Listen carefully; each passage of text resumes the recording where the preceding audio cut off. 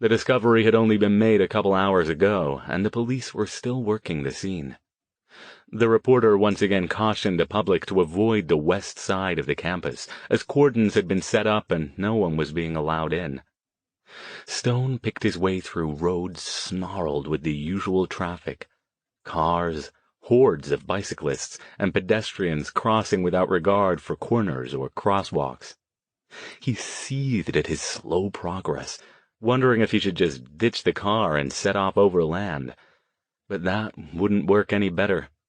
Parking at Stanford during the day was terrible, and his best bet was to get to one of the faculty lots where he'd have a better chance of finding a space. Tapping impatiently on the steering wheel, he darted into openings, earning him angry honks from other drivers. He shot glares at the oblivious students meandering in the road as if they hadn't a care in the world, and wished he could use a nice wide-spectrum concussion spell as a cowcatcher to shove them all off toward the sidewalk. Hadn't they heard the news? Didn't they know what was going on? What was going on was that Archie had been busy while he'd been away. And right here on campus, on his home ground? This was a message. He was sure of it. A cold flurry of fear ran up the back of his neck as he thought about how it could have been worse. The location the reporter had named was on the other side of campus from his department office. Had Archie decided to hit close, but not too close to make his point? Was he planning to strike even closer next time? Would he go after Mortensen or Hubbard or Laura? One of his students? He couldn't believe Archie would kill on the Stanford campus unless he'd meant for Stone to take note of it. He knew trying to get to the crime scene was unwise in the extreme. If something went wrong, he could end up in a lot of inconvenient trouble just when he couldn't afford to be sidetracked for even a moment from his investigations. But that didn't matter. He had to see the scene. He had to know for sure whether Archie had just stepped up their little cat-and-mouse game to a whole new level. He'd just have to be careful. As he approached the area the reporter had identified, traffic got heavier. Apparently, a lot of people knew what was happening and wanted to get as close to the scene as they could. Bloody ghouls they were. Up ahead, Stone could just spot a police car parked across both lanes, blocking further progress. He quickly turned onto a side street and headed for a nearby faculty lot. It was full, packed to capacity. A couple of cars had even parked illegally, making their own spaces at the ends of 2 rows. Bugger it, I'll take the ticket, he thought, and did the same. He didn't have time to play all nice and legal right now. As he approached on foot, he noticed the cops only had the road blocked. They couldn't block the whole area, not this far out. He knew where the building containing the lecture hall was. In fact, he could see it from here, mostly hidden behind trees. More police cars were parked around it. They'd have a closer cordon around that area, but the presence of the car blocking the road was probably enough to keep most of the looky-loos from trying to get closer. Good thing, too, because a lot of people, a mixture of students, other university personnel, and reporters, from the look of it, had gathered nearby, craning their necks, trying to get a closer look at what was going on beyond. It was a good thing he'd powered up his focus ring at least.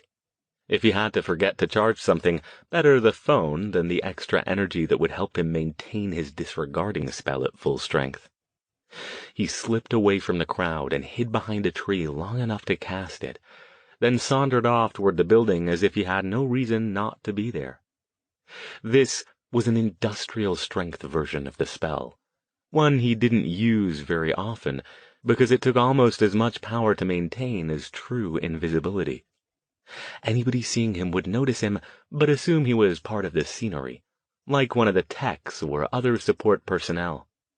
The ring would give him maybe 20 minutes, but if all went well, he wouldn't need that long.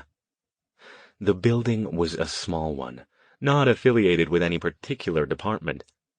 Stone had been inside it once to deliver a seminar for Mortensen when she'd been called unexpectedly out of town, so he knew it contained 2 medium-sized lecture halls, a few smaller classrooms, and some offices that were usually vacant. The front doors were propped open, with 2 uniformed cops stationed outside, one on each side of the doorway. Other figures, some wearing suits, some uniforms, and some in vests marking them as part of the crime scene investigation unit, periodically entered or left.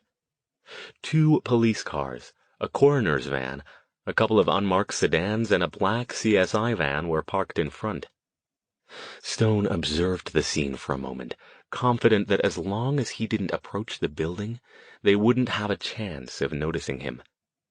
Things would get dicier as soon as he went inside, though.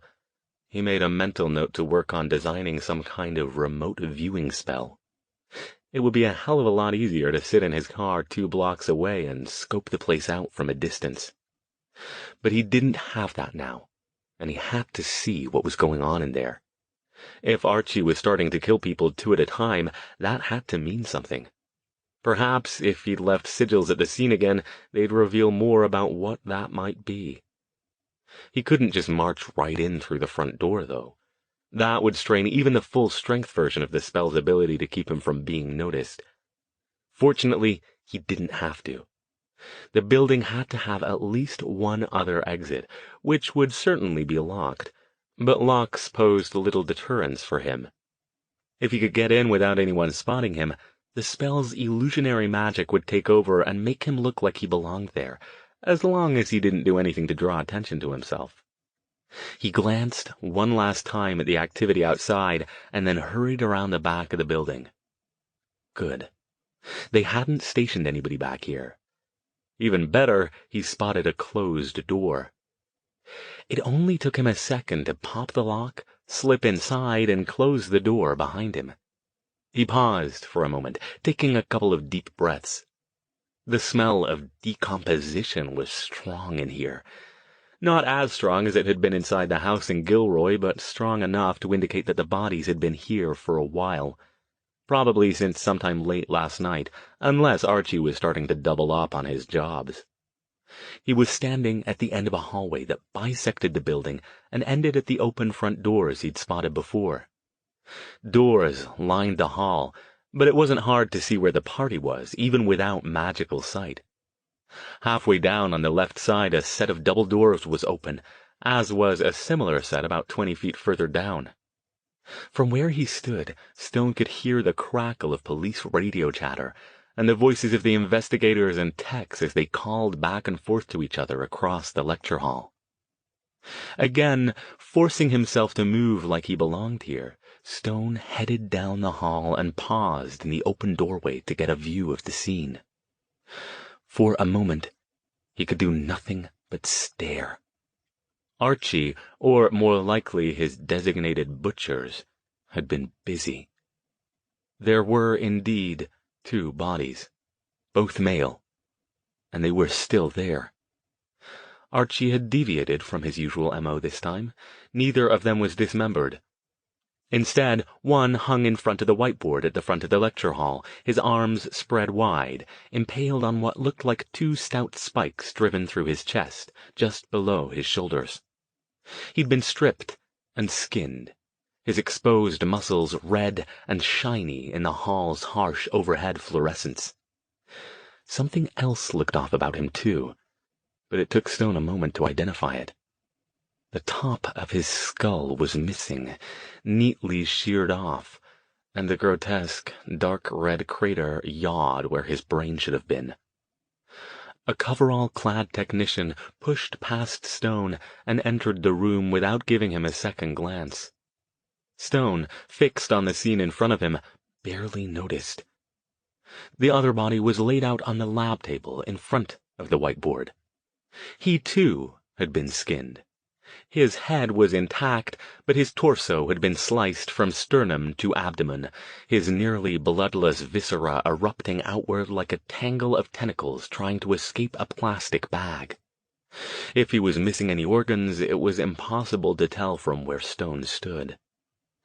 As with the previous scene, surprisingly little blood was present around either of the bodies. Stone swiped a hand through his hair and let his breath out. He dragged his gaze away from the bodies and focused on the whiteboard. He'd expected to see sigils, but once again Archie's crew had deviated from their usual game plan. Instead of scrawling them around the torso of a dismembered corpse, they'd drawn them in blood on the whiteboard, like some kind of macabre project assignment. There were quite a lot of them, more than at any of the other scenes Stone had viewed photos of. Was that because there were 2 bodies? From his vantage point, looking down into the tiered lecture hall, he saw no other sigils around the lab table or near the other body. Had the killers combined their invocation? Or was one of the bodies a red herring? Perhaps someone who'd arrived on the scene unexpectedly? Then he spotted them. There were more sigils than the ones on the whiteboard, but he hadn't noticed them immediately because they were on the ceiling above the bodies, scrawled in blood across the acoustical tiles. And they were all the same. Over and over, the same sigil, one he was well familiar with. Stone. He froze, rage warring with revulsion at Archie's latest salvo. This was bad. No, this was worse than bad. This was war. He didn't have much time left before his ring's energy failed and he'd have to power the disregarding spell himself. He pulled out his notebook and began sketching the sigils on the board as quickly as he could. There was no need to get any closer to the scene and risk attracting unwelcome attention. He could see what he needed to from here. The sigils were the key. He was sure of it. Archie was sending him a message, and he damn well better decipher it fast. He'd only gotten half of the scrawled symbols jotted down when a voice startled him from his focus. "Hey, who are you? Which team are you with?" He turned, startled to find himself facing a short, wiry guy in a shirt and tie. The guy squinted at him in suspicion, as if trying to figure something out. It was the spell. He wouldn't be able to get a good look, not through all that magic. But if Stone didn't do something fast to get rid of him and he got more suspicious, there was a non-zero chance he'd be able to punch through even the strongest spell. If that happened, he'd be in deep trouble. Time to go. "I was just leaving," he mumbled in his American accent. "Can I see your ID?" The man frowned, peering more closely. "Sorry." Stone spun away, ducking into the lecture hall. As soon as he was out of the man's sight, he cast another spell, fading into invisibility. When the man appeared in the doorway, looking around in confusion, Stone slipped out the way he'd come and hurried toward the closed exit door. Now the clock was ticking. His ring was nearly depleted, and he couldn't keep the invisibility spell going for longer than a minute or 2. Damn them, he'd only needed a couple more minutes to copy down the rest of the sigils and get the whole message. As it was now, he had to hope it was enough to get the point across. He reached the door and glanced over his shoulder. The man was back out in the hallway, but he was looking the other way toward the main entrance. Stone used another bit of magic to open the door, not wanting to leave any fingerprints on it, and let it swing shut behind him. He didn't drop the invisibility spell yet, but he'd have to soon. With luck, he could get out of there and be long gone before anybody figured out where he went, if they ever did at all. He'd made it only a short distance away before the back door slammed open and the wiry man appeared, his gaze darting back and forth. Now he had a uniformed cop with him. The cop had his gun out, scanning the area. Stone looked around fast, trying to find an avenue of escape. There weren't a lot of trees to hide behind here. At least he was standing on a walkway so he wouldn't leave footprints for them to trace. He could already feel the invisibility spell flickering as his ring's power flagged. If he didn't do something soon, it would drop and leave him standing there in full daylight. Damn you, Archie. Why the hell did you... Hang on. He smiled as a plan suddenly came to him. Why not kill 2 birds with one... Oh, never mind. The spell work would be tricky, but nothing he couldn't handle. He hurried over toward one of the few nearby trees and ducked behind it. With a flick of his mind, he dropped the invisibility spell and simultaneously cast 2 more. A levitation spell to lift him a few inches off the ground, and a powerful illusion. This illusion wasn't designed to hide him, though. More to the contrary, and if he did it just right, it might even lead to some unexpected benefits. When he floated from behind the tree and into view of the wiry cop and his uniformed partner, he appeared not as himself, but as a tall, thin figure in a long black coat, white shirt, and jeans with a pale, bony face. He grinned at the two cops. "You want to play, Archie? Let's play, then." "There he is!" yelled the wiry man, and the other cop brought his gun around. Stone's grin widened. He was sure on the mask he wore. It looked positively terrifying. He tweaked the illusion to emphasize the thin face's glowing red eyes and lifted up a little further, just to leave no doubt that he was, in fact, floating 2 feet off the ground. "What the hell is that?" the wiry man yelled. The uniformed cop was talking into his shoulder mic. He still had the gun trained on Stone, but his arms shook, and his eyes were huge. Stone spread his arms wide, then floated further upward. Time to go now. He couldn't afford to get cocky, or this whole thing could collapse on him. Give them a good look, and then get the hell out before they started taking shots at him or more backup arrived. He slipped behind a tree and recast his invisibility spell, this time powering it himself. Moving fast, he floated across the courtyard and onto the roof of another building nearby, ducking down below the roofline so they wouldn't be able to see him. Panting, heart thudding hard with fatigue and adrenaline, he dropped into a heap and finally let himself slump against an air conditioning unit. Despite the horrific things he'd seen, and despite the knowledge that Archie had indeed apparently declared open war on him, he couldn't help smiling. "Your move, Archie." He did get a ticket. It fluttered under the BMW's windshield wiper as he arrived back at the parking lot after taking a few minutes on the roof to recover his strength. The other illegally parked cars had them too. He pulled it off and tossed it on the passenger seat.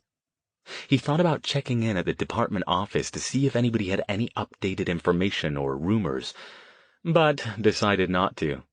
He didn't want to answer the inevitable questions that would come up, given his past association with the police regarding the Bay Area butcher. He'd get the update tomorrow, or tonight on the news. Today he had more important things to do. As he drove through campus on his way out, he already saw more police presence, both on foot and in patrol cars. He wondered if they were fanning out in search of the thin stranger with the glowing red eyes. His message light was flashing when he got home. He plugged his mobile phone into the charger, grabbed a Guinness, and hit the button as he paced the kitchen. The first call was from a rather frantic-sounding Mortensen, asking him if he'd heard there'd been a double murder at the university. The second was a telemarketer, and the third was a reporter asking to talk with him about the Bay Area butcher case in light of the current murder. The last one, from less than half an hour ago, was a voice he didn't recognize. An older man. "Dr. Stone?" The voice was excited almost to the point of breathlessness. "My name is Simon Beale. I just got the message from Patricia at the Rosicrucian Library. I tried to call your cell phone, but there was no answer." A pause, as if he was getting his fervor under control. "Patricia tells me you might have some information about some ancient symbols I've been very interested in. Please call me back as soon as possible. I'm hoping very much that we can help each other."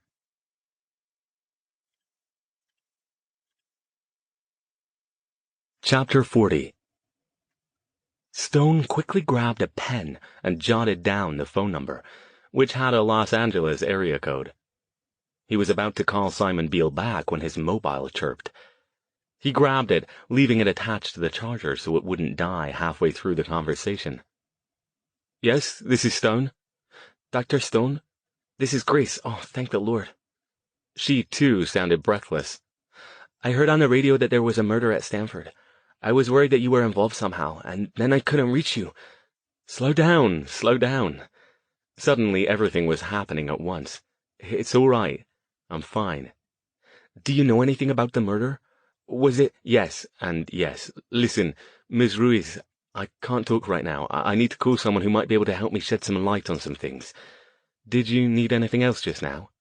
No, I just wanted to make sure you are all right. Quite all right for the moment. Are you? Nothing new happened down there, did it? No, I still need to pray about this. It's all been a lot to take in, but please let me know what's going on when you find out.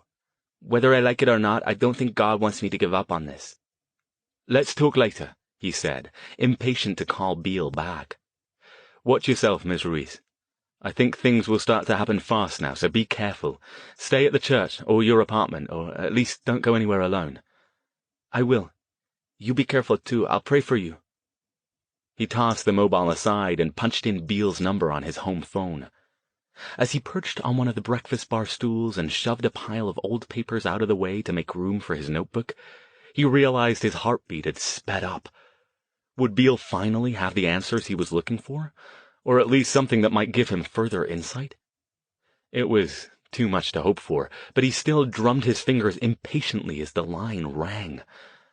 Rader appeared from nowhere and leapt up on the counter, watching him from the other end. "Yes, hello," said a voice, the same one from the recording. "Mr. Beale, this is Alastair Stone. You left me a message." Oh, yes.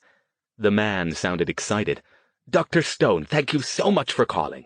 When Patricia told me about your research, I could hardly believe my good fortune." "Well, I hope we can help each other." "Oh, no doubt we can. You'll have to forgive my excitement. This is a subject near and dear to my heart. I spent years researching it, but reluctantly had to put it aside when all my avenues of inquiry dried up a couple of years ago. To have something new show up out of the blue like this, it's remarkable." "I do hope so." Stone forced himself to keep his voice steady, the dispassionate tones of a scholar with no personal interest in the subject beyond the academic. "Can you give me some idea what you've discovered, Mr. Beale? I'd very much like to compare notes with you, if that's possible." He gently shoved Rader off his notebook. Beale chuckled. "Try to keep me away, Dr. Stone. You say the word and I'll be on a plane for the Bay Area before you can say ancient demonic language." "Demonic language?" Stone's hand tightened on the receiver. He hadn't mentioned anything about demons to Patricia. "Oh, yes.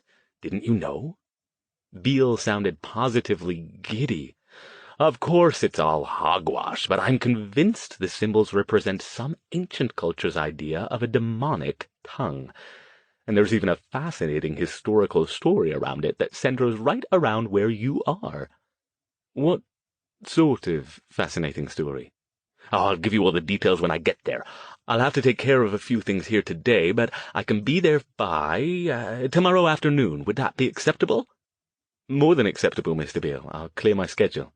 "Wonderful, wonderful." There was a pause. "Dr. Stone, I was meaning to ask you, what's your interest in these symbols? I know what they've got up there at the Rosicrucian Library, and it's not the kind of thing you'd stumble on by accident just paging through books." "The specifics are a bit hard to explain. I'll tell you tomorrow when we meet. But Patricia did tell you what I do here, right?" "She did. I think it's fascinating. In fact, I think I might have consulted with one of the other professors in your department. I don't remember her name, but she was an older woman with gray hair. A few years back. I'm afraid she wasn't very helpful, though," he added ruefully. Not surprised, Stone thought, but didn't say. "Right then, Mr. Beale. You've got my numbers. Best to call the mobile, as I'll probably be doing a bit of running around tomorrow. Let me know if you need me to pick you up at the airport." "If it wouldn't be any trouble, I'd be quite grateful," he said.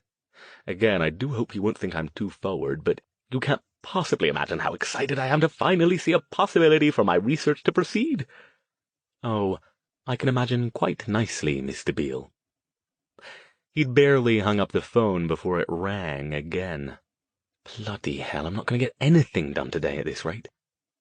If it was another reporter, he'd have to start screening them. He hit the button. "Stone." "Al? "It's Jason. I just heard on the news there were 2 more murders at Stanford. Are you okay?" Of course. The story wouldn't be confined to the local area, not with a mounting heap of grisly details. "I'm fine," he said. "They didn't have much on the broadcast, I heard, but they said they thought it was the same guy." This is that case you were involved with, isn't it? Yes. Have you got anything new? Quite a lot, actually. Listen, Jason, I'm glad you called and grateful for your concern, but I need to be getting on with this. Please let Verity know everything's fine here. You sure you don't want us to come up? V went off on her trip, but she said she'd come back if you— No, it's fine, Stone reassured him. I've got a solid lead I'll be talking to tomorrow. Right now, I don't think there's anything you can do to help, but if that changes, I'll let you know. Al? Jason's tone took on a warning edge. No, Jason, this isn't just me trying to do everything myself. At this point, it's really more research than anything else. I'm trying to track down where this thing originated. I can't go after it until I know that. Anything I, or Stan, can do to help you get access to information? Maybe. I'm waiting to see if something I tried this morning will pan out, but if it doesn't, I'll get back to you. A pause. Okay. Be careful, Al. I know that's like telling a cat not to poke his nose into everything, but just try, okay? I'll do my best. By the way, how's the cat? We're getting on, he said, glancing up at where Raider crouched, watching him from atop his stack of papers.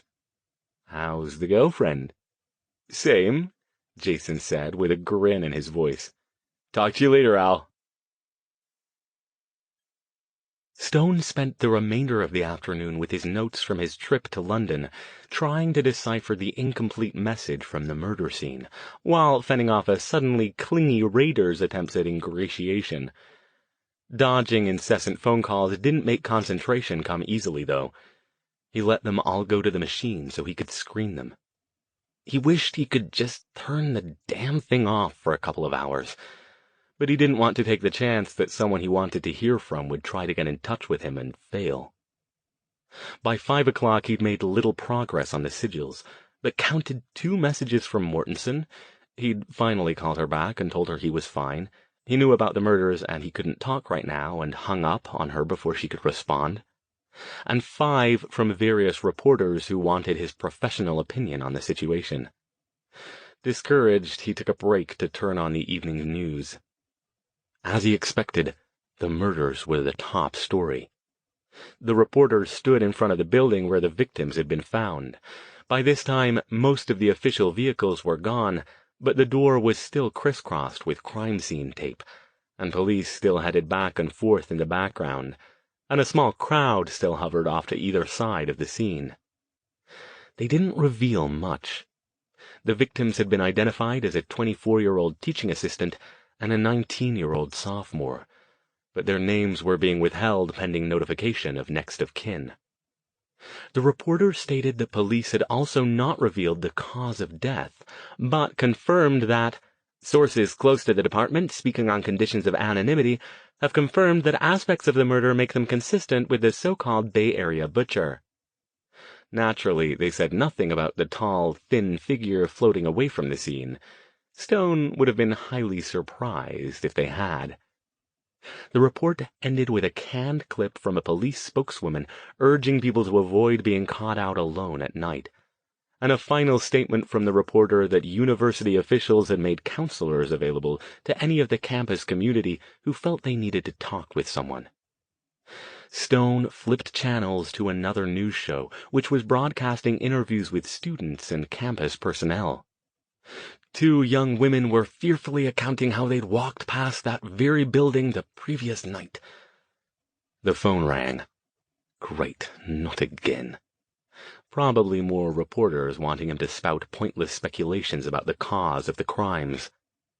He let it ring 4 times, then pushed himself off the couch and trudged out to the kitchen in time to hear a male voice leaving a message.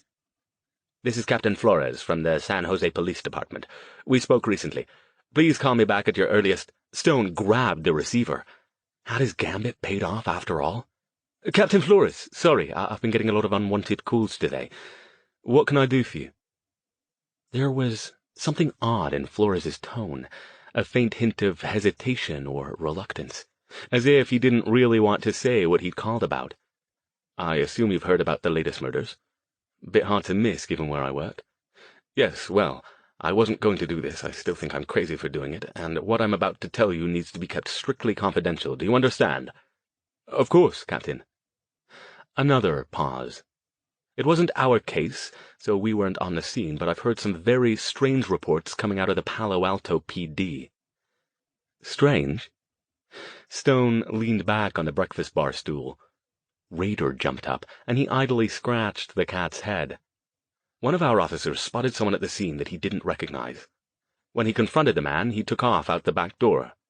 The officer didn't get a good look at him. Interesting. Yeah. Their guy grabbed another officer, and the two of them went out the back after him. And that's when things get fucking weird, pardon my language. Indeed? Did they see something unusual? Stone forced himself not to smile, because he knew it would come through in his voice. At the time, he'd had no idea if his impromptu plan would work, but here they were. He scritched Raider a little more energetically and gave him a thumbs up. Flores let out a loud sigh. You could say that, yeah. They spotted the guy again, and this time they got a better look. They described him as tall and skinny, wearing a long black cowboy coat.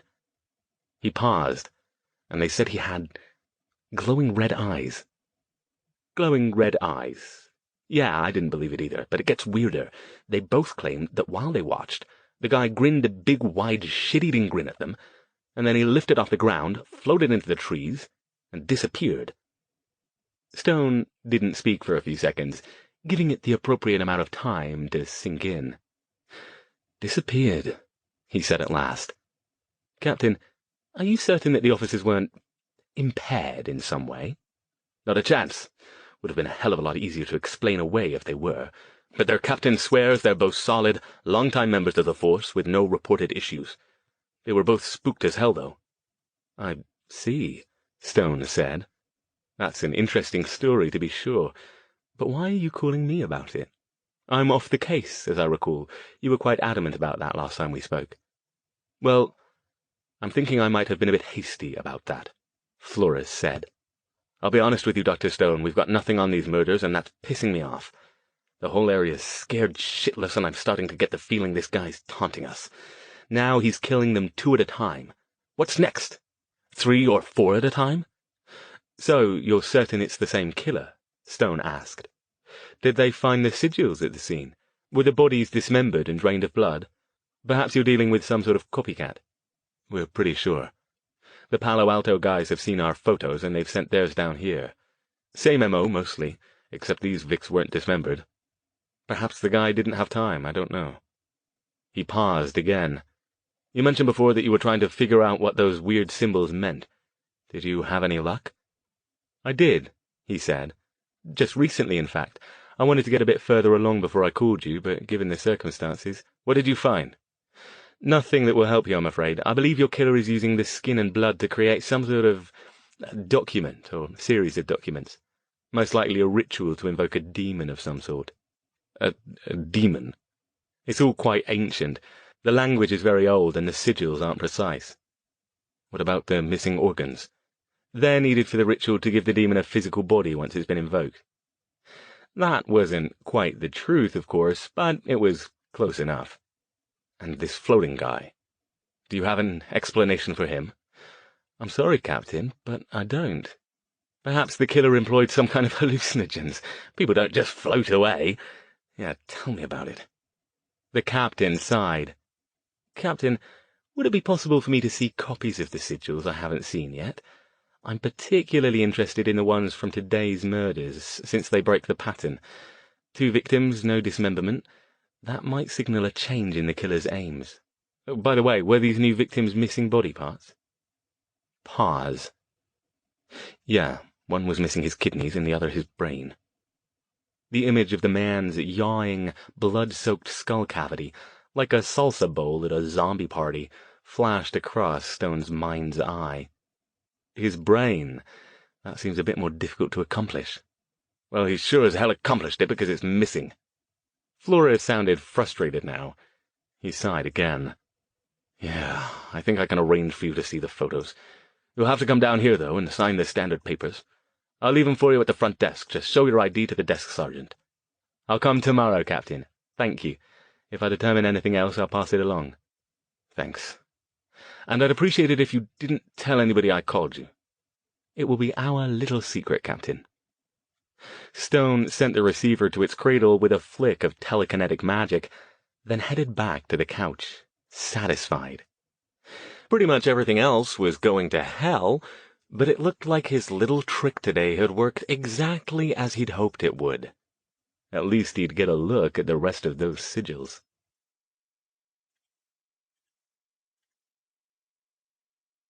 Chapter 41. The next morning, the phone ringing jolted him from an uneasy sleep. He fumbled at the clock on his nightstand, displacing an indignant raider who'd curled up next to him. 7:30 a.m. Who would call him at such an ungodly hour?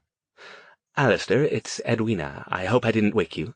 You know, damn bloody well you woke me." Morning, Edwina. What can I do for you?" He didn't care that his voice sounded like he'd been gargling razor blades. If you called this early, you took what you got and liked it. She was probably getting back at him for hanging up on her yesterday. "I just wanted to let you know that you don't need to come up today. They've decided to cancel classes for the day due to what happened. They're offering counseling to anybody who needs to talk to someone. We haven't heard anything official yet, but the rumors going around about the specifics of the murder are quite grisly." All right, thanks for letting me know." "Of course you knew my first class wasn't until 1 today, so you could have walked over here and told me that and still made it on time." "You were lucky you took the day off yesterday. It was a madhouse up here with all the police blockades and extra traffic. It took me almost half an hour just to get away from campus." Stone rolled over on his back with a sigh. Edwina was almost never chatty. Why the hell did she decide to change that at an hour when sane people should still be asleep? "Yes, I suppose I am." There was a pause. When she spoke again, her usual brisk tones had been replaced with something more uncertain. "I must admit I'm a bit frightened by all of this. To have the murderer strike right here on campus, and it sounds as if the police are no closer to catching him than they have been." Raider stretched, yawned, then climbed onto Stone's chest and settled into a loaf, watching him with big green eyes. "I think I liked you better under the armoire," he thought, but nonetheless didn't shove him off.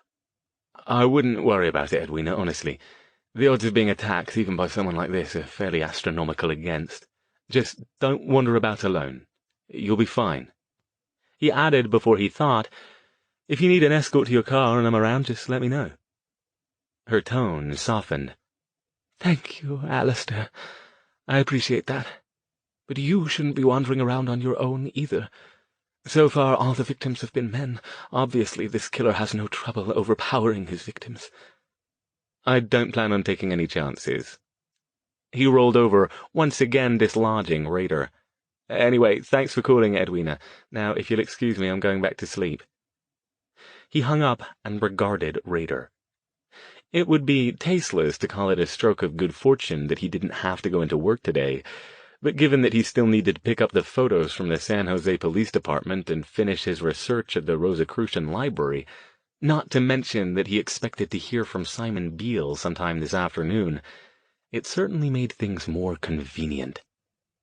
He wondered what time Beale would be in.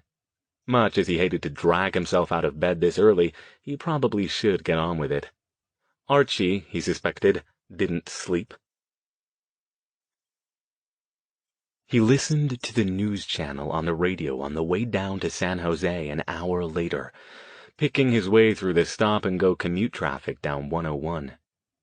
The Stanford killings were still the top story, which was a good thing.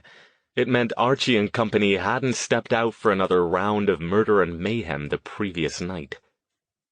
The reports didn't say much they hadn't already said. Stone had long since discovered that American newsreaders were great at recycling the same message in 27 different flavors when they didn't have anything new to report, which was annoying to anyone trying to follow the story. They did release one bit of new information, though. Police were looking for a possible person of interest in the case. A tall, thin, pale man last seen wearing jeans, a white shirt, and a long, black, cowboy-style coat. For once, Stone was glad for the heat of the summer, which meant he'd left his own long black coat at home.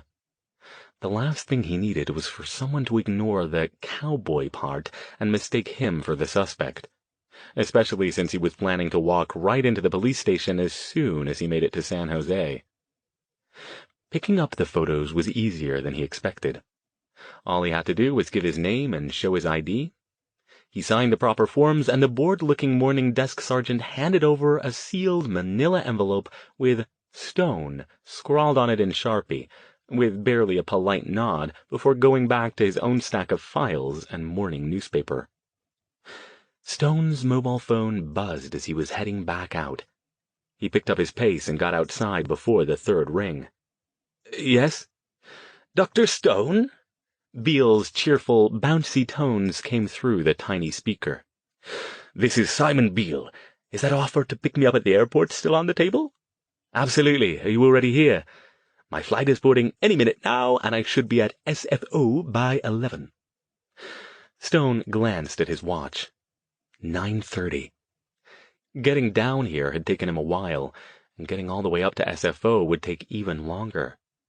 So much for going to the Rosicrucian Library.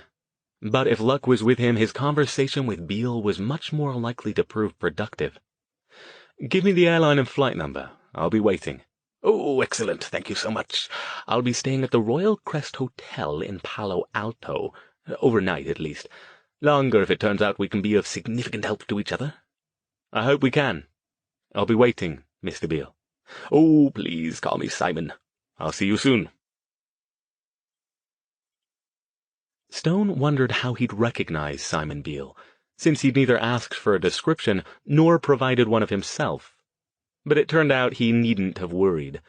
The man stood out from the morning crowd of tourists and tech workers like a stripper at a revival meeting. The first descriptive word that came to Stone's mind when he spotted the old man was elfin.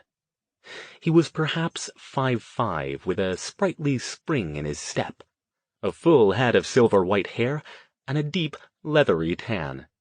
He wore the kind of tweed jacket sported by every cliché of an academic ever described, complete with suede elbow patches, brown pants with cuffs, and polished brown wingtips. He carried an old-fashioned accordion-fold leather briefcase stuffed so full that it seemed as if it should be too heavy for him, but he appeared to have no trouble managing it. Stone waited for him to separate from the deplaning crowd, then stepped forward. Beale paused, scanning the area a bit owlishly. His bright-eyed gaze settled for a moment on Stone and then moved on. "Mr. Beale?" Beale jumped as his attention focused back on Stone, taking in his black Addicts t-shirt, jeans, and Doc Martens. "Oh, Dr. Stone. I'm so sorry. I thought you'd be older." "Yes, I get that a lot." Stone gave him an encouraging smile and reached out his hand. "Shall I take that for you? I assume you've got a checked bag." Beale jerked the case back as if Stone had just tried to wrench it from his grasp, then grinned self-consciously. "Oh, no.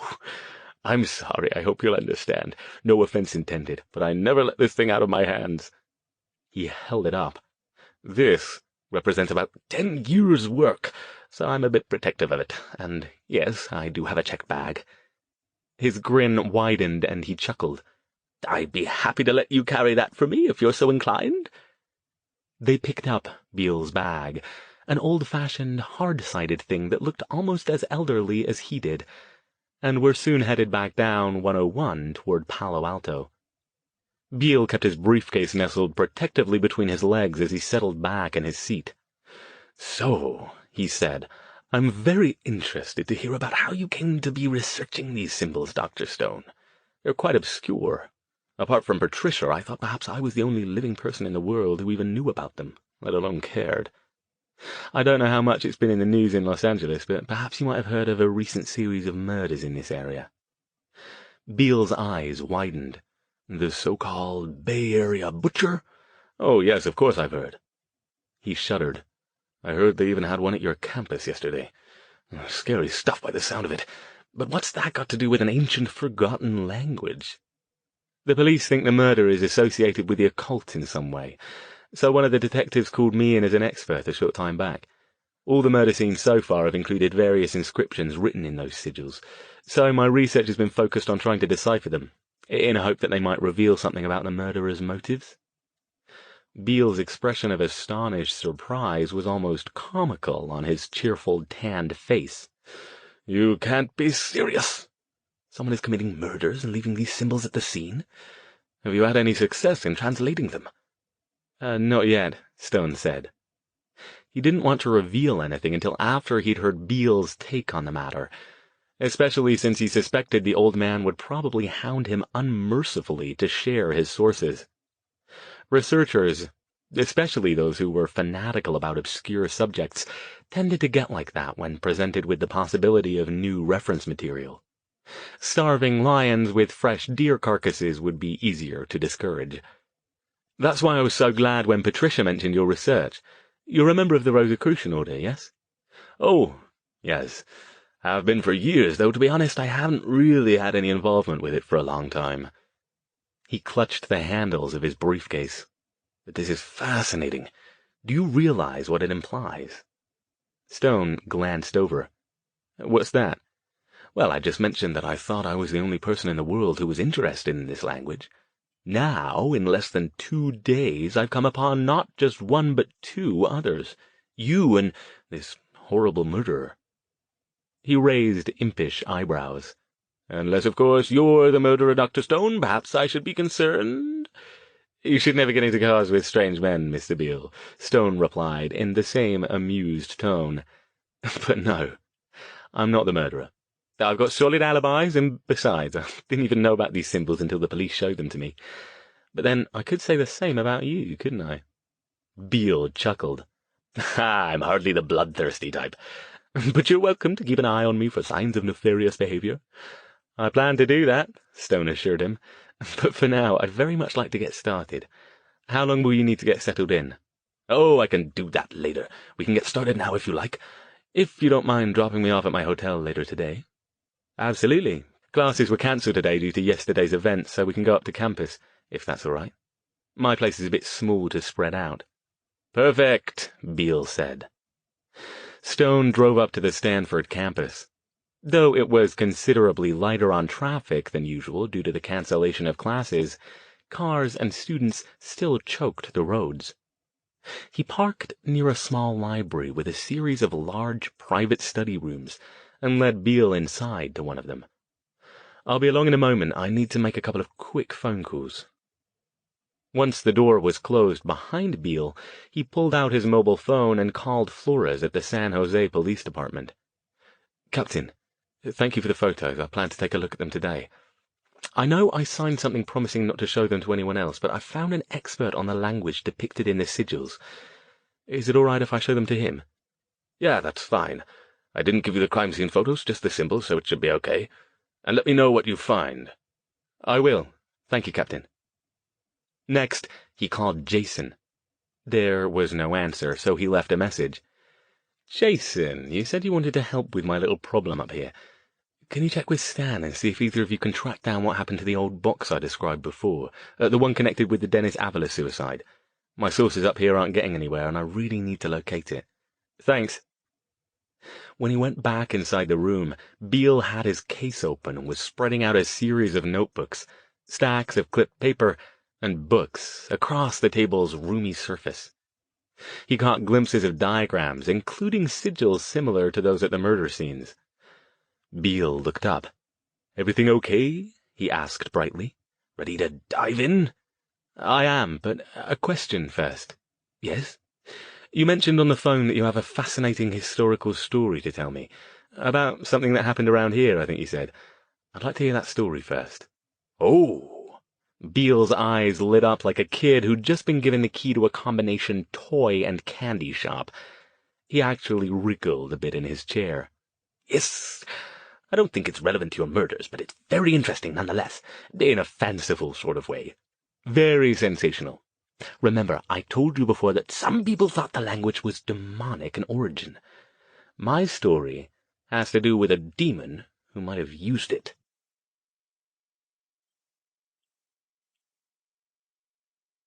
Chapter 42. Stone forced himself to keep his expression neutral except for a skeptical eyebrow raise, but it wasn't easy. A demon.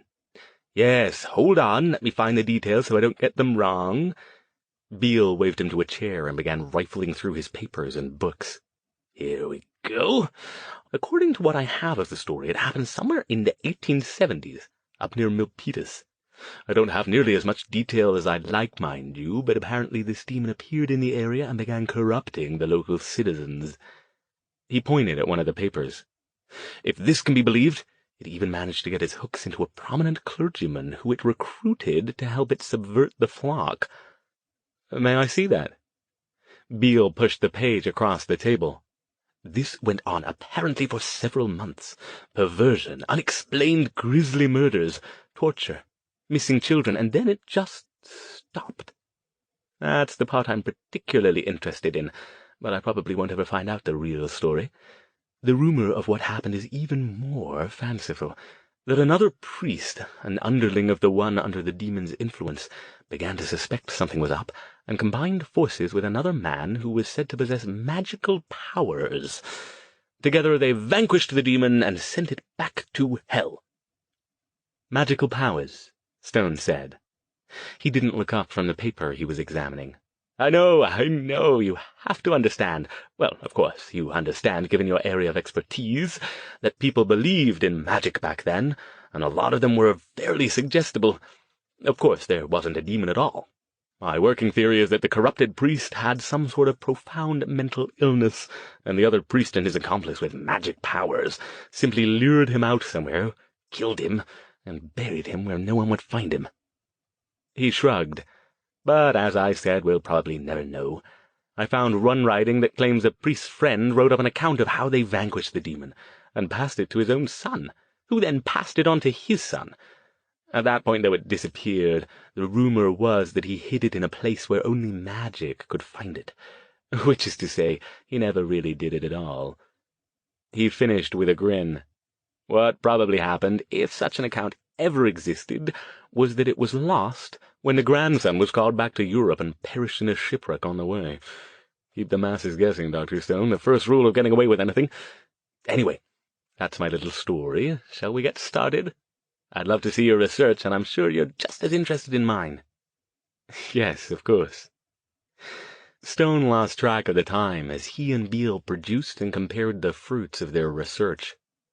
Stone started by showing Beale the sigils from the crime scene photos. All but the ones that featured his name, and the ones from the most recent murders, laying them out on the table in chronological order. What do you make of them? He asked. It would be a good test of Beale's bona fides. He should be able to translate at least some of the symbols if he'd truly been researching them for years. The old man examined them for several minutes, sorted through a sheaf of his own papers and an old book, then jotted something down on a notepad. Well, he said at last, I can never be completely sure, of course, but the gist of these messages seems to be that the writer is trying to summon a particular demon, and he's gathering something together to help him do it. I can't quite make out what he's gathering, something from the bodies, perhaps. I shall be able to give you more if I have more time to compare these against my reference materials. His eyes widened. Oh, my! When I told you the story about the demon, I just meant it to be an interesting little side anecdote. But could it be possible the murderer actually knows something about the legend? It's certainly sounding that way, Stone said. Have you got anything else on it? Anything at all? And also, can you tell me where you got this information? If you got it from there, then it's possible the murderer did too. The story is actually why I got interested in the language in the first place, Beale said. I found some papers in a special collection the Rosicrucians maintain, a collection that's not available to the general public. The original magician, along with his son and grandson, were all members of the Order. Do you have names? Anything in the records about them? Beale rifled through his papers again. The original man's name was Robert Goodwin. His son was also Robert, and the grandson was Thomas. Aside from the stories about the business with the demon, not much is known of Robert Sr. Robert Jr. apparently led a dull and respectable life, since I haven't found anything written about him other than his name in the list of order membership. Thomas was one of the financial backers of the Rosicrucian Museum in San Jose, but there were a lot of those. The interest in Egyptian lore and artifacts was quite high back in the early part of the 20th century. "Any descendants?" Stone asked. He struggled to keep his voice dry, as if these were nothing more than vaguely interesting bits of information he was asking about. "No, he never married. By the few accounts I've seen, he was a bit of an odd duck. He was quite devoted to his work, and more than one rumor hints that he might have been homosexual, which is a reasonable explanation for his lack of marriage. As I said, he was killed shortly after the museum was built, lost in a shipwreck when he was called to Europe for some urgent business." "So you think he took this document with him?" Stone asked. "No idea. It was never mentioned. It could have gone down with him or been lost to the mists of time, as often happens when someone dies without leaving heirs. Most of his assets went to the Order, I believe, but I never found any evidence of it when I lived here and was doing my research." He smiled and sorted a series of clipped-together stacks of paper, shoving one across the table. "This is all very interesting, but not very scholarly, I'm afraid. I was hoping to spend a bit more time on the structure of the language. This is everything I have on the Goodwin family and the demon story. There might be a few more bits and pieces you might find interesting or useful. You're welcome to make a copy for your own use, but I wonder if we might get back to—" "Of course," Stone said. "You'll have to forgive me. Right now I'm more focused on the murders than on studying the sigils for academic purposes. But you've certainly given me some things to think about, so I'll take you up on that and study these later. In fact, we might be able to combine our two areas of interest to start with, if you don't mind." He produced the last crime scene photo, the one from the Stanford murders. "This is the most recent collection of sigils from the murders yesterday. I just got them this morning, and I haven't had a chance to examine them closely yet. Perhaps you might have some insight." Beale took the photo and studied it. He said after a few minutes. "This is very interesting indeed. Some of it is similar to the others, but this whole section here is different." "Exactly," Stone said. "I'd already worked out the basic thrust of the others. I came to the same conclusion you did, but this new bit doesn't have much in common with those. I was planning to spend the day studying it when you called me this morning." Beale held up a finger. Shh, please give me a little time. Ooh, this is fascinating." "If you wouldn't mind—" "I'll shut up and leave you alone," Stone said, chuckling. He was no stranger to the demeanor of every academic who'd suddenly been presented with an interesting puzzle in his field of study. "Just let me know if you get anything." He pulled the sheaf of papers Beale had given him closer and began reading. He'd gotten through a careful perusal of about half the pages when Beale put his pen down. "Very interesting. You've got something?" Stone leapt up and hurried around the table. "Yes, I think so. Some of it doesn't make any sense to me, but perhaps it will to you." He pointed at the part Stone had recognized from the previous scenes. "This is the same sort of message. Gathering together something for the bodies, part of the whole, invoking something. But this—" He pointed at the new section. "This makes it sound as if he's completed what he was doing.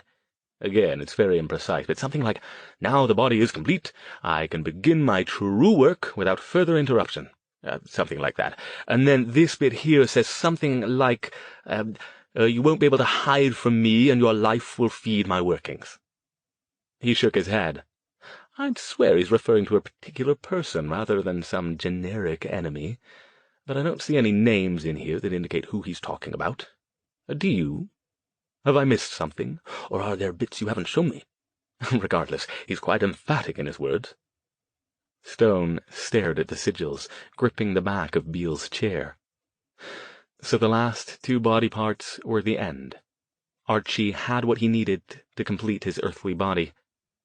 And now that he was here, or would be here soon, it was no mystery to Stone about who he was referring to in the next stage in his plans. Beale's demon legend had better contain the key he was looking for, because Archie was coming for him, and he needed to be ready for it. Or, even better, get to Archie before the demon got to him.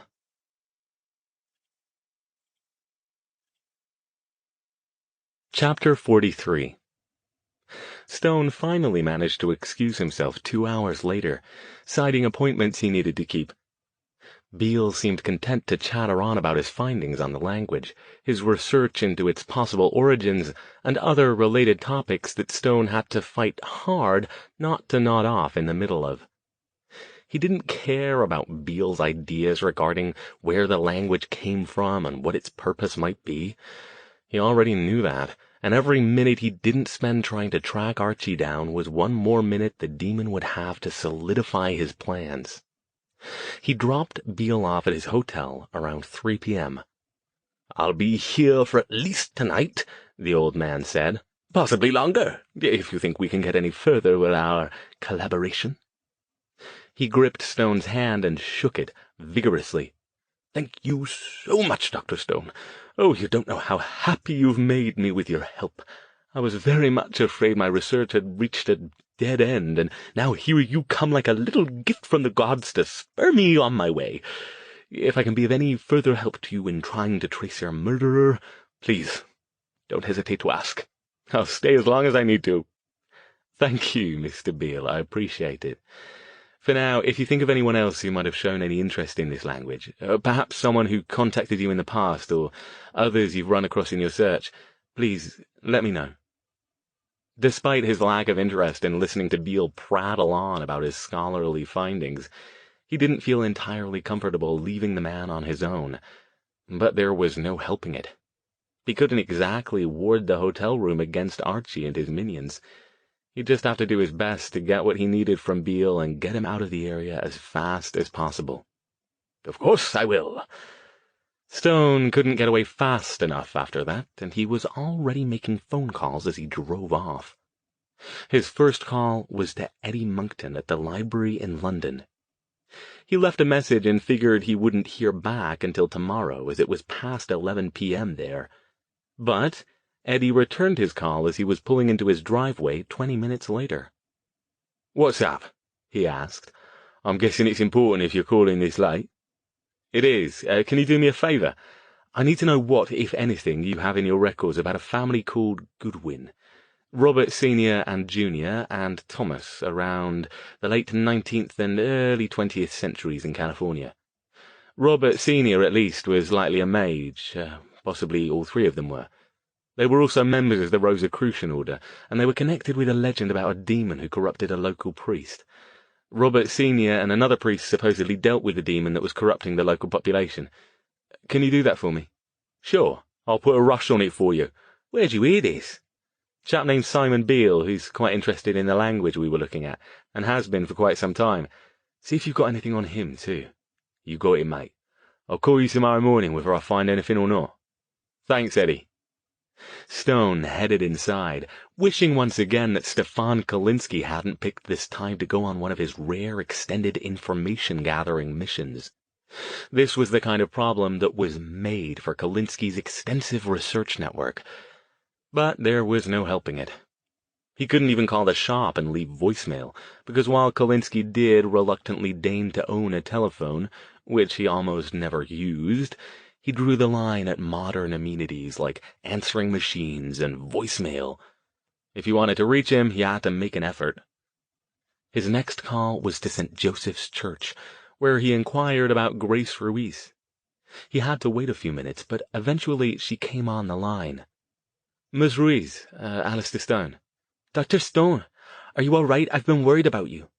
"I'm fine, making some progress. I just wanted to make sure you were still all right. No strange incidents or odd feelings?" "No, nothing. Everything's been fine here, Dr. Stone. I've been praying over what happened, asking God to give me some guidance about what I should do.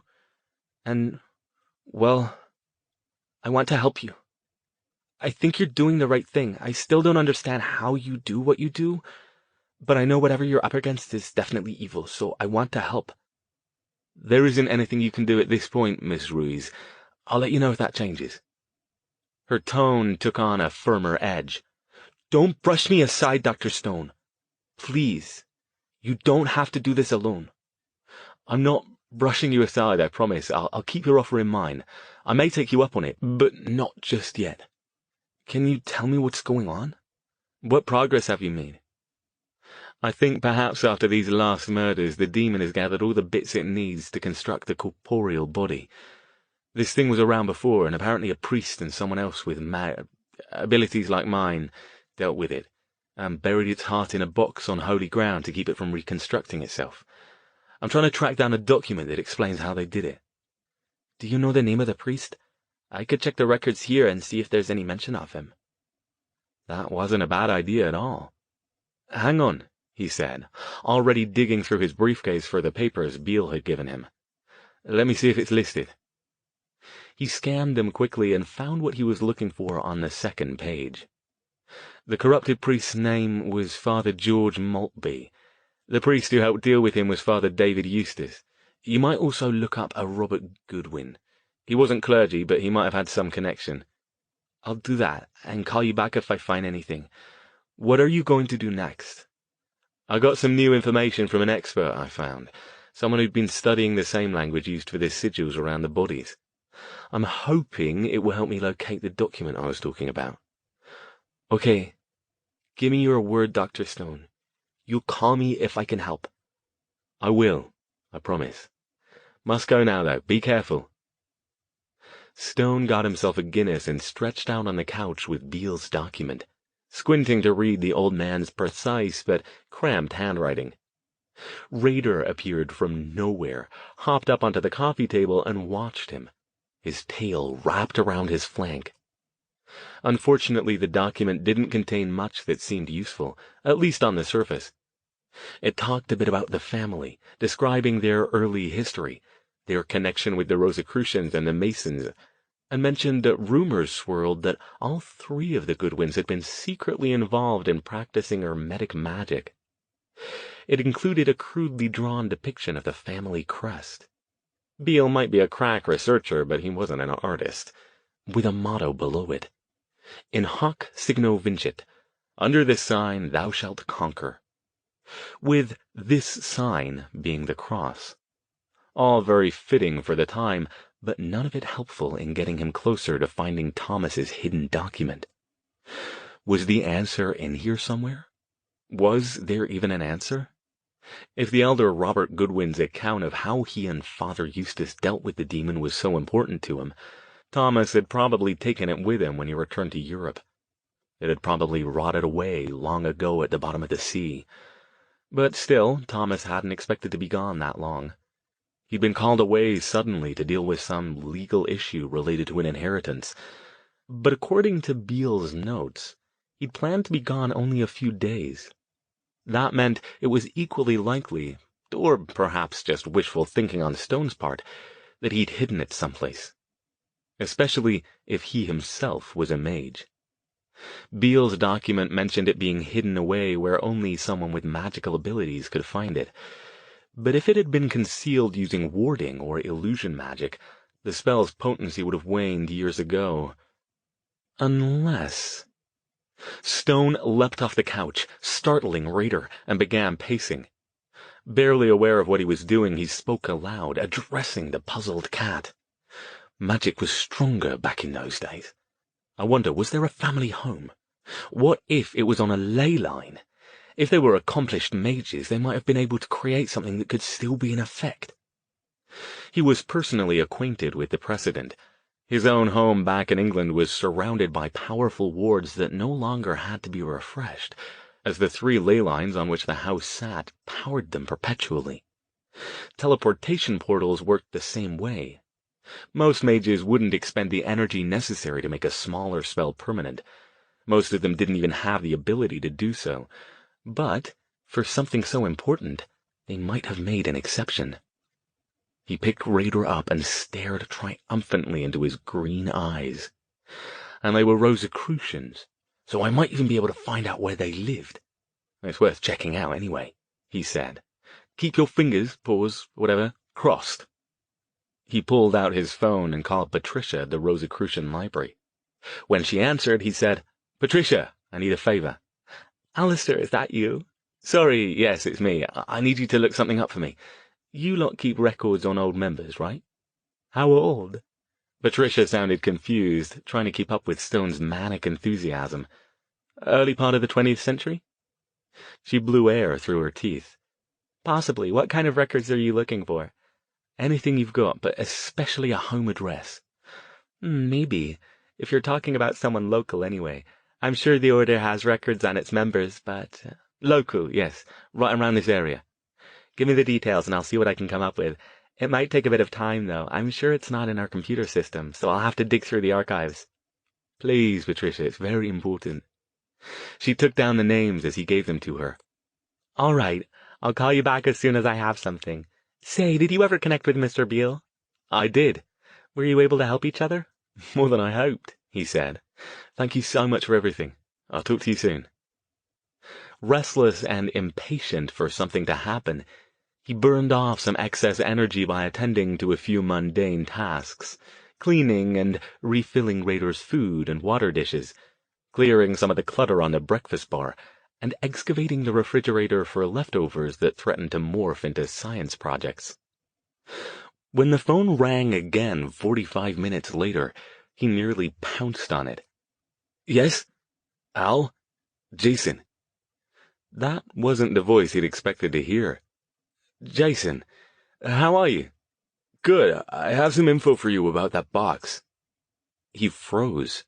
You do? Oh, that's brilliant. Do you know where it is? Yeah, Stan called in a few favors with the police up there to find out where it ended up. You owe him a beer. I'll buy him a bloody case of beer next time I see him. Where is it? San Jose State. They handed it off to one of their anthropology professors for analysis before they figure out what to do with it. Far as they know, she's still got it. Name is Dr. Nancy Ocampo. Stone pumped his fist and shot Raider a fierce grin. Thank you, Jason. I'll buy you a case of beer, too. Be careful, Al, and if you need help, call. I'll figure out a way to get away. I appreciate it, and I'll keep it in mind. Take care. He hung up and immediately punched in Maria Alvarez's office number. He had no idea if she'd be on campus today since she didn't have to teach, but knowing her, she was probably still working. To his relief, she answered. Yes, hello?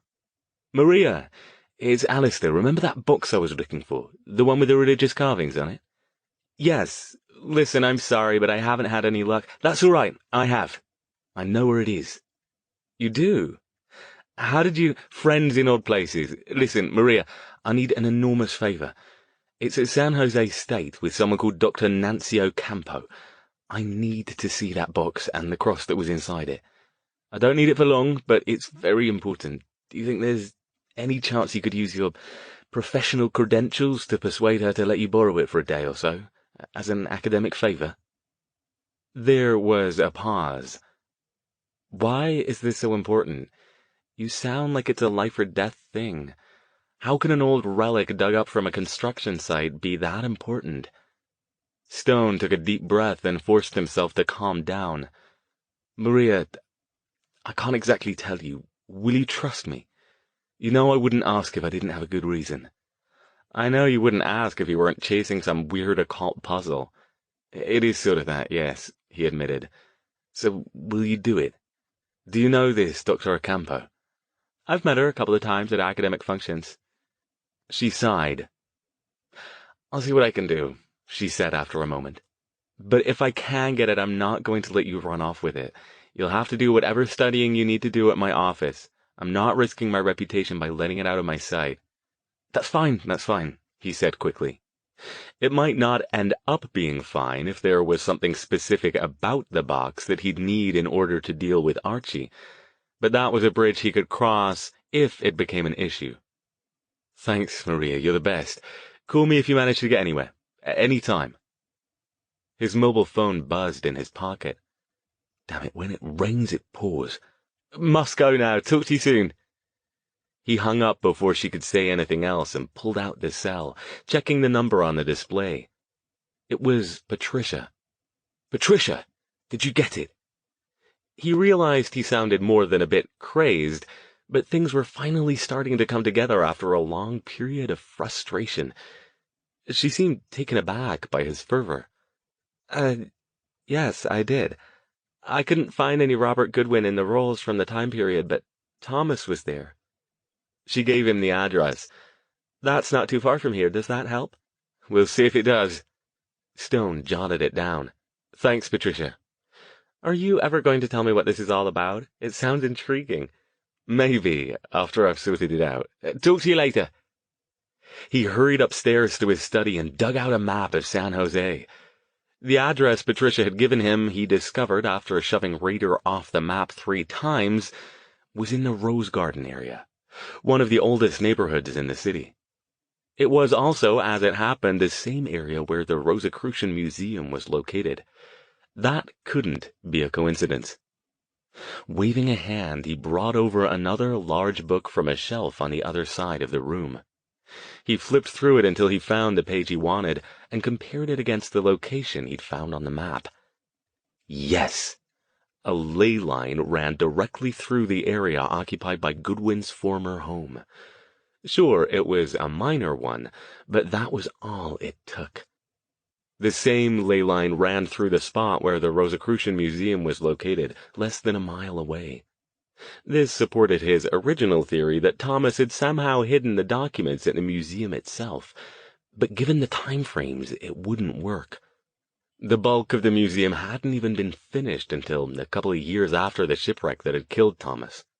Plus, he'd been over most of it with magical sight while looking for anything interesting among the library's collection and the artifacts, and aside from the few books he'd spotted, nothing had shown up. So the house was the best bet. He tapped on the map with his pen, staring off into space as he formulated a plan. He'd need to get inside that house, but he doubted the current residents would take too kindly to some random stranger showing up. Yes, I need to inspect your home for secret areas concealed with magic that contain the instructions for getting rid of a demon. Shouldn't take long. Probably not. Maybe he'd be lucky and the place would be for sale, but given how things had been going for him so far with this investigation, he doubted it.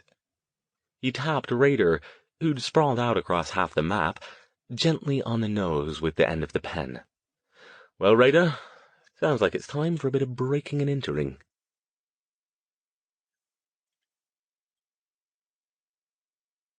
Chapter 44. On a hunch, Stone called Grace Reese. He resisted the impulse at first. The last thing he wanted to do was get her involved with this, and of course he didn't plan to take her along when he broke into the Goodwin house, but finally did it because she was the only person in the area, aside from himself, who actually knew what was going on. Plus, he'd given his word he wouldn't shut her out. Too many times before, he'd tried to do things alone, either to protect his friends or because he didn't want to take the time to explain things to them, and too many times they'd gone wrong in ways that probably wouldn't have been as bad if he'd swallowed his pride and let someone help him.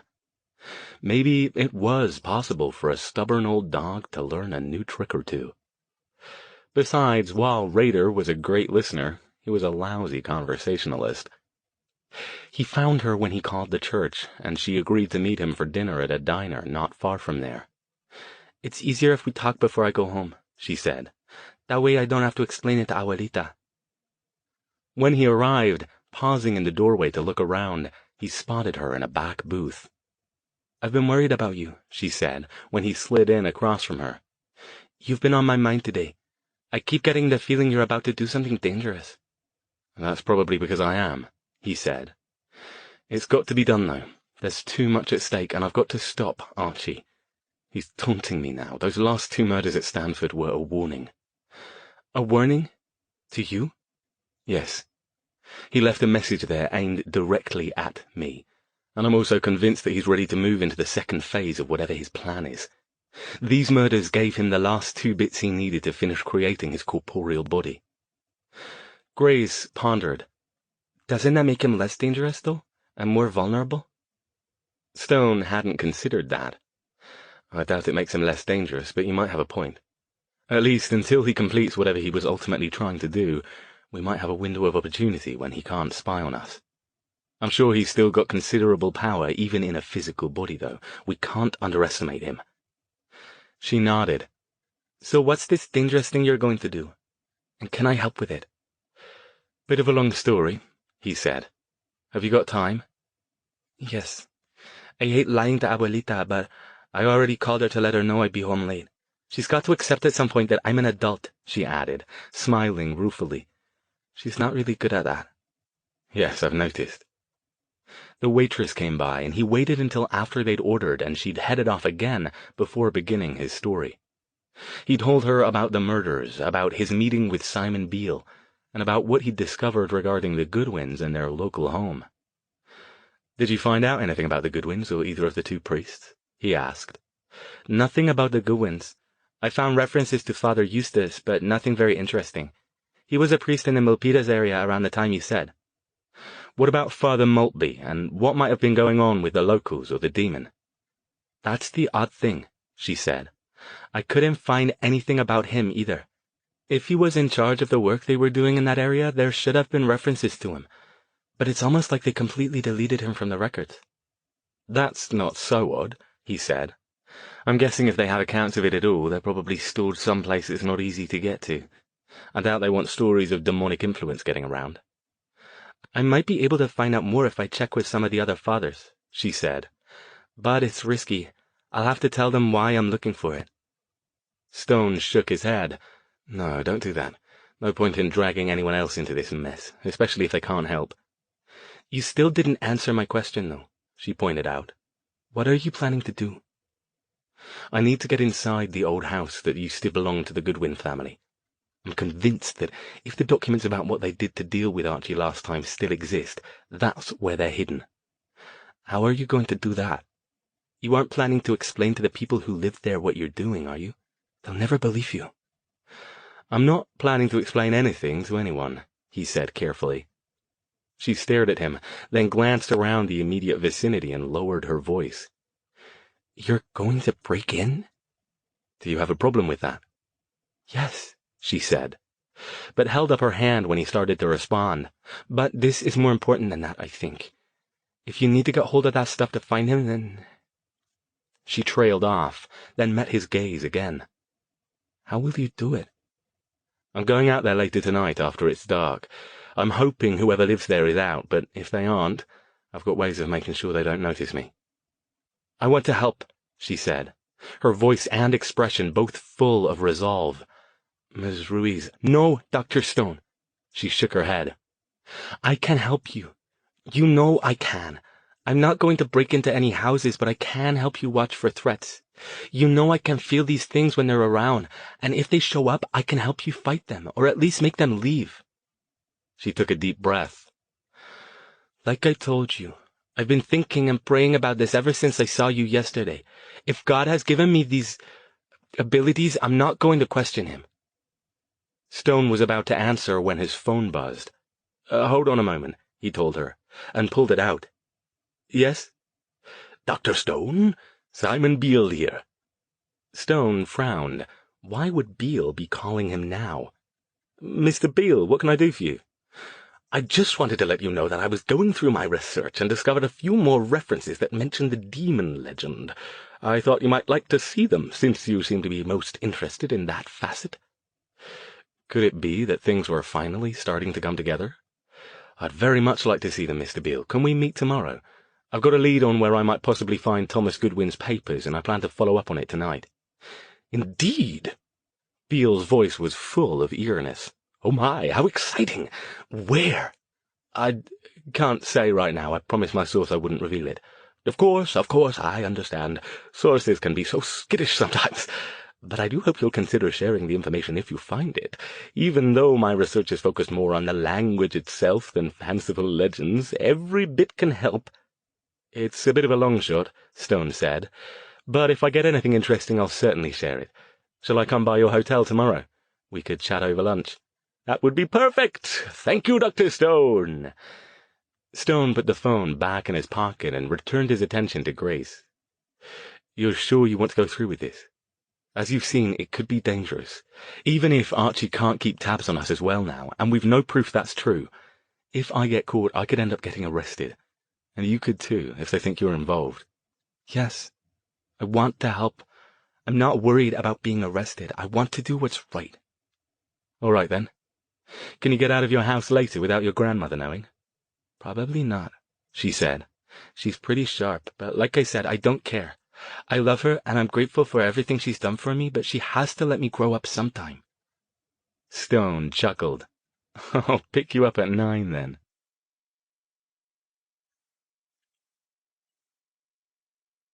Chapter 45. Grace was waiting on the street outside her apartment building when Stone arrived at 9 o'clock. She wore jeans, a dark shirt, and a black leather jacket, and had her hair tied back in a ponytail under a black Raiders cap. "Everything all right?" he asked as she climbed in the car. "My grandmother gave me quite a lecture," she said. "She's probably watching out the window right now. She's very concerned about you." "About me?" He raised an eyebrow. "Well, about me being with you," she amended, shaking her head. "She thinks you've only got one thing on your mind and that you're far too old for me." Stone chuckled. "Well, she has nothing to worry about. I am far too old for you, even if I did have that sort of thing in mind." "Yeah, I get it. Abuelita's old-fashioned, though." "What did you tell her we were doing?" "I told her I was helping you with some research. I didn't tell her what you do, though. She'd probably have a heart attack or something." He glanced over at her. "You know, Miss Reese, you're not at all what I think of when I think of nuns." "I'm not a nun," she reminded him. "I'm not even a wannabe nun anymore." "True, but it's a mindset thing." Grace shrugged. "Even nuns are all different. Some of them are meek and quiet, and some of them get out there and kick some booty. I've known some pretty tough nuns, and besides, you can't grow up where I did without being tough. You never survive." She settled back in her seat. "So, what's the plan?" "I drove by the house earlier tonight, just to get an idea of what we're up against. It's a big 2-story Victorian. Don't know if it has a basement or an attic. It didn't appear anyone was home when I drove by, but that was over an hour ago." "Are you sure it wouldn't make more sense to do this during the day, when they're probably at work or school?" "I thought about that," he said. "It probably would be a better idea, but I don't think we can afford to wait.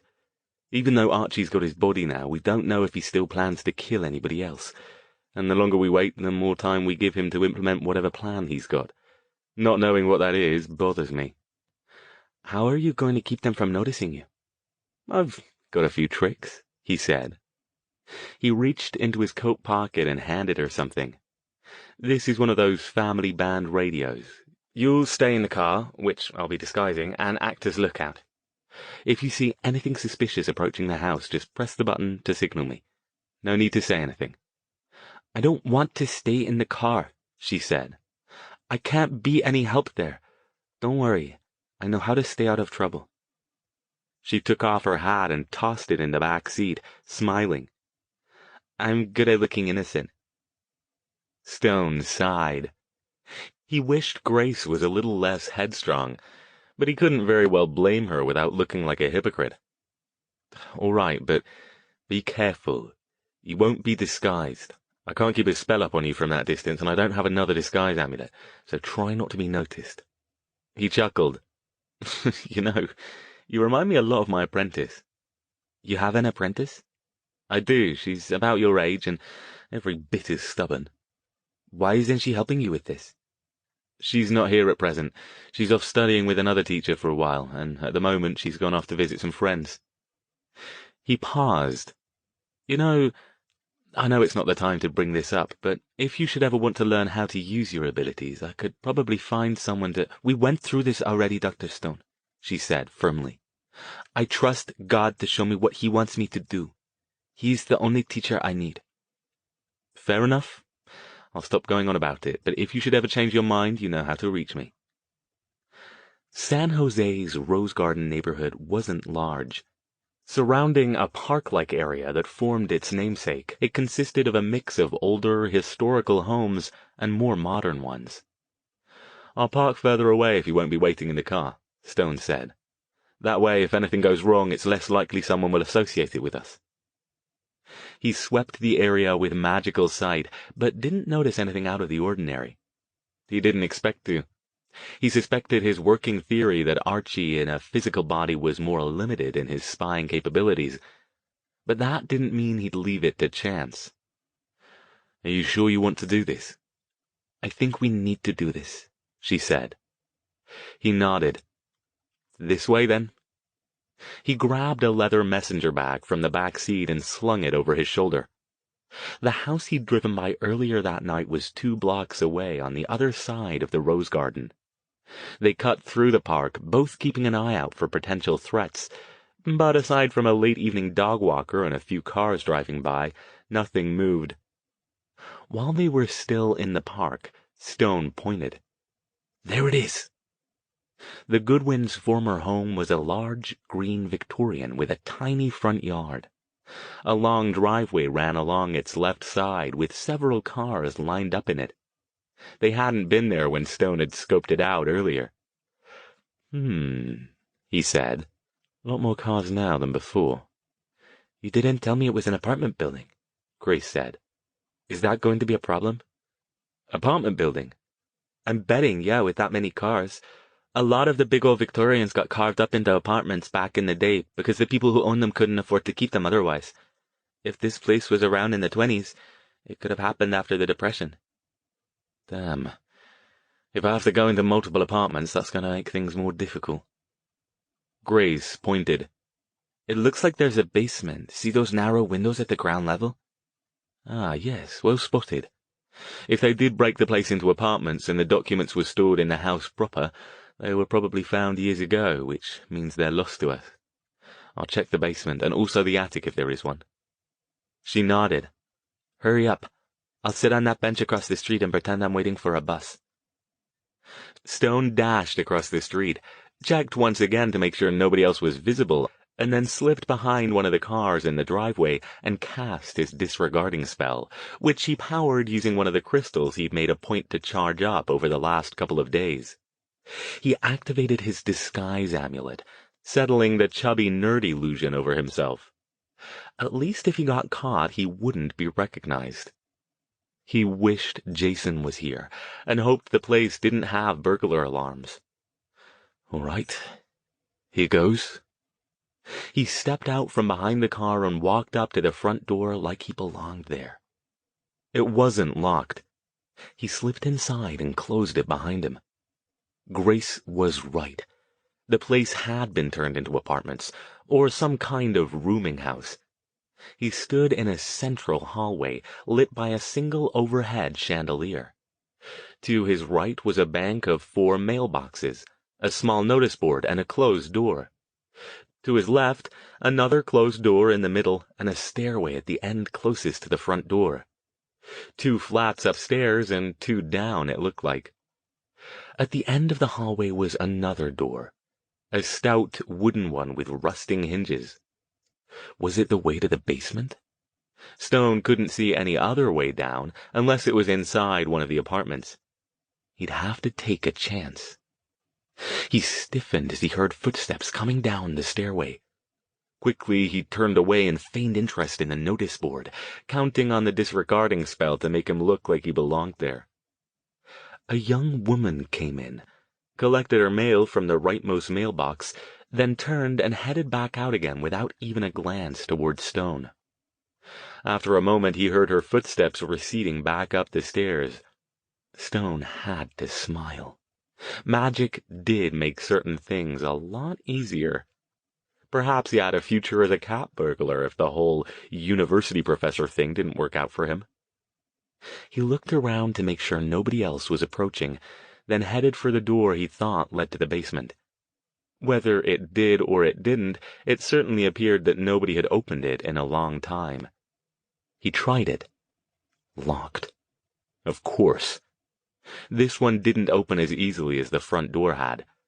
The mechanism was rusty and reluctant to move, and made screeching noises that sounded alarming, despite the fact that they probably didn't carry more than a few feet away from him. He checked again for anyone entering the lobby, then focused his concentration harder until he heard something snap. That's not good. No time to worry about it now, though. Most likely no one ever even tried to open that door anyway, so the fact that he'd broken the lock probably wouldn't be discovered any time soon. He pulled it open. It made another disconcerting screech as the rusty hinges protested this new treatment. and then closed it behind him.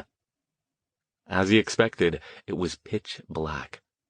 He hunted around for a light switch and flipped it. An overhead bulb briefly flared, but then went out with a tiny pop. He reached in his pocket for his flashlight, but then stopped. Instead, he focused his concentration and shifted to magical sight.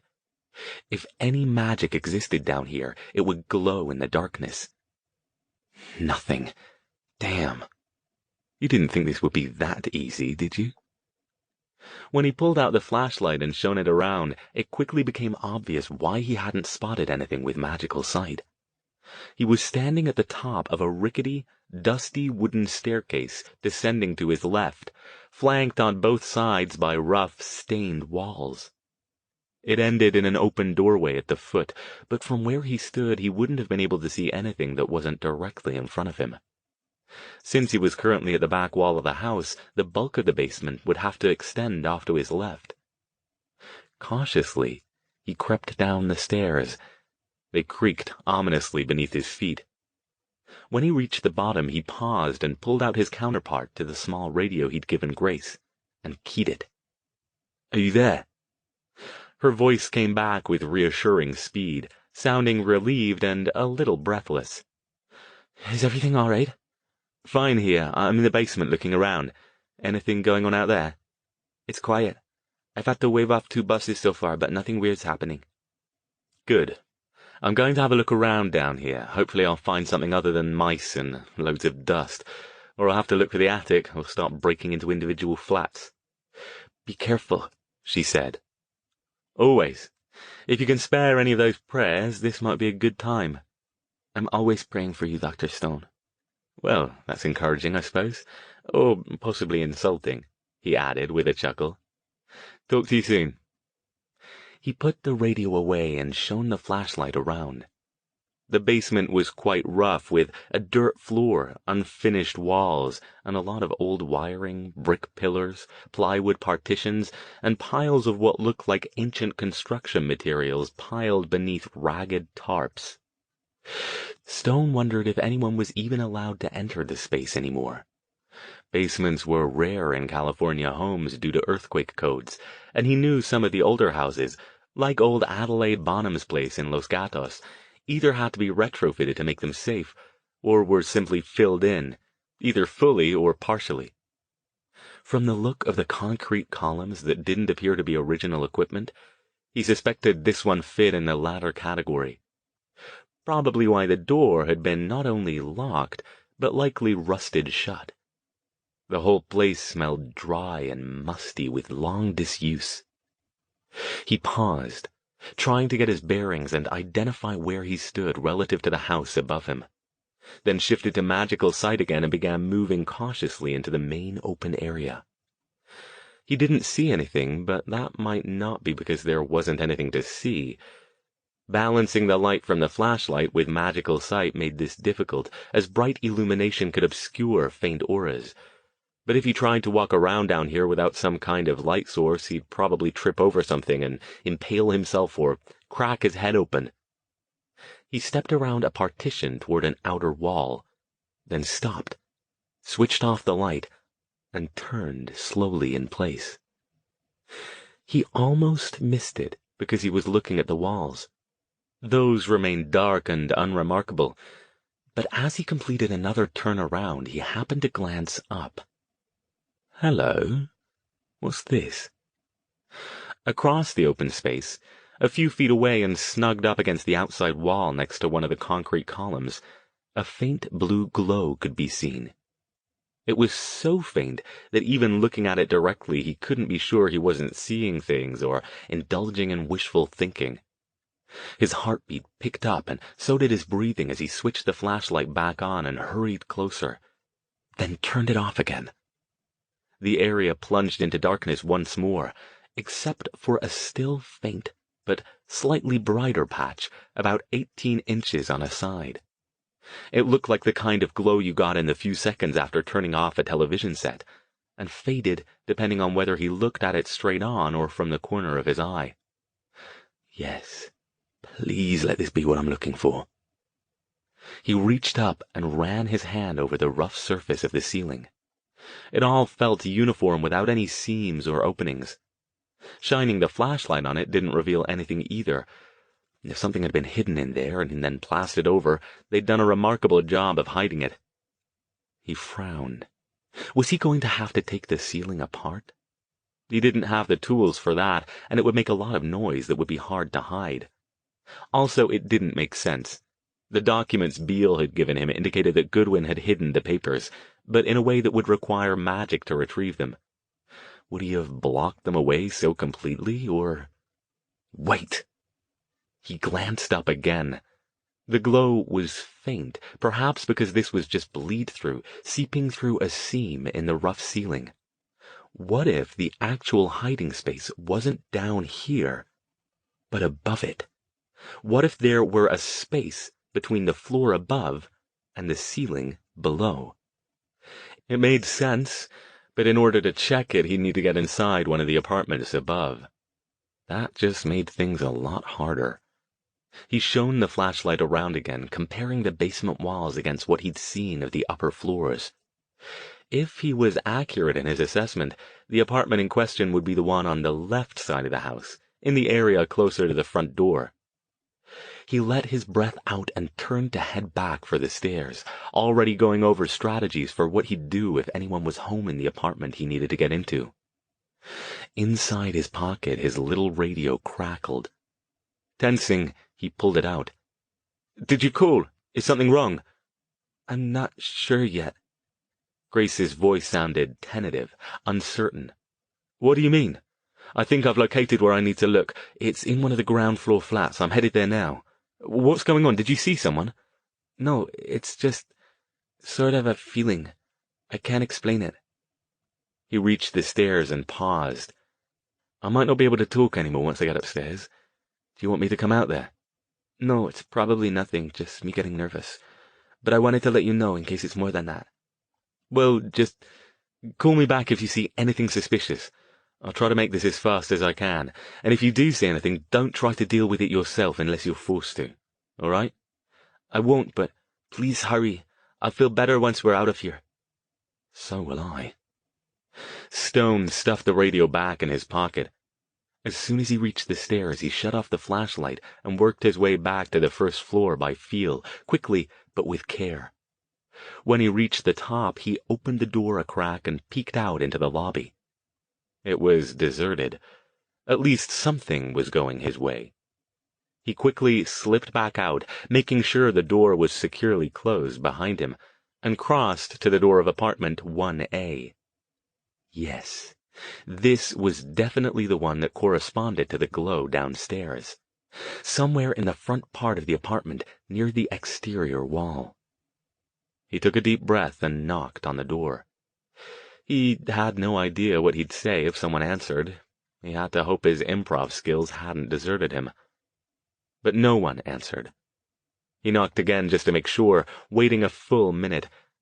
About 30 seconds in, a chill ran through him as he remembered something Jason had pointed out when they were breaking into Elias Richter's rented mansion in Woodside last year. He hadn't even considered that there might be a security camera, and that all his actions so far had been recorded. Stupid. Maybe that plan to take up cat burglaring might not be such a good one after all. He was lucky this time, though. A quick visual sweep of the lobby area showed no sign of any cameras. Sure, it could be hidden, but he didn't think a borderline dodgy apartment building would bother with that kind of subterfuge to make sure nobody nicked the residents' FedEx packages. He'd have to take the chance. Nobody had answered his knock yet, and nobody else showed up in the lobby. It was now or never. He pulled a pair of thin black gloves from his pocket and slipped them on, then used magic to flip 1A's lock. It was much easier this time, since it wasn't pitted with decades' worth of rust. 2 seconds later, he was inside the apartment with the door locked behind him. He thought about engaging the security chain to give himself more time to get out if the resident came home, but decided against it. On the plus side, the fact that it wasn't engaged could mean the occupants weren't home, rather than just deeply asleep. He didn't turn on the flashlight, Enough moonlight filtered in through the open window to make sure he could get around without tripping over anything. He crept across the living room, mindful of every creak of the old wooden floor, moving in the direction of where he'd seen the glow down below. Ahead was a short hall, and the doorway to the left appeared to be the one he wanted. Something hit the floor behind him with a soft whump, and he whirled, nearly jumping in alarm. A small, four-legged figure trotted up to him and wound around his ankles. "Bloody hell, it's just a cat. Stay calm." He crouched down to scratch it behind its ears and then hurried through the doorway. The room was a tiny kitchen, barely larger than a kitchenette. Stone carefully stepped around the two-person table in the middle of the floor as the cat leapt up on it and watched him with curiosity. He wondered if the beasts had some kind of communication network. Now that he had one living in his house, had the message gone out to the rest of them that he was a soft touch? He didn't have time for this. Grace might think whatever uneasy feeling she'd gotten was nothing to worry about, but he wasn't so sure. She seemed unusually sensitive to that kind of thing. Best to get out of here as fast as he could. He switched magical sight back on and immediately spotted the blue glow again. The good news was it was brighter now, which lent credence to his theory that the actual entry point to the magical hidey hole was here, not in the basement. The bad news was the glow crept out from beneath the refrigerator. "Well, damn," he whispered. This would be harder and take longer than he'd hoped. First, he had to know for sure that nobody was home. If the occupant was away, he could get away with making a bit more noise. He exited the kitchen and walked to the end of the hall, where there were two more doors. Both were closed. He nudged open the first one. A bathroom. Good. That meant the other one had to be the tiny apartment's bedroom. He turned the knob silently and pushed it a few inches into the room, magical sight active. The bed was empty. He saw no sign of an aura. Shoulders slumping in relief, he closed the door and hurried back to the kitchen. The cat still sat on the table, as if waiting for him to come back and get on with it. The room was so small that in order to have enough room to do what he needed to do, he'd have to arrange things carefully. With one wave of his hand, he sent the tiny table across the floor until it was against the wall. With a second wave, both chairs floated up and settled on the tabletop, startling the cat into leaping down. At least whoever lived here was relatively neat, so he didn't have to worry about moving drifts of dishes or stacks of paper.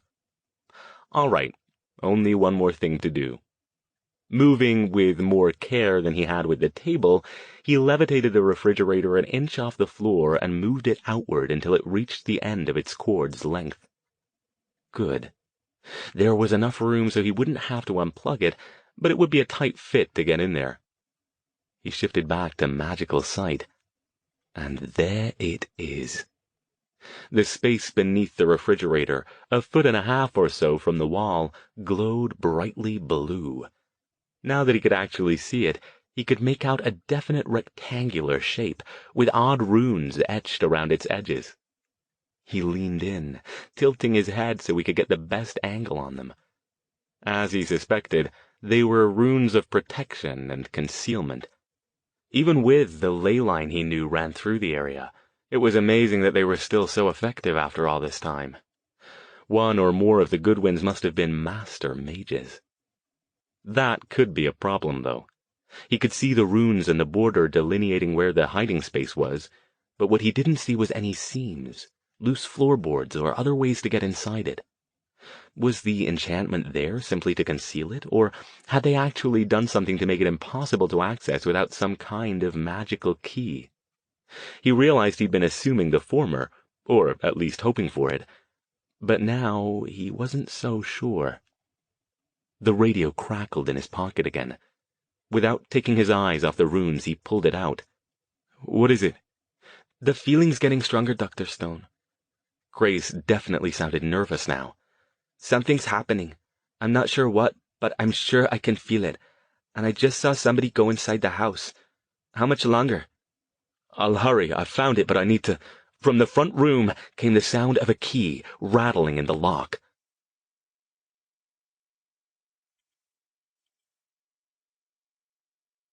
Chapter 46. Damn, damn, damn. "Someone's coming in," Stone whispered into the radio. "Can't talk." He glanced wildly around the kitchen, looking for a place to hide. He could use the disregarding spell or even invisibility to avoid being seen, but the kitchen and the hallway outside it were both so small and cramped that if the occupant decided to come this way, he'd likely be discovered by being bumped into. Quickly, he moved the refrigerator, table, and chairs back into position, then hurried to the farthest back corner of the kitchen and waited. Footsteps sounded on the wooden floor, getting closer. The cat came out from under the table and approached Stone. He waved it off, keeping his gaze fixed on the doorway as he brought up his invisibility spell and powered it with another one of his crystals. A figure appeared in the doorway and flipped on the overhead light. It was a young woman, a little older than Grace, dressed in a businesslike white blouse and gray pencil skirt. She went to the refrigerator, pulled out a bottle, and smiled down at the orange cat, who'd abandoned Stone and was now winding around the newcomer's legs. "Did you miss me, Fuzzy Butt?" Stone crouched in his corner, certain the woman could hear his breathing and the pounding of his heart. Either that, or the cat would take renewed interest in him and rat out his position. The woman crossed to a cabinet, not 2 feet away from Stone's hiding place, and pulled out a can. For the next few seconds she busied herself opening it and dishing up a meal for the cat, who was by now attempting to climb her legs. "Hold on, she said, laughing. "You think I was trying to starve you?" Then, to Stone's horror, she walked directly toward him, carrying the empty can. Only then did he realize he was standing in front of the kitchen trash. He was just about to see if he could shuffle to the side without attracting her attention, when there was a knock on the door. The woman looked startled. Clearly she wasn't expecting any visitors so late in the evening. She set the can down and hurried out of the kitchen. A moment later, Stone heard the door open and a clunk as it hit the end of the security chain. Then, amazingly, he heard a familiar voice. "I'm so sorry to bother you this late," Grace said, sounding like she was on the verge of tears. "I live just down the street and my little dog got out when I opened my door. I saw him running around toward this area, so I wanted to check if you've seen him." "Oh, that's terrible," the woman said. "I haven't seen any loose dogs tonight, but maybe you can put up a notice on the—" Stone wasn't listening anymore. He'd have to act fast. The only problem was he still didn't know how to get into the magically protected cache. With no seam or hinge or loose floorboard, the hiding place must have either been designed so it would be difficult to get into, or there had to be some magical trigger to trip an unseen lock. But what could it be? Would he have to come back tomorrow when the woman wasn't here and tear up the floor? Think! Out front, Grace was still chattering on about her dog. Stone caught the words, "Chihuahua," and "Sweetheart," and "since I was a teenager." And for whatever reason, the woman hadn't slammed the door in her face yet. "She's buying you time. Use it." His mind returned to the documents Beale had given him. This house had been passed from one Goodwin to the next. It had been in their family for at least half a century. What would they use as a trigger to open a magically hidden storage area? It was probably something that meant something to all of them. A snatch of a song, a shared phrase. And then he had it. Of course! He moved fast, quickly sweeping the table and chairs out of the way and lifting the refrigerator back to where he'd moved it before. Every couple seconds he glanced toward the door to make sure the woman wasn't approaching, but he could still hear her and Grace out front. Hoping he wasn't wrong, he shifted back to magical sight, leaned over to focus on the rune-framed rectangle, and muttered, "In hoc signo vincit," the Goodwin family's motto. The runes flared and the illusion faded, revealing a rectangular space in the floor with a clear seam around it and a tiny recession, just big enough to get a finger into. Yes! With one last glance toward the doorway, hardly daring to breathe, Stone used magic to lift the cover. Beneath it was an object about the size and shape of a large book, wrapped in oilcloth. Stone snatched it up, put the cover back, and repeated the phrase. The seam faded, and the runes reappeared. As soon as he got the package clear of the nook, it too began to glow with magical power. Stone frowned, staring at it. How was that possible? If the documents were simply an account of how the Goodwins had dealt with Archie, why was it emitting magic, and unwholesome magic at that? He didn't have time to deal with it now. Getting out of here was his #1 priority. "Well, thank you so much," Grace was saying loudly in the front room. "I really appreciate your help." "No problem. I hope you find him," the woman said. And the door closed. Stone waved his hands like an orchestra conductor, settling the fridge back into position and the chairs on the floor. Stuffing the parcel into his bag, he recast the invisibility spell and just barely made it free of the kitchen before the woman returned. Grateful that he was thin, he flattened himself against the wall just past the kitchen doorway and remained there until the woman disappeared back inside, the orange cat trotting after her. He didn't want to use another spell, but had to risk it. He couldn't take the chance of stepping on one of the creaking floorboards and attracting her attention, so he levitated a couple inches off the floor and zipped toward the door. No helping the security chain. Perhaps she'd think she'd left it unhooked after Grace left. He opened it, darted back out into the lobby, and closed it silently behind him. Grace was nowhere to be seen. For a moment he just leaned against the wall, puffing and waiting for his heartbeat to slow. That had been close. But it didn't matter now. He clutched the leather messenger bag in triumph. He had it. Now all he'd have to do was get it back home and spend the rest of the night poring over it. He knew he wouldn't get any sleep tonight, but he didn't care. It was all he could do not to pull the thing out now and find out what was causing the unhealthy magical glow right here in the lobby. Instead, he hurried outside, looking up and down the street. Grace was waiting for him near the driveway. He strode over to her and pulled her into a hard hug. "That was bloody brilliant," he said, grinning. "An Oscar-worthy performance."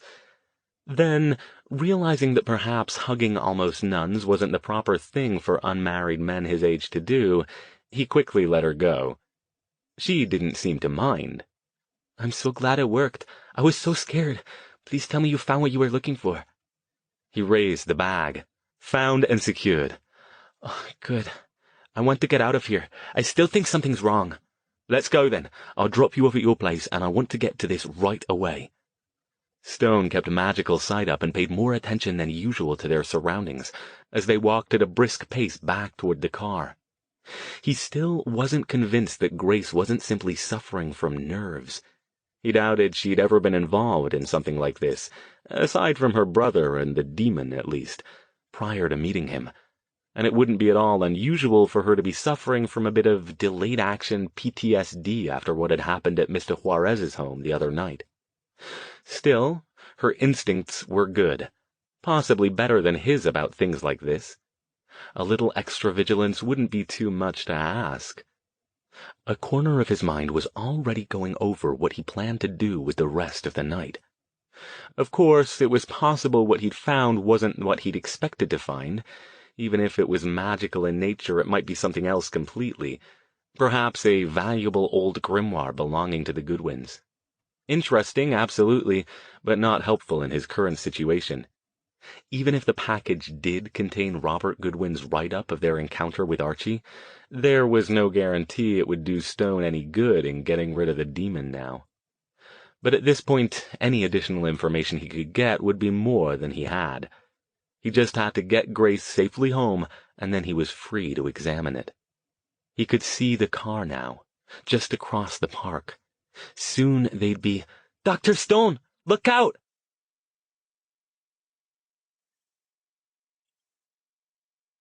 Chapter 47. Stone didn't pause to question Grace's warning, and that probably saved his life. He threw himself sideways, his shield springing up an instant before something slammed hard into his midsection with the force of a battering ram wielded by an ogre. He flew backward and tumbled, stunned, across the grass. The shield flared and died. For a brief moment he couldn't concentrate. What had hit him? Whatever it was stronger than anything he'd faced in a long time. It had to be to take out the shield in one shot like that. His side lit up with pain, his brain struggling to form the pattern to get the shield back up. But instinctively he clutched the messenger bag close to him. Then, suddenly, bodies were piling on from all directions, holding him down, wrestling with his arms and legs, pummeling him and grasping at the bag. He couldn't tell how many. 3? 4? But in the park's scant light he could pick out their crude features. Archie's dust devils? Here? How the hell did they know where I am? One of them closed its hand around the bag's strap and yanked, trying to wrench it free of Stone's arm, as another rocked his head back with a hard punch to the jaw. They're after the bag. But they're not magical. What knocked me down, then? Off to his right, Grace yelled something. He couldn't make out what it was, but she sounded terrified.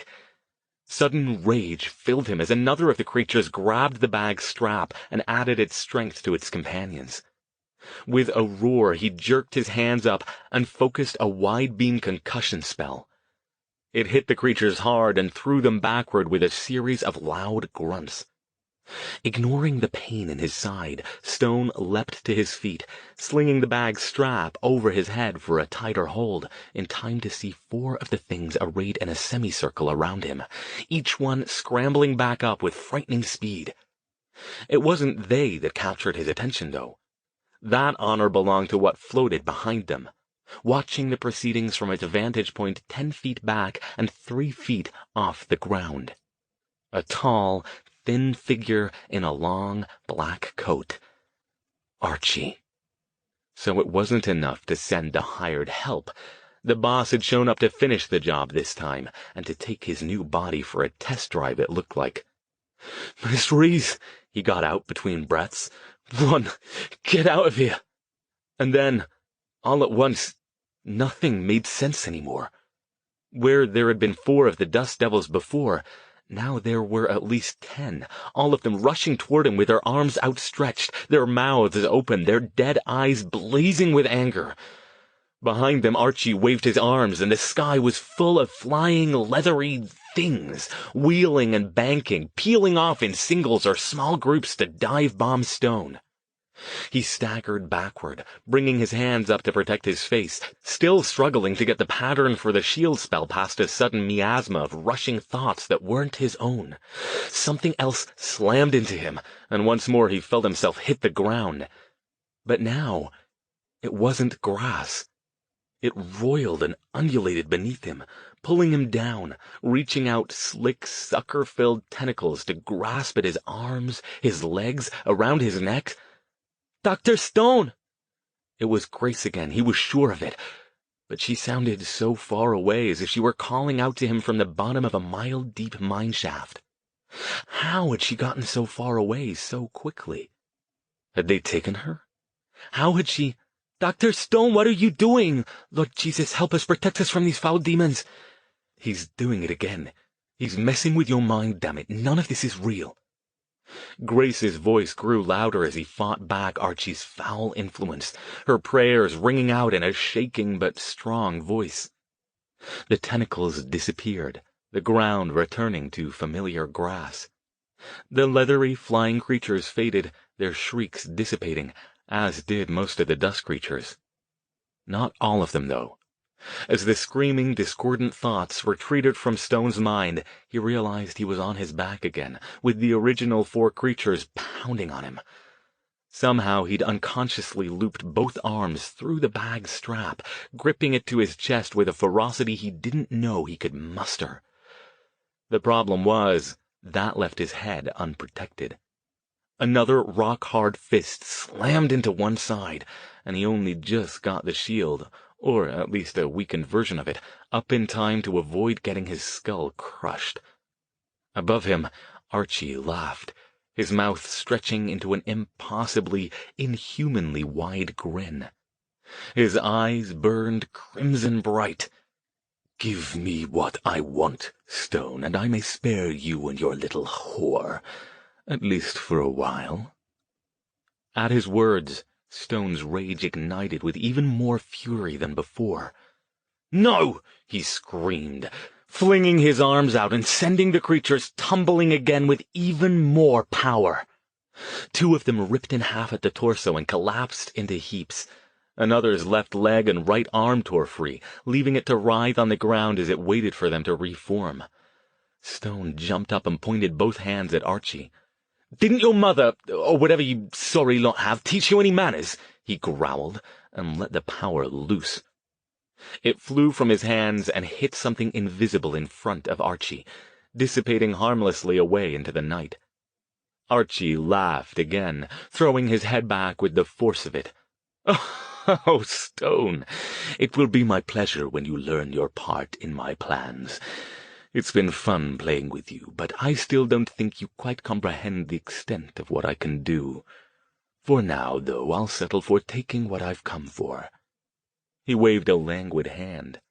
Stone lifted off the ground, gasping for air as something unseen constricted his throat. His hands flew to his neck as a hot swelling rose, blocking his breathing to a useless wheeze.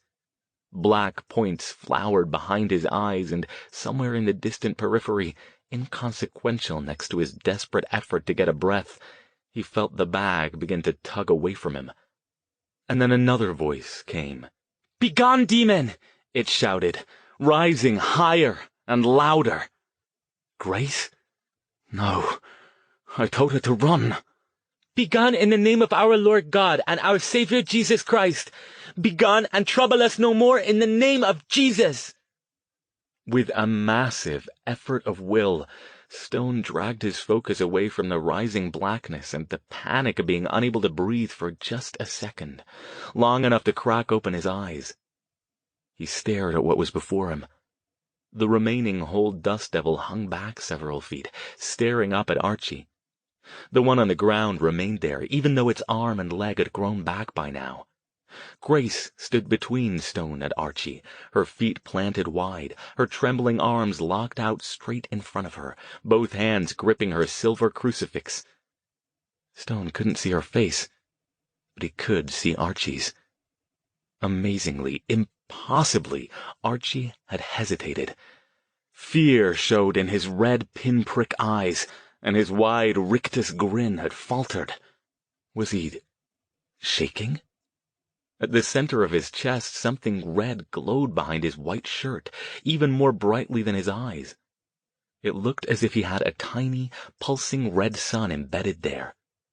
All of this Stone saw in the space of 2 or 3 seconds, before whatever force choked him and held him suspended vanished. He crashed in a heap to the ground, clawing at his throat and gasping in huge gulps of the night air. When he looked up again a few seconds later, Archie was gone, and Grace was hurrying toward him. She threw herself down to her knees next to him, eyes wide and face chalk pale, and grabbed his shoulder. "Dr. Stone, are you all right?" He nodded quickly, coughing, not trusting himself to speak yet. What he saw past her made him grip her arm and struggled to rise.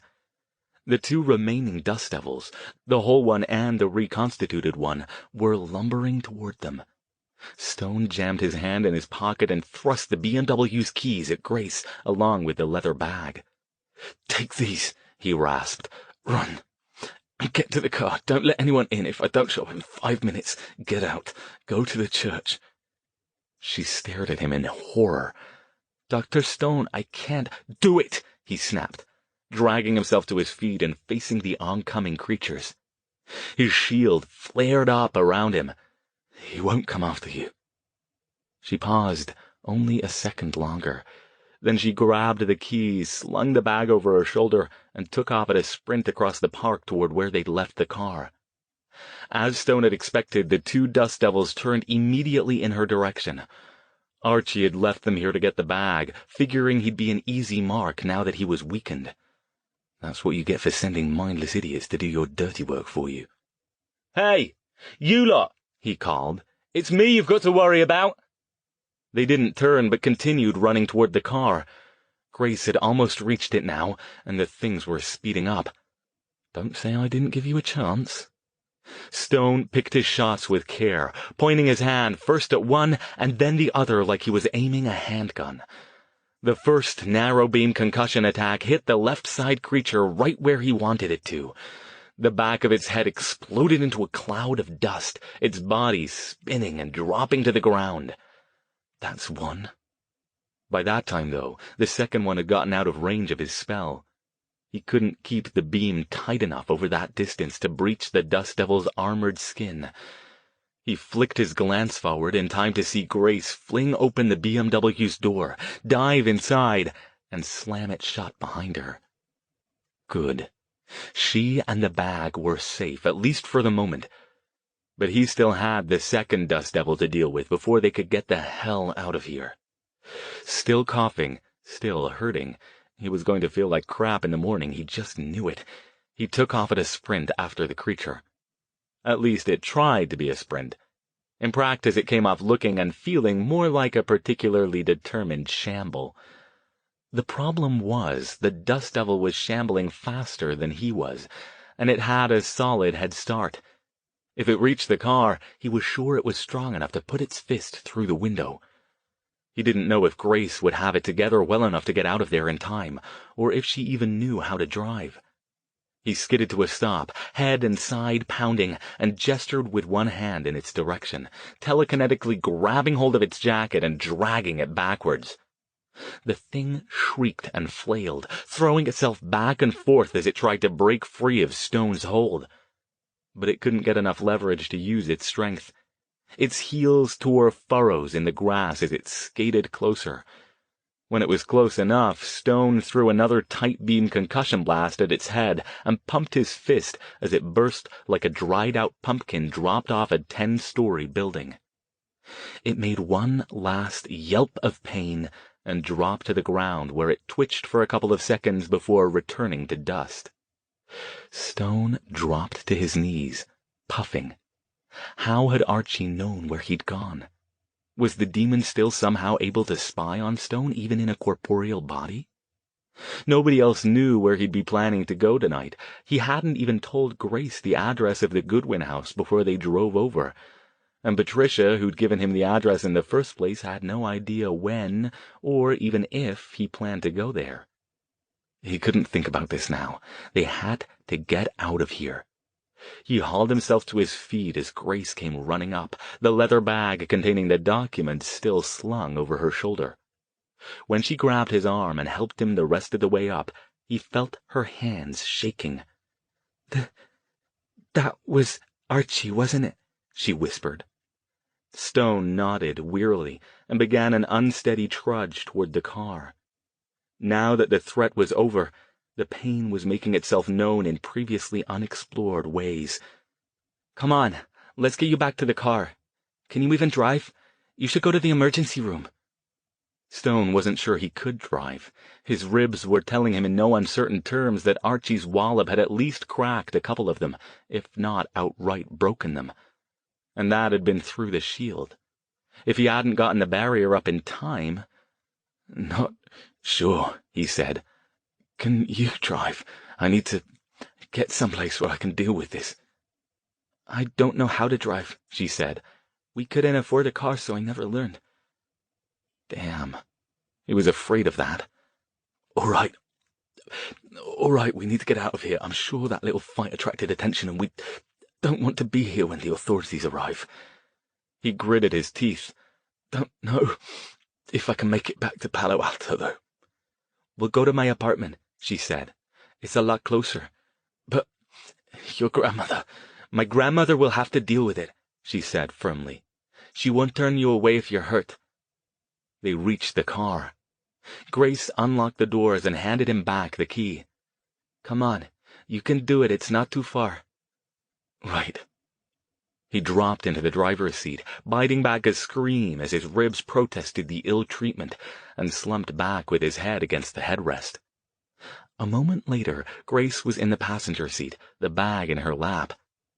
"Come on," she said encouragingly. "You can do it." All he wanted to do was sit there and rest, but that wasn't possible. Archie might not come after them again now, but that didn't mean they were safe forever. He switched on the car, gripped the wheel, and pulled out into traffic. He could hear the sound of sirens, but they were still some distance away, hopefully not close enough for any of them to pull him over for erratic driving. To take his mind off the pain, he glanced over at Grace. "What did you do?" he asked. "What do you mean?" "You drove him off. I saw you do it." "It wasn't me," she said, but she didn't sound certain. I just did the same thing I did with the other one. Pray for strength and for God to drive it off." "So he's vulnerable to you himself," he said, "not just his little helper monkeys." The spiking pain in his side was making it hard to get a deep breath. "Good to know." "Just drive," she said, looking worried as the car veered into the other lane. "You need to concentrate." Miraculously, perhaps literally was Stone's wry thought, they made it to Grace's apartment without getting pulled over, causing any accidents, or hitting any parked cars or late-night pedestrians. He parked in front of the apartment building, retaining, barely, the presence of mind to put a disregarding spell on the car. By the time Grace got him up the flight of stairs, he was staggering like a drunk. He leaned against the wall as she fumbled her key into the lock, then let her hustle him inside. At least, that's what she tried to do. But then, just as they crossed the apartment's threshold, she stopped. "What is it?" he asked. All he wanted to do now was get inside where he could sit down before he fell down. "I'm not sure. I feel strange, like it's hard to go in." "Hard to go in?" "I can't explain it. I feel like something's resisting me, like I'm pushing against something." She faced him, eyes wide. "What's going on?" He almost said he didn't know, but then his gaze fell on the bag she carried. "Of course," he muttered. "What?" "Give me the bag." He braced himself against the doorframe and reached out for it. She did so without question, but still looked confused. "Why? What is it about—" He held it up, nodding toward it. "There's something in there your wards don't like. They don't want it inside your house." "What are you talking about? You mean those things you said you saw around the house that keep evil out?" "Yes." "So, something in that bag is evil?" She looked at it fearfully, then back inside the house. So far, there was no sign of her grandmother.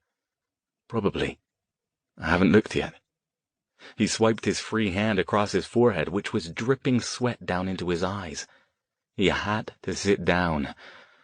"Give me a moment. I'll put a simple little protective charm on the bag. It should fool the ward long enough for us to get inside, at least." "Can you do that?" She regarded him doubtfully. "You look like you're about to faint." "I am, but no helping it. I'm not leaving the bag in the car. Just let me concentrate for a moment." She stood, stationing herself in the doorway where she could keep watch. "Hurry up if you can before Abuelita hears us." Stone tightened his unsteady grip on the bag's strap. Concentration was even harder now. Forming the pattern for even a simple short-term ward was like trying to do complex mathematics in his head in the middle of an underwater rave. Finally, he closed his eyes to block out the worst of the outside stimuli and focused on the simple, clean form of the spell, weaving it around the bag and blocking off the malevolent magical aura seeping from inside it. It wouldn't hold for long, but it wouldn't have to. After a couple of minutes, he slumped back against the outside wall. "There," he whispered, offering the bag to her. "Try that." She took it and took a step inside. "Better," she said in relief, coming back out to help him. "Let's get inside. Maybe she's asleep and won't even notice us." Or perhaps she's out playing bingo or something, he thought. No such luck. As soon as they got inside the living room, the old lady was coming in from the back hall, launching off into rapid-fire Spanish before they'd made it 3 steps. The way she glared at Stone, whose arm was draped over Grace's shoulders, he was glad she wasn't holding any sharp objects. The metaphorical daggers shooting from her dark eyes were quite sufficient. Grace said something sharp in Spanish and made a get-out-of-the-way gesture with her free hand. Abuelita's eyes widened in shock. It didn't take an understanding of the language to tell that her granddaughter had never spoken to her that way before, but she stepped aside and allowed Grace to shepherd Stone over to the sofa. "Lie down," she ordered him. "Miss Ruiz, please, I can—" If they'd just leave him alone for a few minutes, he was confident he could heal himself sufficiently that he could function. Mostly confident. Halfway confident, anyway. "Please don't argue, just lie down and let me take a look. I have a little first aid training." Stone did as he was told, after letting Grace slip his coat off and toss it aside. She said something in Spanish over her shoulder to her hovering grandmother, who nodded grudgingly and headed off to the kitchen with a final sharp admonishment. "What was all that about?" Stone asked through his teeth. "She's gone to get tea. She doesn't think it's proper for you to be so close to me, but I told her you were injured and needed help." "I can take care of it. I just need a few uninterrupted minutes." "You can take care of it? You mean—" He nodded toward his arm, where the scar from the slash he'd gotten at Mr. Juarez's house had already faded to near invisibility. She looked troubled, but nodded. "All right, but let me take a look. Where does it hurt worst?" He pulled up the side of his T-shirt. Already bruises were flowering all up and down his left side, from his chest to just above his waistband. Grace stared. "What did he hit you with?" "That was with the shield up," he said, with a chuckle that quickly turned into a wince. "I think you've got cracked ribs, or worse." "I concur. And you can fix that? If you let me concentrate, yes." She glanced toward the kitchen. "Okay, I'll try to keep Abuelita busy." "Miss Ruiz?" "Yes?" "I know you don't believe me, but humor me, please. Stay here and pray. Do what you did for Father Reed at Mr. Juarez's house. Do you think that will help?" "I do. If you do. You saw what happened with the father." She looked dubious, but pulled up a floral hassock and sat down next to where he lay.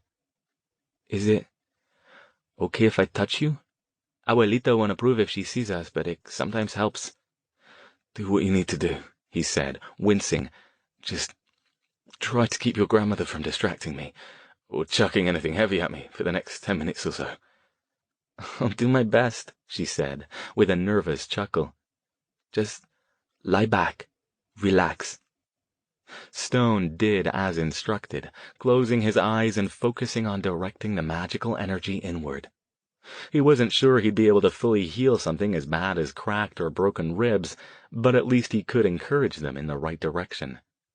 It was getting bloody inconvenient to be as rubbish as he was with healing magic. Perhaps he should consider heading down to Ojai to see if he could convince Edna Soren to give him a mini course in the techniques she was teaching Verity. Even if he didn't have his apprentice's natural affinity for that kind of magic, Edna could probably show him a few things that would make it easier for him to patch himself up when he ran into trouble.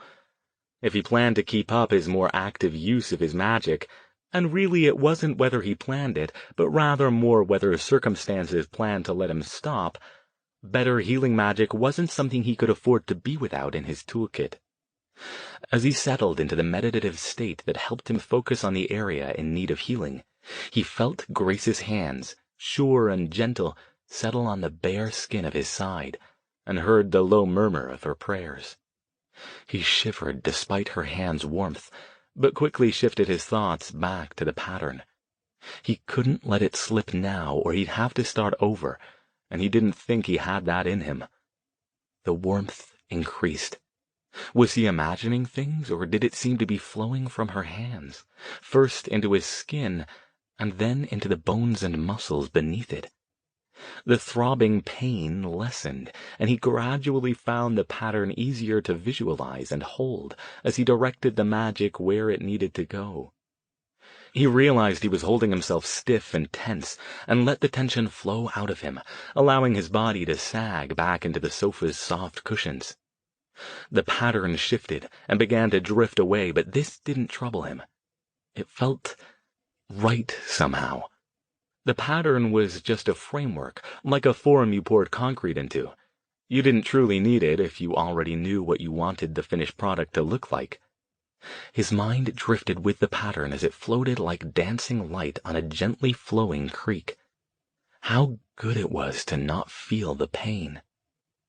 Dr. Stone? He snapped awake to the sound of Grace's soft voice. What? She'd backed off, no longer touching him, but instead watching him from her perch on the edge of the hassock. You fell asleep? So I did. Experimentally, he sat up and took a quick inventory. She'd pulled his t-shirt back down and covered him with an intricately embroidered quilt. His head still hurt a little, but the spiking pain in his side was gone. He probed at it with care, and when nothing flared, lifted his shirt for a look. The bruises were gone. That was unexpected. No way he could have done that on his own. He didn't have that kind of control. He sat up the rest of the way, looking at Grace with new respect. Whether she wanted to believe him or not, she was definitely a wild talent, and likely a strong one. Thank you. I didn't do anything. I know, God did, but thanks to both of you. He glanced up and spotted Grace's stern-faced grandmother lurking in the doorway from the kitchen. How long was I out, and why do I get the feeling she wants me dead?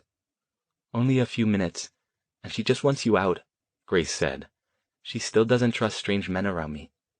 Yes, I think we've been over that, he conceded, looking around for the leather bag. But tell her I'm leaving. I've got a long night ahead of me. You should rest. You've been through a lot tonight. Nothing I haven't been through before. You should rest. I can't even imagine how difficult this all must be for you. You saved my life, or at least kept me from quite a lot of trouble, twice tonight. Don't think I'll forget that.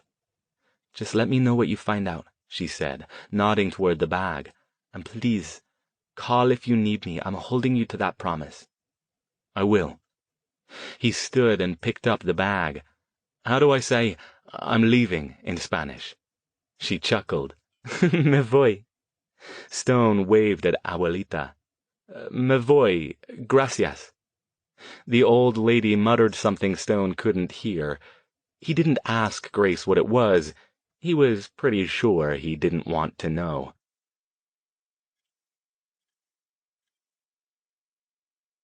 Chapter 48. Stone considered it a triumph over his pathological curiosity that he managed to make it home before checking out the contents of the leather bag. It wasn't easy. 3 or 4 times during the trip he wanted to pull into the nearest parking lot and start reading. Archie had attacked him for the information in that bag, and Grace's wards hadn't wanted to let it through. Before he even started looking at it, he suspected there was more in there than the Goodwins' account of how they vanquished the demon. This time he didn't take chances. He carried the bag, along with an industrial-strength cup of coffee, upstairs to the townhouse's attic, which he'd converted into a heavily warded ritual space. Whatever nasty things were in that package would have a much harder time getting away if they became problematic. He closed the door on a curious and indignant raider who'd followed him upstairs even after he'd put a bowl of food down for the cat. "Sorry, raider," he said. "If I need a familiar, you'll be first on my list for the job. I suggest you start working on your CV, but not tonight." He cleared off the space on his work table and pulled the oilcloth-covered package out of the bag. Whoever had wrapped it had done a good job of it, overlapping the cloth and then tying it up tightly with twine. By now the twine had nearly rotted away. It broke easily with barely any pressure. Stone carefully unfolded the cloth, feeling not unlike a child with a long-anticipated gift. He simultaneously wanted to rip the cloth away so he would get at what was inside and make the suspense last as long as possible. The last fold fell away, revealing 2 sturdy envelopes made of heavy cardstock. Both were yellowed with age, and neither had any writing on the outside. One was significantly thicker than the other. Stone separated them and switched to magical sight. The thicker of the two was the source of the malevolent energy. It glowed with a dull red hue, shifting and squirming, making him almost queasy to look at it.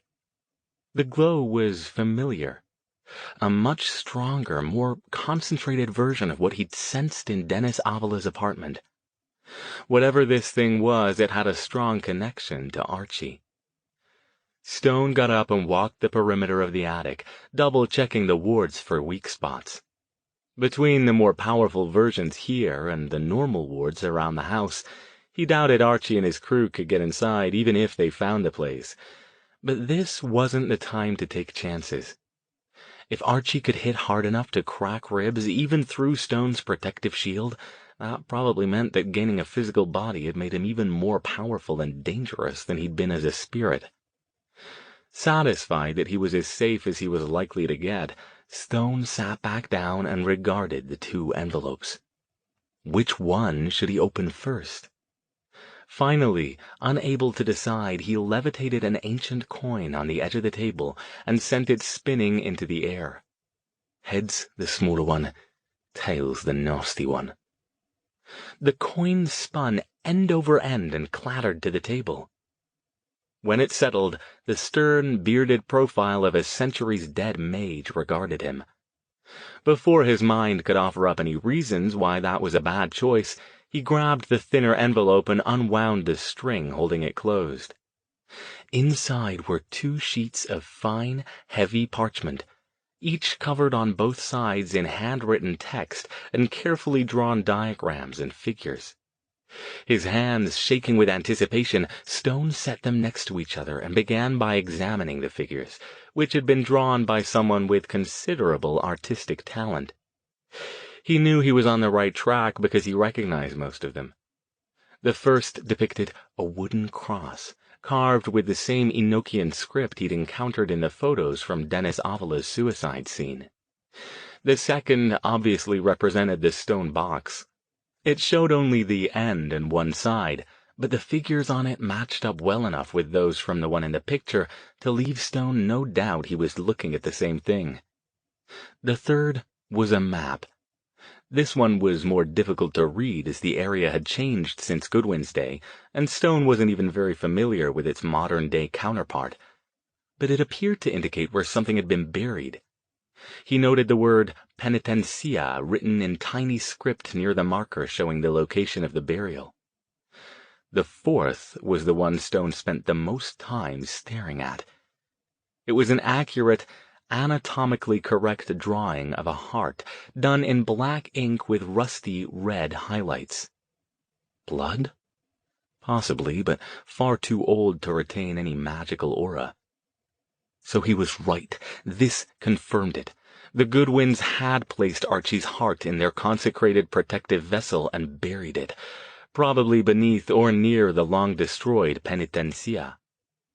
He turned the pages back to the first one and began reading, occasionally using his magnifying glass or jeweler's loupe to make out particularly illegible or obscured text. This account was written on the 17th day of November, in the year of our Lord 1872, by Robert George Goodwin. Last night, Father Eustace and I were at last successful in defeating the demon which has entered into our midst and corrupted so many of the people in the area. Father Maltby is dead as well, God rest his soul. Father Eustace attempted an exorcism, but both the demon within him, a minion of the corrupter, and the father himself resisted with great violence, and the process proved too taxing for Father Maltby's ravaged flesh. I regret to say that his earthly body was torn asunder by the demon's resistance, and the vision will, I am certain, haunt my nightmares for the remainder of my days. We have buried him in an unmarked and unconsecrated grave, as there is no doubt in either my own or Father Eustace's mind that Father Maltby chose his fate, and in fact invited the demon's minion to enter into him. My studies, along with Father Eustace's prayers and rituals, have finally proven effective, at least to an extent, I fear that there is no way to truly destroy the demon on this, our earthly plane.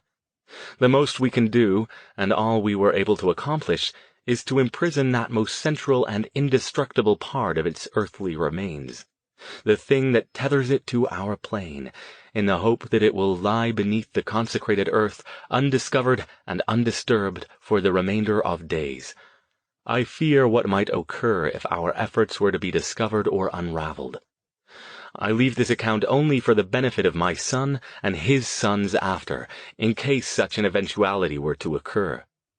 The stronger the demon is permitted to become, the more vile murders it is permitted to perform and innocent souls it is permitted to corrupt for its unholy ends, the more difficult those who come after us will find it to do what is necessary. Again, I stress, both Father Eustace and I believe that it is not possible to destroy the demon permanently on the earthly plane, but even in all my research and study, I have not succeeded in discovering a method for traveling to its home domain. Father Eustace, of course, distrustful of my methods even as he is forced to depend upon them to aid him in his efforts, believes it would be sheerest folly to even attempt such a thing, since his faith assures the demon's domain certainly to be hell itself. As I do not believe in hell and have been privy to far greater mysteries of the universe in the pursuit of my art, I am not of this mind. But it is of no matter, since I do not have the means or knowledge to investigate further. I believe at minimum the demon's true name would be required, and the wily fiend has never seen fit to reveal it. Perhaps my descendants will discover more should the need arise. I pray they will not be required to do so. For now, I believe it is safe to lay down this burden for a time. I will remain in the area and keep a watch for unusual behavior among the local population, but, if God is willing, I pray this puts an end to the fiend's dominion. The rest of the pages contained detailed descriptions of the spells, prayers, and enchantments both Goodwin and Eustace placed on the box and the cross. A translation of the Enochian script, Stone's own translation had been largely correct, and a write-up of the ritual the mage and the priest had used to remove Archie's heart from his physical body, seal it in the box, and bury the box in the consecrated ground near the penitencia. Also present, though maddeningly in considerably less detail, was description of Goodwin and Eustace's battle with Archie. Goodwin didn't seem to feel that was the important part of his account, and described the process as simply a melding of my art and Father Eustace's holy faith. Great. Did that mean he wouldn't be able to take Archie down without joining forces with someone slinging faith-based magic? He was fairly short on those right now. Grace was the obvious choice, but from Goodwin's descriptions, Father Eustace had been fully on board with, and well versed in, the use of his abilities. Grace had neither the training nor the inclination to pit herself against a foe of Archie's caliber. And he suspected whatever the demon's plans were now that he had an earthly home, he wasn't going to stand around and patiently wait while Stone figured out how to get her up to speed, assuming she was even willing. So the bottom line was, he knew what he needed to do, but wasn't sure he could do it. Frustrated, he slipped the papers back into the envelope and pulled the thicker one to him.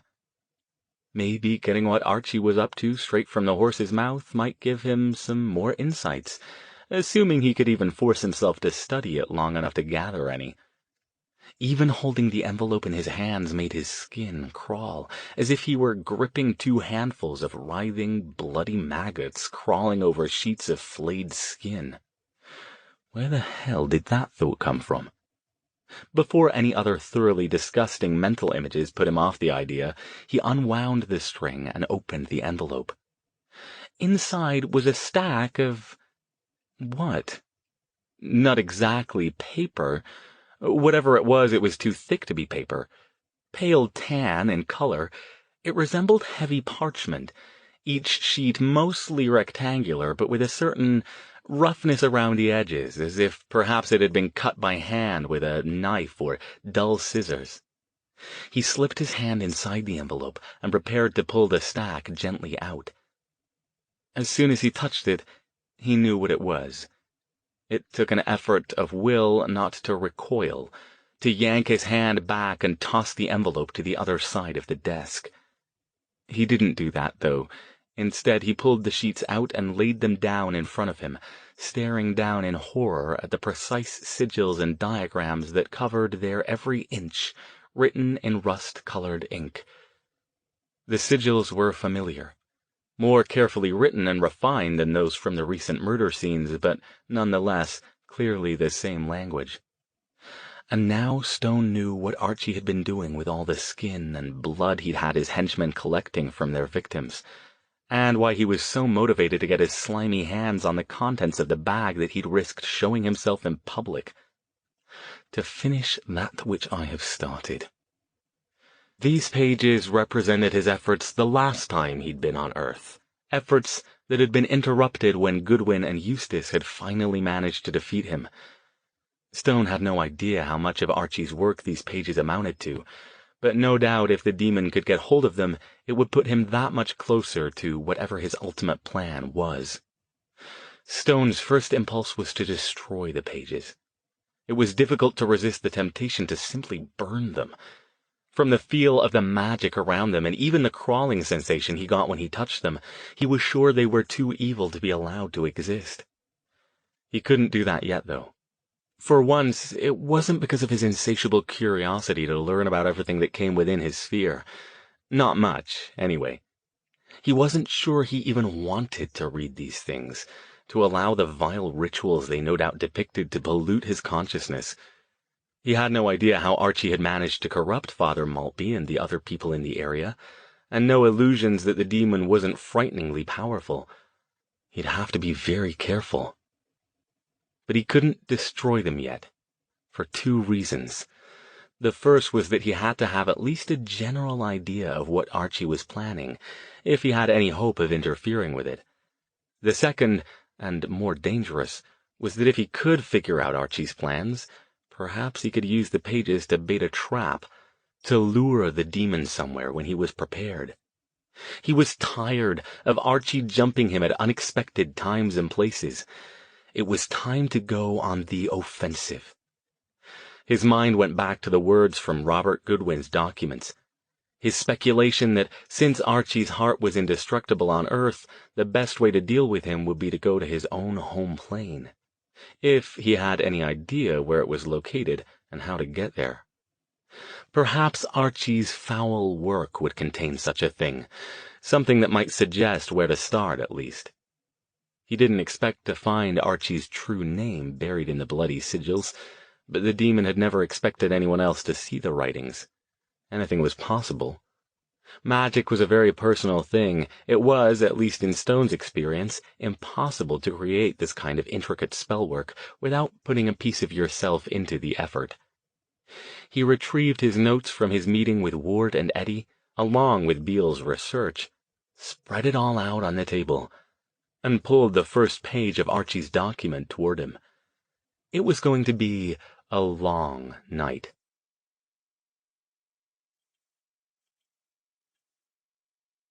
Chapter 49. Friday morning, Stone called the Stanford department office and got Laura. "Listen," he said, "I'm going to need to take one more personal day. I was up all night working on a project, and I'm hoping to finish it up this weekend. Can you ask Kendra to take my 1 o'clock today?" "Of course," she said. Her tone changed to one of concern. "Are you all right, Alastair? You sound odd. I can't blame you, though, with people getting murdered right here on campus." "I'm fine," he assured her. He liked Laura, but when she got up a head of steam, it was hard to get a word in. "As I said, just tired and quite busy on something time-sensitive. I'll see you Monday." "All right, then. Have a great weekend." "We'll see if I'm even alive after this weekend, then I'll let you know." Before he headed to his lunch meeting with Beale, he gathered up Archie's papers and Goodwin's, put them back in their respective wrappings, and stowed them in a double-warded safe he kept in his attic workspace. The documents wouldn't be as secure there as they would if he took them home to England, but Archie or his hench-things would have to get through 4 levels of warding and the safe itself in order to get at them. He hoped Simon Beale's new information would prove useful somehow, but didn't expect it would. If it didn't, he'd have to study the material he had with even more care and see if he could get something else out of it. Perhaps he could come up with some kind of ritual that would let him tie the writings to Archie, especially if the demon had written them himself. If nothing else, it might lead him to Archie's earthly location. For now, that might even be more practical. Aside from the overworld that connected the teleportation portals, he'd never traveled to another plane. He knew the theory and had some good reference material on the subject, but the practice was difficult, dangerous, and almost never offered sufficient benefit for him or anyone else, as far as he knew, to attempt it. Not for the first time since he'd gotten involved in this whole Archie situation, he wished either his old master Desmond or Stefan Kalinsky were available for consultation. Of all his mage associates, those two were probably the ones most likely to know about interdimensional travel. Well, them or Trevor Harrison, but he was even more unavailable than Desmond or Kalinsky. He was on his own with this one. So, what else was new? He verified that his mobile phone was charged, made sure Raider had food, water, and a clean litter box, and headed out. It was a good thing the cat genuinely seemed not to mind being alone a lot. He felt guilty for being absent so often, and made a mental note to see if he could find someone else who might give Raider a better home after all this was over. He didn't want to admit it, even to himself, but he actually might miss the little beast. He'd never understood the appeal of pets before. Aubrey had a cranky old beagle who never did anything but sleep, which seemed rather pointless to Stone. But his time with Raider had shown him that having another living creature in the house, especially one who made few demands on his time, was self-cleaning, and who provided a handy sounding board when his human confidants weren't available, wasn't altogether unpleasant. Beale was waiting when he arrived at the hotel. He was dressed in his usual fuddy-duddy style and carried the leather briefcase, as always. Stone wondered if he slept with the thing. "How are you?" Beale asked. "Did you find Mr. Goodwin's papers? I was so excited when you told me you might have a line on them. After all these years, it would be like finding hidden treasure." Beale's enthusiasm amused Stone. The gnome-like old man was like a little kid when it came to anything to do with his pet subject, which seemed strange given that his pet subject was an ancient language supposedly created by demons. Still, it wasn't anything he hadn't seen before. He'd once known a professor who practically emitted visible rays of happiness any time someone showed the slightest interest in a particular obscure species of prehistoric mollusk that he'd dedicated his entire professional career to studying. Academics could be like that. Even so, he couldn't very well tell Beale that he'd broken into someone's home and cracked a magical safe under the kitchen floor to obtain the papers. "I'm afraid it turned out to be a bust," he lied. "They weren't where they were supposed to be. But I've still got a couple more leads, so I'll let you know if I turn anything up." "Oh, that's unfortunate," Beale said. "You must have been so disappointed." "It happens. I'm sorry I don't have anything new to share with you, but I hope you'll still show me what you've found out about the demon." Of course, of course. And you must let me buy lunch today, since you did yesterday. What's good around here?" "Oh, it's quite all right. I'm happy to do it. Have you got a preference?" "I'll eat anything," Beale said. He clutched the briefcase. "I'm just excited to show you this new information and see what you make of it. I've even made you a copy." They ended up at a little bistro off University. Stone picked it partially because the food was good, but mostly because it wasn't a popular lunchtime hangout for the student crowd, and therefore wouldn't be as packed. He slipped the hostess an extra 20, and asked her for a larger table in the back so they'd have more room to spread out their papers. Beale had barely sat down before he was digging in his briefcase.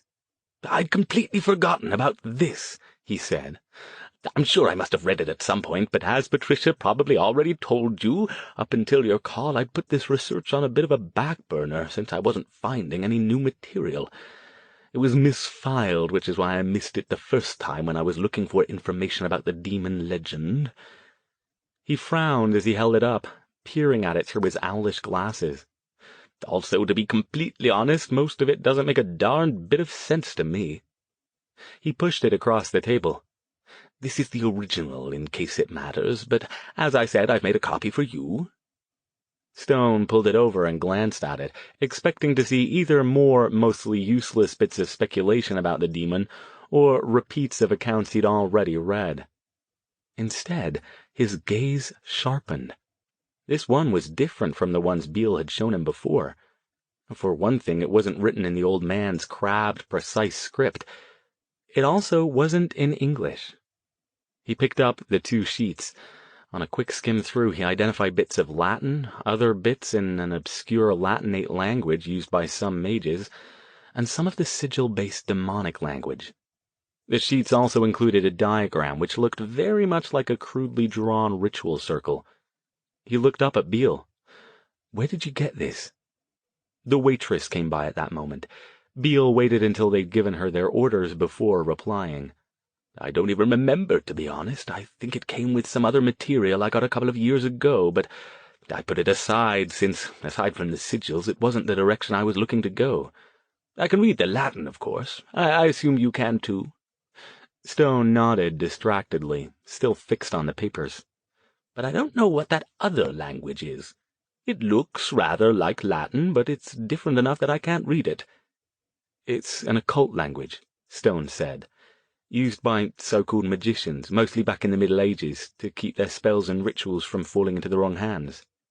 "Indeed. Fascinating." Beale perked up and pulled out the second copy of the pages.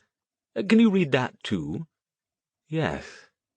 Stone could barely keep his mind on the conversation as his gaze darted back and forth across the pages. "It talks about the demon coming to Earth, and his plans to corrupt as many humans as he can manage when he gets here.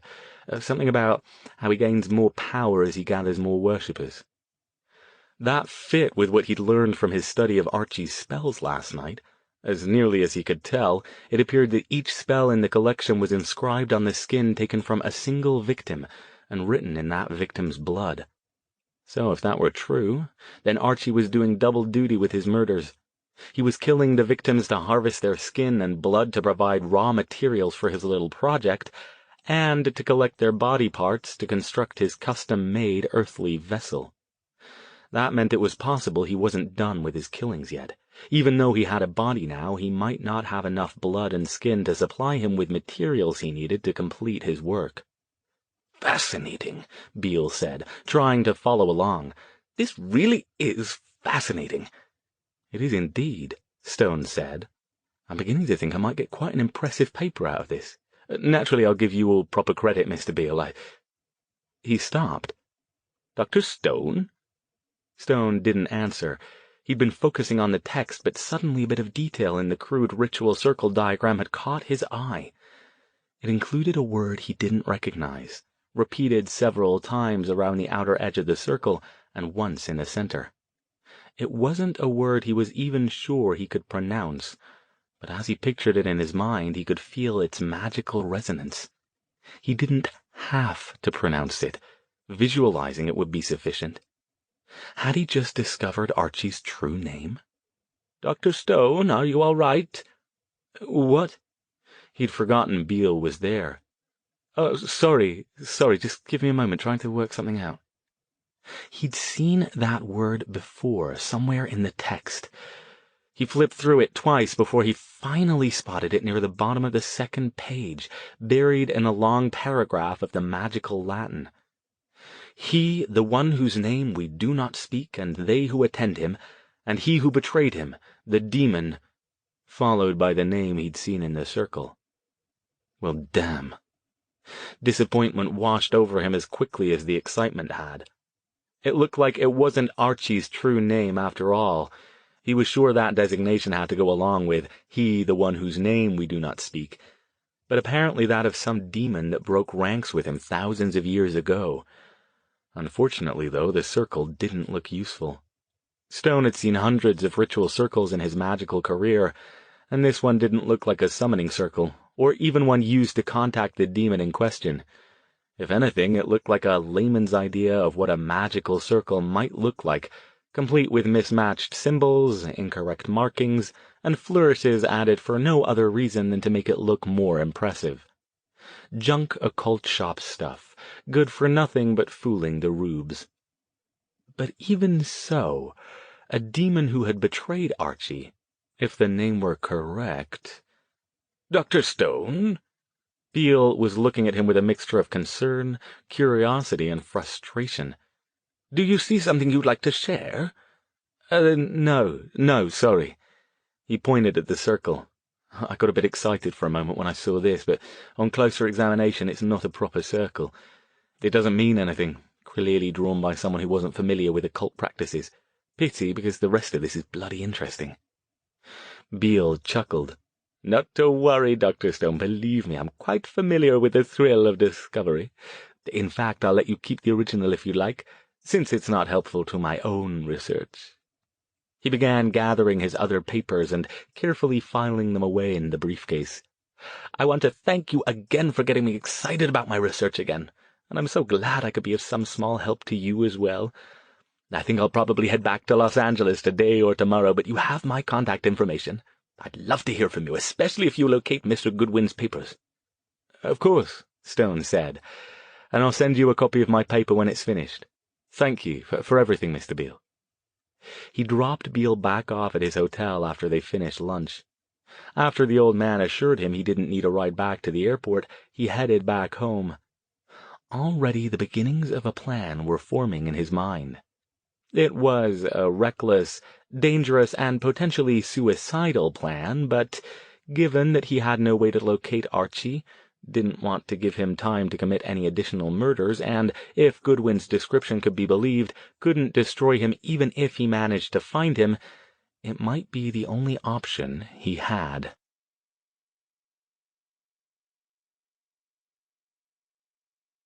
Chapter 50. Grace Ruiz stared at him in horror. "I'm sorry, Dr. Stone. I know I said I'd help you, but I won't help you do that. I can't." They were at the park across the street from St. Joseph's, where she'd agreed to meet him late that afternoon. She sat on the picnic table near the Quetzalcoatl sculpture. He paced back and forth like a caged cat in front of her. "Why not? I'm not asking you to help anyway, just to sort of monitor things, in case anything goes wrong. You're the only one around here I trust to do it. I have other friends I could call, but it would take too long for them to get here. It needs to be done soon, before Archie kills anyone else. I want to do it tonight." She crossed herself and met his intense gaze with her own adamant one. "There's got to be another way. You shouldn't be doing this either. Do you realize what you're saying?" "I know exactly what I'm saying, and no, I don't think there is another way. If you've got one, I'd be happy to hear it. I'm not exactly over the moon about this myself, but something's got to be done." "You're talking about summoning a demon. A real demon. And if that's not bad enough, you want to— Do I understand this? You want to bind it and force it to guide you to wherever Archie is in hell so you can fight him?" She gripped the edge of the table. "Do you realize how insane that sounds?" He let his breath out in a long, slow sigh. "Yes, I know exactly how insane it sounds. But I also know it's my best chance of dealing with him. I don't think he'll expect me to show up on his doorstep. If I'm lucky, I can hit him before he realizes what's going on. I can hit hard when I'm prepared. If I can destroy him on his own plane, it won't matter that he's here. He'll either die, or we'll be able to take out his physical form much more easily here as well." She shook her head, looking first down at her lap and then back up at him. Her voice shook. "It's blasphemy. It goes against God's will. It goes against all of his teachings. I said before that I believe whatever you're doing isn't magic, that you're fighting magic, and that you're on the side of good. I still believe that, but this is just wrong. I can't be part of it. You're putting your immortal soul at risk, Dr. Stone." "I do that 3 or 4 times before breakfast every day." "Don't joke about it," she said with sudden vehemence, her eyes blazing and brimming with shimmering tears. "It's not funny. This is as serious as it gets. If you commune with demons, use them to help you, they'll destroy you. That's what they do. They've been corrupting humans since the beginning of time. What makes you think you're any different?" He sighed. Ms. Ruiz, I won't argue theology with you. I wouldn't presume to do that. Your beliefs are your own, and it's not down to me to say whether they're right or wrong. But I do have experience with this sort of thing. I've studied it for many years. I've even done it a time or two. Never quite so extremely true. I've never gone to a spirit's home plane, but I have summoned them and bound them to help me. I wouldn't be going to hell because this isn't really a demon I'm summoning. It's more of a spirit, so I'd be going to its home dimension. It doesn't matter, she said. Spirit, demon, it's still against God's will to have anything to do with them. You're not even supposed to commune with your own dead relatives. The Bible's very clear on that. I'm not asking you to do anything like that, he said. He stopped pacing and faced her. Do you think I would ever put you in that kind of danger? I don't want you to help with the ritual at all. You don't even have to look at the spirit if you don't want to, but... He spread his hands. I'll admit it. I'll be separating my spirit from my body and traveling somewhere I've never gone. Somewhere quite likely extremely dangerous. I'd be lying if I said that didn't scare me. It does. I just don't want to do it completely alone. He didn't meet her gaze as he said it. The admission was a difficult one for him. Asking for help had never been something he did easily. In truth, asking grace had been a last resort after running through and dismissing all his other possibilities. All of them were either unavailable, would take too long to get here, or would take too long to explain things to, if they'd even be willing to help at all.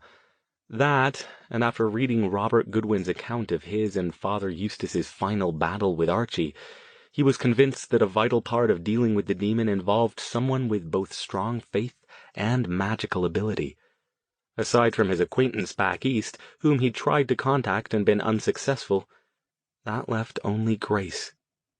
But if she wouldn't help, if he'd finally reached the end of her willingness to reconcile what she was doing with her strong faith, he couldn't force her.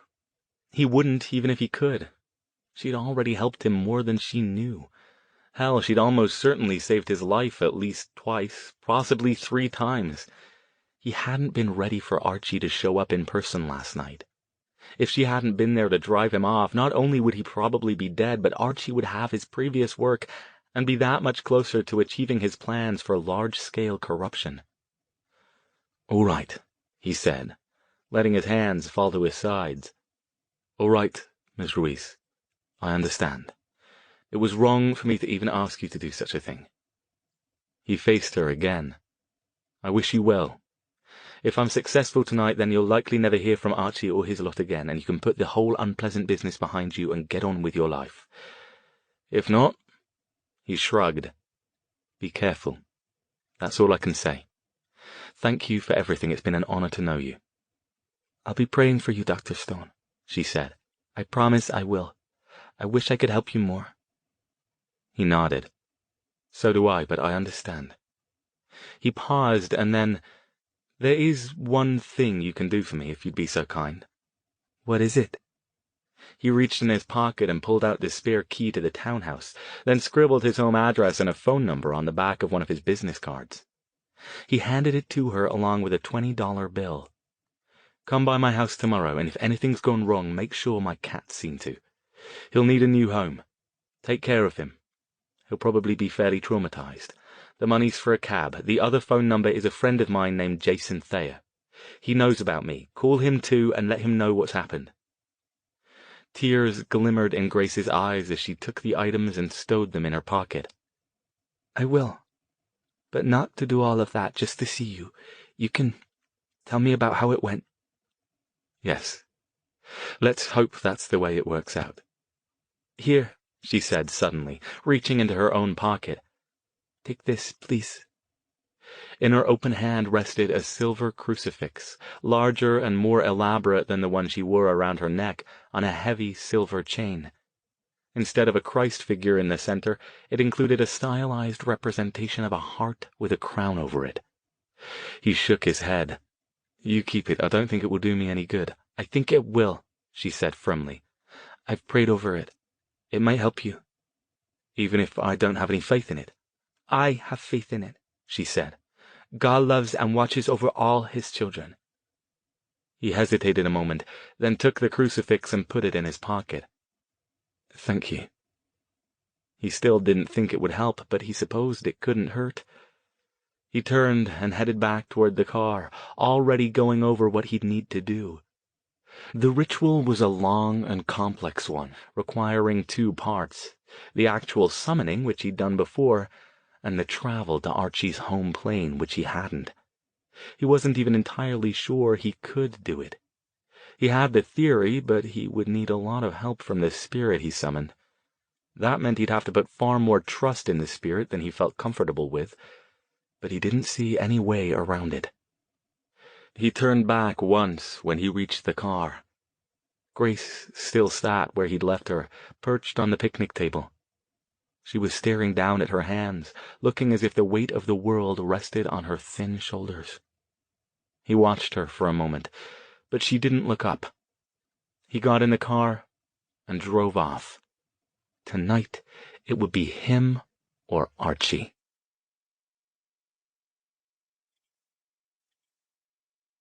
Chapter 51. Magical practitioners had known about other planes of existence for hundreds of years. The working theory was that an infinite number of them coexisted with the material plane, each one occupying the same space, but shifted in reality.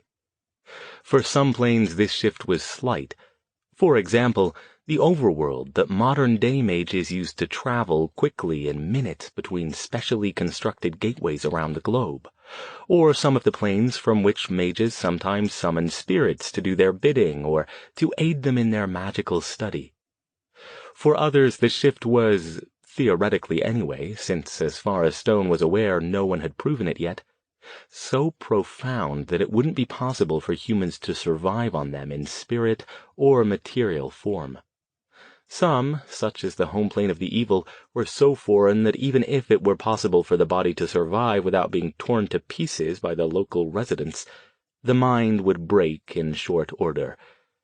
In the modern day, when the study of magic was on the decline, and even most people who possessed the talent didn't take the time to train it to the extent required to perform advanced-level techniques, summoning spirits was rare and dangerous. Among those who risked it, most were of the black magic tradition.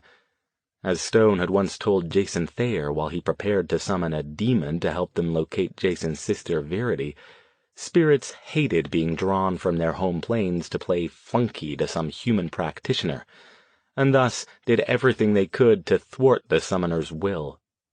Most successful summonings Stone had heard of or participated in had involved multiple mages, but over the last few years he had spent a fair bit of time working on techniques that would allow him to safely summon spirits, at least minor ones, on his own. A part of these techniques involved using small bits of the strange magical tradition Trevor Harrison had shown him, the one that involved pulling power from yet another plane of existence rather than drawing it from within himself, as he did with white magic practices. He'd finally, over the last few months, gotten to where he could use tiny bits of the energy in a highly controlled setting without burning out his magical abilities. He still couldn't do it for anything but rituals. The last time he tried casting a minor spell with it in the wild, he'd still burned himself out for a couple of hours. But even that small bit of progress had encouraged him. The other factor that had aided in the improvement of his summoning techniques was a tome he'd gotten in Ojai from a woman named Suzanne Washburn. Suzanne was a mundane, but she had a strong interest in the occult and the supernatural. She'd purchased the book at a used bookstore after finding it in a collection that ended up being donated by the unwitting mundane relatives of a local deceased mage. After he'd helped deal with a renegade spirit she and her friends had managed to summon using a sort of all-purpose ritual that relied on the wishes of the summoners to help define the type of spirit that showed up, she'd been only too happy to hand the tome off to him. Stone had never attempted traveling to another plane, though, except for his jaunts through the overworld when using the portals. He wasn't even certain how to do it, not on his own, anyway. His hope was that, combining a bit of Harrison's magic, a modified version of the all-purpose spell from the tome, and what he hoped was the true name of Archie's demon enemy, he could summon the demon, bind it, and force it to escort him back to its home plane and take him to Archie. Hell, if it truly still hated him, it might even be willing to go along with the plan voluntarily. Not bloody likely, but he could hope. The part he wasn't so sure about was what he'd find when he got there. The plane could be incompatible with human life, spirit or physical. He doubted it, since Archie was a classic demon defined by human ideas about what demons should look and act like. That generally corresponded to a plane that was fairly close in phase to the material plane, rather than somewhere so out there that the denizens would be incomprehensible to the human mind. He also wasn't sure Archie would even be home when he got there. He suspected that something of him would be there, since spirits tended to be dual-natured beings that could exist in more than one place at once. Robert Goodwin and Father Eustace had destroyed Archie's physical body, leaving only his indestructible physical heart on the earthly plane. Did that mean the rest of him existed on his own plane, and his spirit had simply returned there when his body was destroyed? If Stone was wrong, he'd show up and discover that Archie's spirit currently resided fully in the physical body he'd made for himself. If that happened, he'd have to destroy Archie's body before he could destroy the spirit, which meant he'd have to find Archie's body first. And since Archie had no aura and was clearly an ancient and powerful practitioner, Stone had no way to do that. No pressure. When he got back home, Raider greeted him at the door. He picked up the cat and looked into his big green eyes. "Well, Raider, it's been lovely knowing you. You're not a bad little beast at all, and I apologize in advance if I end up traumatizing you again. Ms. Ruiz will take good care of you if that happens." Raider said nothing, but stretched out his neck and licked Stone's nose.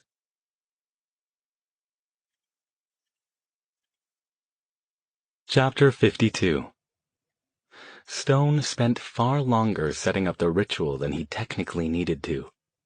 Whether it was due to a certain reluctance to get on with it, or because he was taking extra care to ensure he didn't mess anything up, he wasn't sure. Probably a bit of both. Whatever it was, though, nearly 3 hours had passed by the time he stood back and examined his handiwork, satisfied that he could do nothing more to ensure things went as planned. This was the extent of what his ability and research could manage. If it wasn't sufficient, he'd find out soon enough. He'd cleared out the entire middle area of the large attic he used as a ritual space, leaving an expanse of wooden flooring roughly 20 feet square. The circle itself took up a little over half of that, consisting of the permanent part he'd painted shortly after he moved in. He was glad his landlord lived on the opposite coast. He'd never even met the man, and because he paid his rent well in advance and took care of any minor household emergencies on his own, there was no need for any unexpected visits. And the ritual-specific parts he'd added using a combination of chalk, tape, candles, and crystals. In the center, he'd placed a large standing mirror with a table in front of it, with chalice, a knife, and a tome on a stand. The final circle was not beautiful. In fact, it had a certain rough, crude quality, as befitted the type of being he wished to summon. It included several of the demonic sigils around the outside, and he'd carefully copied the mishmash of ugly lines representing the demon's name on a piece of paper on the table next to the tome. After finishing the setup, he paced around the circle several times, checking for breaches, errors, or other potential problems. The one thing he couldn't allow was a way for the demon to get free if something went wrong. If it broke his control and killed him, well, that would be unfortunate, certainly, but it was part of the risk one took when summoning such dangerous beings. But letting it escape and hurt other people, that was another matter entirely. "You're stalling," he told himself. It was true, of course. He didn't want to do this. He certainly didn't want to do it alone, but waiting wasn't an option either, since even if Archie was done killing people for office supplies, he still clearly planned to initiate his corruption scheme on a large scale, and soon. His last attempt at doing something to avoid this ritual had been to call Maria Alvarez to see if she'd managed to contact the woman who had Dennis Avala's box. If he had that, he might be able to use it to trace Archie, since it had been in contact with his heart for so long. But Maria had no good news. The other professor was out of town for a conference, and she wasn't sure when she'd be back. She promised to see if she could convince the woman's assistants to allow some time with the box, but she wasn't sure when she'd have an answer. Stone paced the circle again, then stopped on the side facing the mirror. He examined his reflection. His pale face floated against his dark hair, the deep hollows around his eyes, and his black Queen t-shirt. He did a few stretches, as if he were planning to go for a run, rather than summon a demon that would most likely rather eat him than help him. Yes, that's it. We'll just go for a run together and then pop by Pete's for a latte after. Very civilized. Oh, stop stalling, get on with it. He glanced at the phone on the table. He wouldn't admit it, but part of why he'd been stalling was that he'd been hoping Grace would change her mind and contact him. Having her here, given her apparent effect on Archie and his crew, would have been comforting and potentially helpful. But the phone remained resolutely silent. He'd thought about calling Jason, almost did it a couple times, but finally decided against it. Unlike Grace, Jason wouldn't have been able to do much if anything got out of hand. The extra power would have been nice, true, but his friend was a minimum of 5 hours away, even if he left right away. At this point, for good or ill, Stone just wanted to get on with it. He walked over and switched the phone off.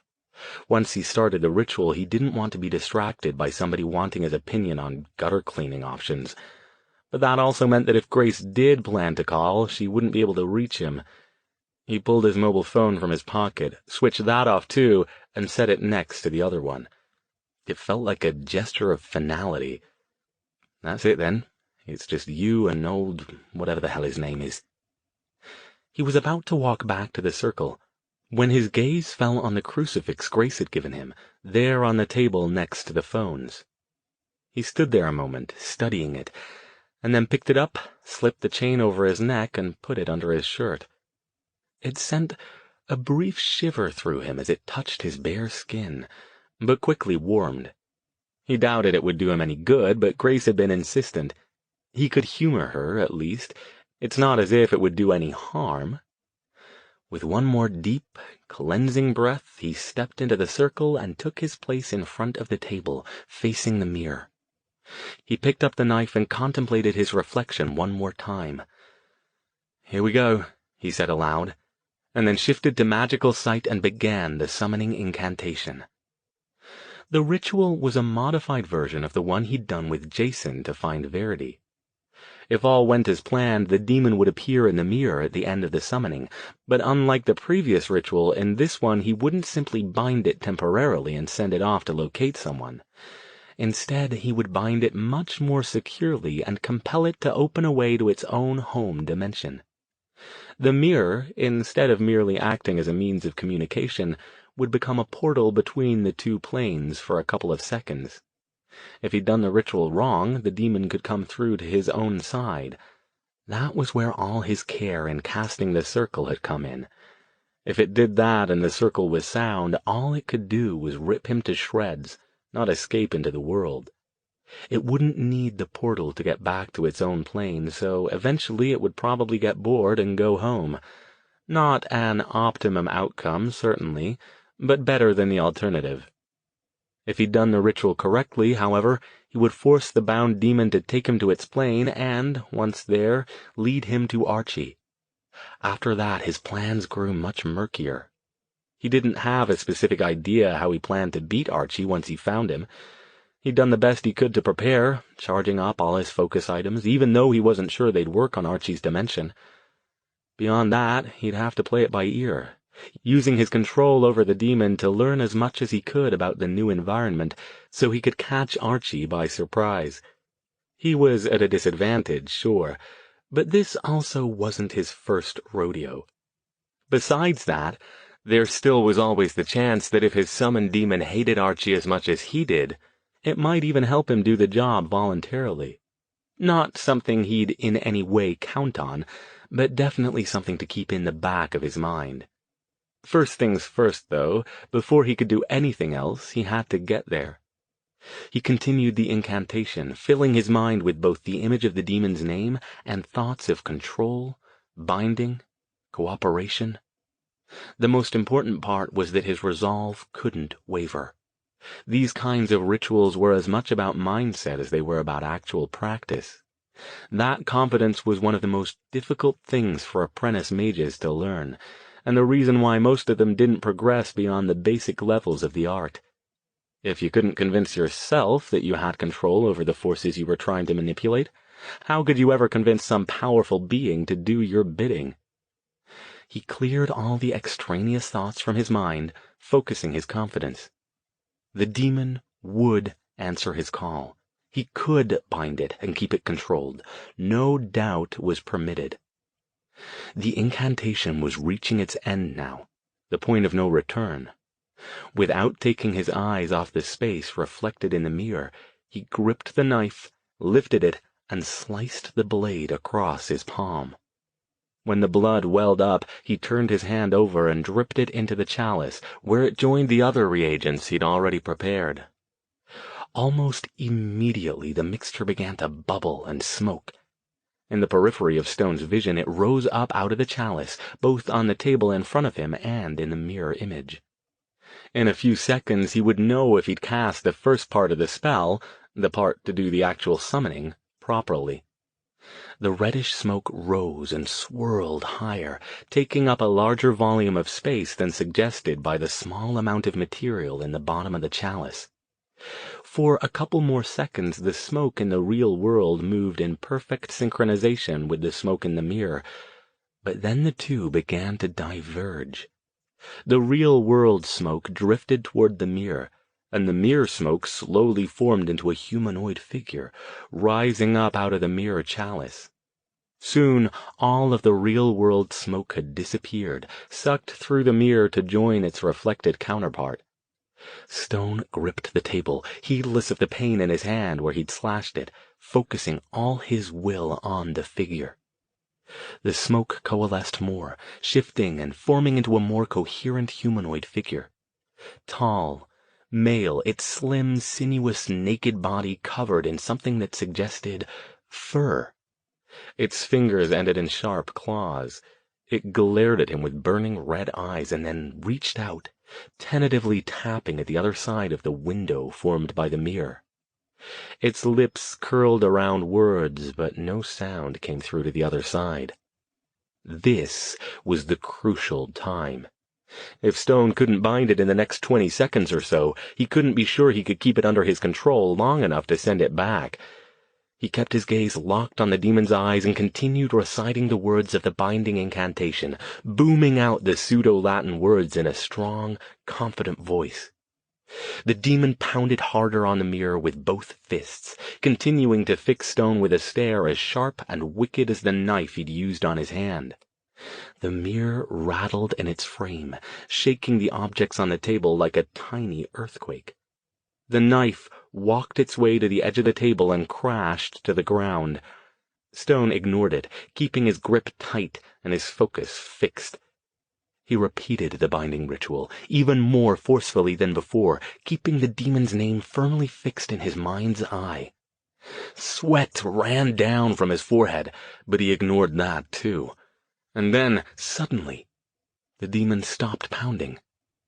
It took a step back, lowered its hands to its sides, and regarded Stone as if he were a particularly interesting specimen under a microscope.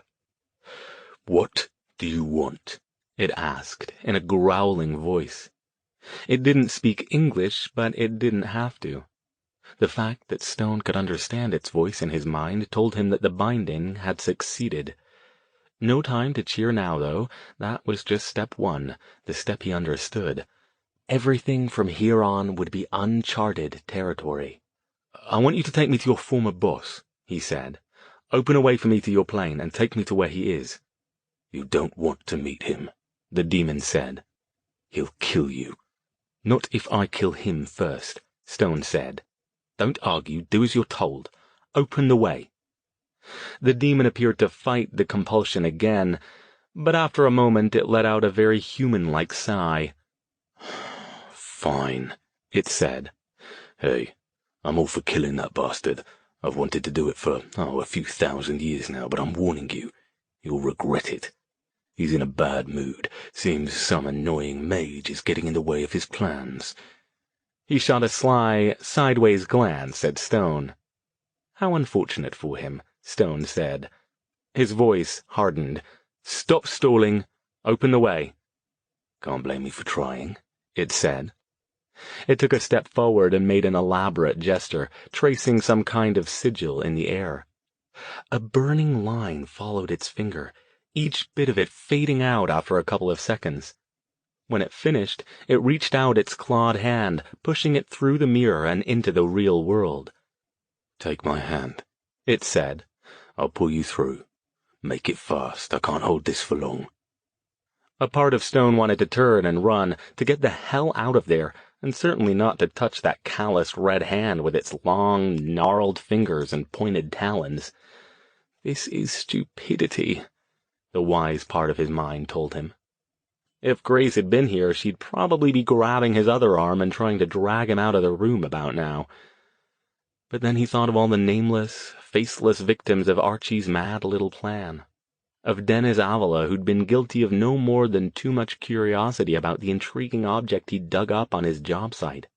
Of Johnny Chang and the 2 Stanford students, all 3 dead because of Stone's involvement. Of all the people who might be on the chopping block if he didn't stop Archie. Mortensen and Hubbard, Laura, Jason and Verity, Grace Ruiz. When he stretched out his hand to grasp the demons, his arm didn't shake and his gaze didn't waver. "Do it."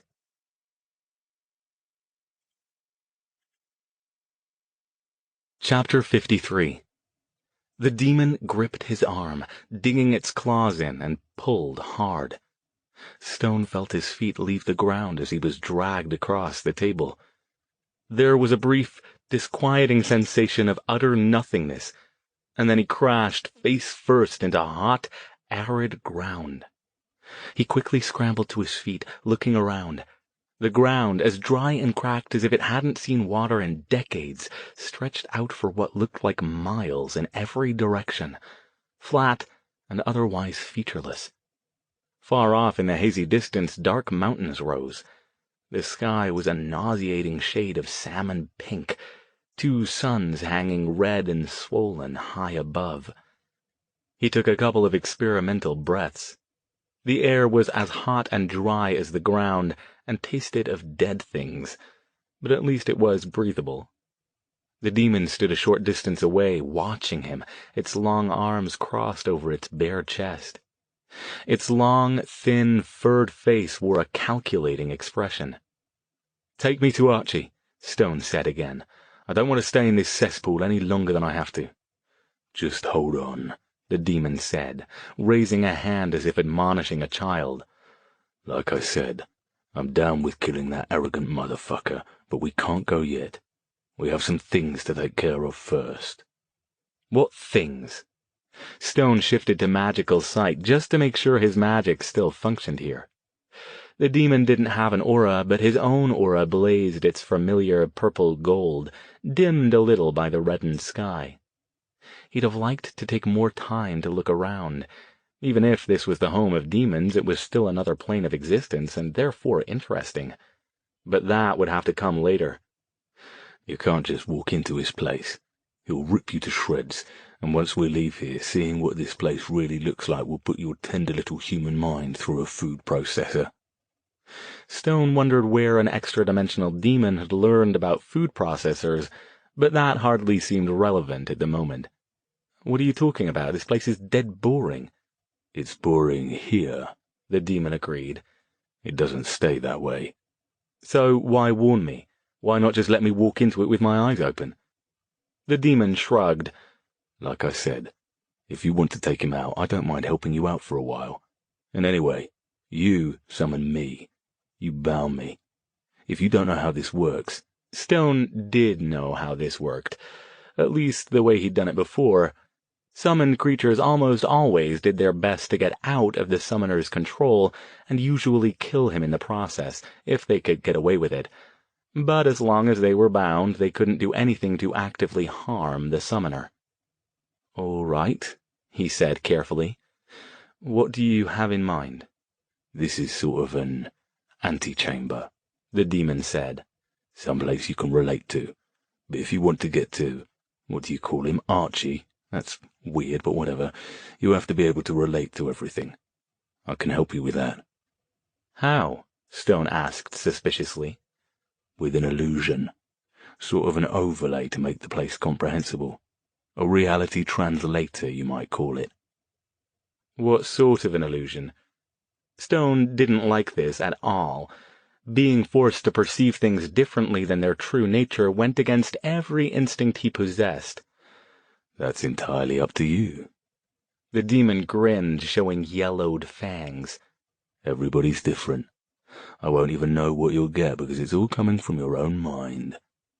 It reached into a pocket, which was even more unsettling given that it was naked and shouldn't have pockets, and pulled out a black knife. "It's not safe here. You and I might be best friends until we take out Archie, and I can figure out a way around your binding spell. But everything else here wants to slice you up and eat you with a side of fries. That's part of what the illusion is for. It not only tweaks the setting so you can understand the place, it also makes it so everything else here thinks you belong." "Even Archie?" Stone asked. "That's the plan." "Well, I suppose I don't care whether he knows I'm here. Once I've found him, I want him to know I'm here." "Well then, it sounds like we're on the same page," the demon said. "And this way, maybe you can get a little closer before he catches on. So, what do you say?" Stone didn't like it, but he didn't see an alternative. As long as the binding remained solid, the demon couldn't hurt him if he stayed sharp. He'd just have to keep his guard up and make sure nothing slipped. He could say he trusted the demon as far as he could throw it, but that wasn't accurate. If sufficiently motivated, he could probably manage to pick it up and toss it a few feet, and he didn't even trust it that far. "What do I have to do?" "I need to put a mark on you," it said. "You have two choices. I can either carve it into your skin, or you can wear it on a chain around your neck under your shirt." Stone glared at him. "Why would you think I'd trust you to carve anything into my skin?" "Hey, I didn't think you'd go with that option, but I offered it because it's safer. If it's carved into you, nobody can remove it unless they cut your skin off. And if they're doing that, you're in a lot worse trouble than losing your disguise." "Just the same, I'll take my chances with wearing it," Stone said. "You're not getting near me with that knife, so you might as well put it away." "Suit yourself." The demon stowed the knife back in its skin pocket and pulled out something else which it offered to Stone. He examined it in the demon's palm. It was round, black, about the size of a $50 coin, and featured a complex sigil carved into its shifting surface. It made him uncomfortable to look at directly, but not as much as Archie's sigils had. It hung at the end of a slender, sinuous black chain that lay in the demon's hand like a tiny, coiled snake. "Put it on," the demon said. "You wear it next to your skin. It will take effect once it's in place." "Do I have any control over what this reality translator looks like?" Again the demon shrugged. "Who knows? It comes from your subconscious. I hope you have lots of dirty little secrets," it added with a leer. "Let's get on with it," Stone said. "You're stalling again." He grabbed the pendant from the demon's palm while doing his best not to touch its skin. After another moment's hesitation, he put the chain over his neck and stuffed the pendant beneath his shirt. Instantly his chest erupted in white-hot pain, and his brain with an explosion of horrific, discordant images. He yelped and staggered backward, crashing to the hard ground and clawing with frantic urgency at his chest. He pulled the pendant free and yanked it back over his head. "What the hell was that?" he yelled, leaping back to his feet and flinging the thing at the demon. The pain faded as soon as he had the pendant off, except for a few vestigial twinges, but he felt as if he'd just awakened from the worst nightmare he'd ever had. For a moment, he could just stand there, panting and glaring. The demon, oddly, looked as confused as Stone did. "That's not supposed to happen," it said. "You got something else under there. Lift up your shirt." Stone did as he was told. As soon as he had it pulled up, the demon recoiled in disgust, pointing. "What the hell, man? Get rid of that thing. No wonder the symbol fucked you up." Stone glanced down at what the demon was pointing at, but he already knew. Grace's crucifix hung there against his chest, its faint glow visible even without magical sight. Damned. Or I suppose it ought to be blessed in this case, he thought wryly. If the thing wasn't doing something after all, even for an avowed heathen like him. He shook his head. Sorry, it stays. We'll need an alternative solution, I guess. The demon shifted from foot to foot, looking uncomfortable. "Just keep that thing covered up if you insist on wearing it said, shuddering. It thought for a moment, then bent down, picked up the pendant Stone had thrown at it, and studied it for a moment. "I can make it into a bracelet," it said at last. "It won't work quite as well for making your reality all rosy and squeaky clean if it's not as close to your heart, but hey, you're a mage. You should be able to handle a little weirdness in your life. Anybody ever tell you you're a pain in the arse, too? If I didn't want to take down that bastard so bad, I'd tell you to go fuck yourself, binding or no binding." Just get on with it, Stone said. I want to get this over with as much as you do. Yeah. Give me a second. The demon focused on the pendant in its hand, and after a moment the snake-like black chain began to shift and morph. There. Wear the symbol over the underside of your wrist where your pulse is. It tossed the new item at Stone. With its black snakeskin strap and round symbol, it now looked like a strange wristwatch. Stone slipped it on and settled the symbol as the demon had directed. This time there was no pain. Instead, an odd crawling sensation immediately began working its way up his arm. When it reached his head, a gray fog rose in his vision, obscuring the demon except for a faint, indistinct outline. "It'll get weird for a second," the demon said. "Just roll with it. It'll be over soon."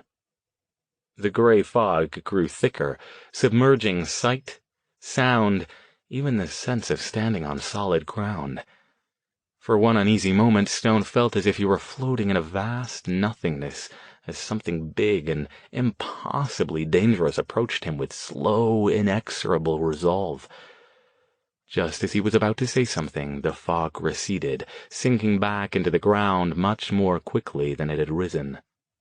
"Well, that's a new one," the demon said. "Wouldn't have expected that."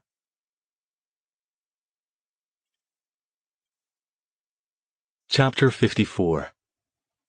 Around Stone everything had changed. The arid landscape with its sickly pink sky and pendulous blood-red twin suns now resembled nothing more than an idyllic English countryside at twilight. Thick copses of trees and overgrown tangles of undergrowth sprang up on either side of the narrow lane Stone now stood in the middle of, all spread under a cloud-choked dark gray sky. The whole thing, bounded on both sides by waist-height hedgerows, meandered up a gentle hill and then disappeared over the rise. The only things that looked out of place were that the ground covering vegetation and the trunks of some of the trees looked weird and twisted, and the hedgerow seemed to have been attacked by some kind of blight, leaving intermittent bare dead patches along its length. That and the demon.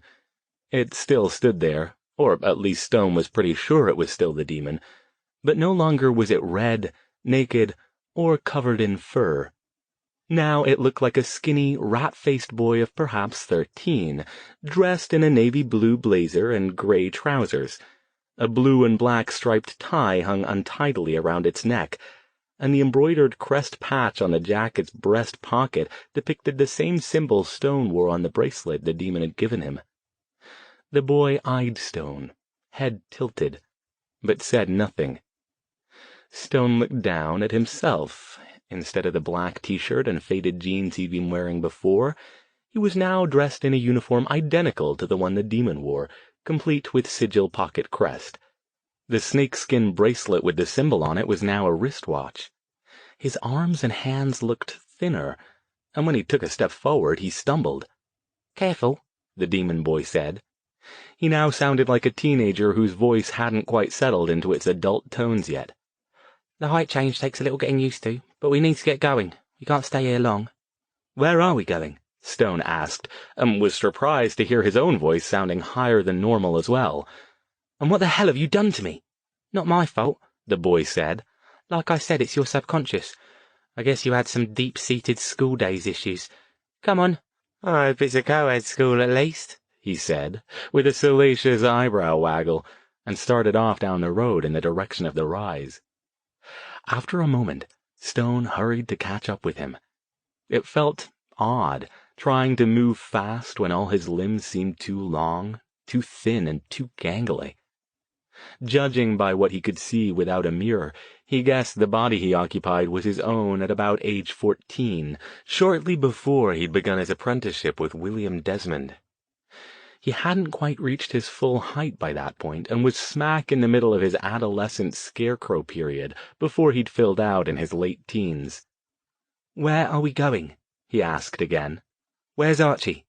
"He's at the school," the kid said, without slowing down or looking back. "Thought you figured that out already. Come on, man, you'll need to be quicker than that if you're going to take him." Of course. The answer slipped into place easily. The reason why his subconscious mind had imposed this particular reality over the demonic landscape. He'd chosen to call his foe Archie because he reminded him of a kid he'd gone to school with, a boy 2 years ahead of him who was known equally for his bullying ways and his smarmy ingratiation with the staff and older students. Wealthy and well-connected Archie, the student, not the demon, and his little gang of hangers-on had gotten away with far more than they should have been able to. Stone hadn't had many run-ins with him, since he'd never exuded the victim vibe that seemed to draw him like a shark to chum, but everybody in the school knew about him. When he got close to the top of the rise, the demon kid stopped. "Listen," he said. "This is going to be tricky, so you need to do what I say. If we screw this up, it's not just your arse in the sling. Remember, he ain't too fond of me either." "Why will it be tricky? Does he know we're coming?" "I don't think so. If he did, he'd be sending his guys after us already. But if we're going to get close enough to him to get a shot, we'll have to play it cool. Remember, you blend in. So do I. Use that. Don't tip your hand too soon. Just play along and you'll know when to hit, okay?" "As long as you play straight with me," Stone said. So far, the demon showed no signs that the binding had slipped. He felt the periodic faint tug that indicated it was testing its boundaries, but that was normal and expected. "How long is this going to take?" "Not long. Shh, we're getting close now. Just follow along and don't say much." Stone didn't move. "Before we go, is there anything else you can tell me or offer me to help? Remember, you want him dead too, so it's in your best interest to help me succeed. Plus, you can't lie to me as long as you're bound." The demon shifted from foot to foot. "Not much to tell. Archie's tough, not going to lie, and he's not going to be alone. I hope you're as tough as you think you are, or we're going to have problems." He looked as if he were about to say more, but was trying to fight against it. "Come on," Stone said. "Out with it." "Yeah." The demon sighed, reaching into his jacket pocket, and pulled out a short-bladed sword that was nonetheless far too long to have fit where he'd taken it from. "Use this. It was forged here, which means it will hurt him more. The stuff from wherever you come from, I don't know. It might work, it might not." Stone took the sword. It was badly balanced and weighed more than he expected, but the hilt pulsed in his hand. "You weren't going to say anything about that then, were you? You didn't ask before?" The demon glanced nervously ahead. "Come on, the longer we screw around, the more chance somebody's going to notice us." As they topped the rise and approached the school, a wave of eerie nostalgia washed over Stone. The buildings spread out over the small valley below, surrounded by more of the weird twisted trees, looked very much like Barrow, the boarding school he'd attended for several years before his unauthorized experiments with magic had gotten him expelled. for conducting so-called satanic rituals in forbidden areas, and brought him to William Desmond's attention. On the surface, it looked every bit as idyllic as the landscape. Brick buildings, neat pathways meandering through tree-lined park-like grounds, well-kept athletic fields on the outskirts. But when Stone looked closer, he could see the weak spots in the reality-filtering illusions. Places where the bricks were missing or discolored, more twisted, blighted trees, small figures running headlong across the campus, pursued by gangs of larger ones. He wasn't sure, but he thought it might have grown darker since they'd started walking. "Nice place," the demon boy remarked. "So, you went to school there, huh?" "Sort of," Stone said. "Where's Archie?" "Keep your pants on. Try not to talk to anybody." The road ended in a tall stone wall with a spiked wrought iron gate. Rust clung to the gate. One side hung open, broken on its hinges. The others had something roundish and rotted impaled on one of its spikes. On the wall next to the gate, a pitted, corroded metal plaque hung. It had text on it, but it was in the demonic sigils and Stone couldn't read it. He paused a moment to check the binding, but nothing had changed. Inside the gate, the weed-choked road stretched off toward the buildings. Stone noted that everything here seemed closer together than it had at the actual school, which had spread out over several acres. Off in the distance he heard yells, a scream that was abruptly cut off, and what sounded like a muffled gunshot. Careful, he told himself. He couldn't afford to draw too many parallels between this place and his real school. Everything here was potentially dangerous, and forgetting it for even a second could be disastrous. By now it was fully dark. The only illumination came from intermittently placed decorative light poles along the pathways and the cold glow from some of the windows. Stone picked out dormitories, classroom buildings, the central dining hall, the auditorium, and what looked like faculty residences. The shadowy forms of more buildings rose up in the distance, but he couldn't make them out. A cry rang out, and a second later a small form darted out from behind one of the nearby buildings and dashed toward them. "Help me!" he called, skidding to a stop in front of them and glancing frantically back over his shoulder. He couldn't have been more than 9 or 10, wearing the same uniform as Stone and his demon escort wore. His eyes were wild with terror. "Please!" A couple seconds later, 2 other boys, much larger and heavier, burst from the same place where the boy had come. Both of them were grinning. "You can't run forever," one of them yelled. "We're going to catch you." "Please," the boy begged. He grabbed Stone's arm, scrambling around to hide behind him. "They're going to kill me if they catch me." Stone focused on the oncoming bullies and raised his hand, almost unconsciously. The demon grabbed his arm and wrenched it down hard. "What are you doing?" he demanded. "You want to give yourself away already? Come on, let's get out of here before they come after us." The younger boy, as if sensing that the 2 strangers wouldn't be any help, took off, back the way Stone and the demon had just come from. The bullies pelted by, one of them smacking the demon boy hard in the head as he went past.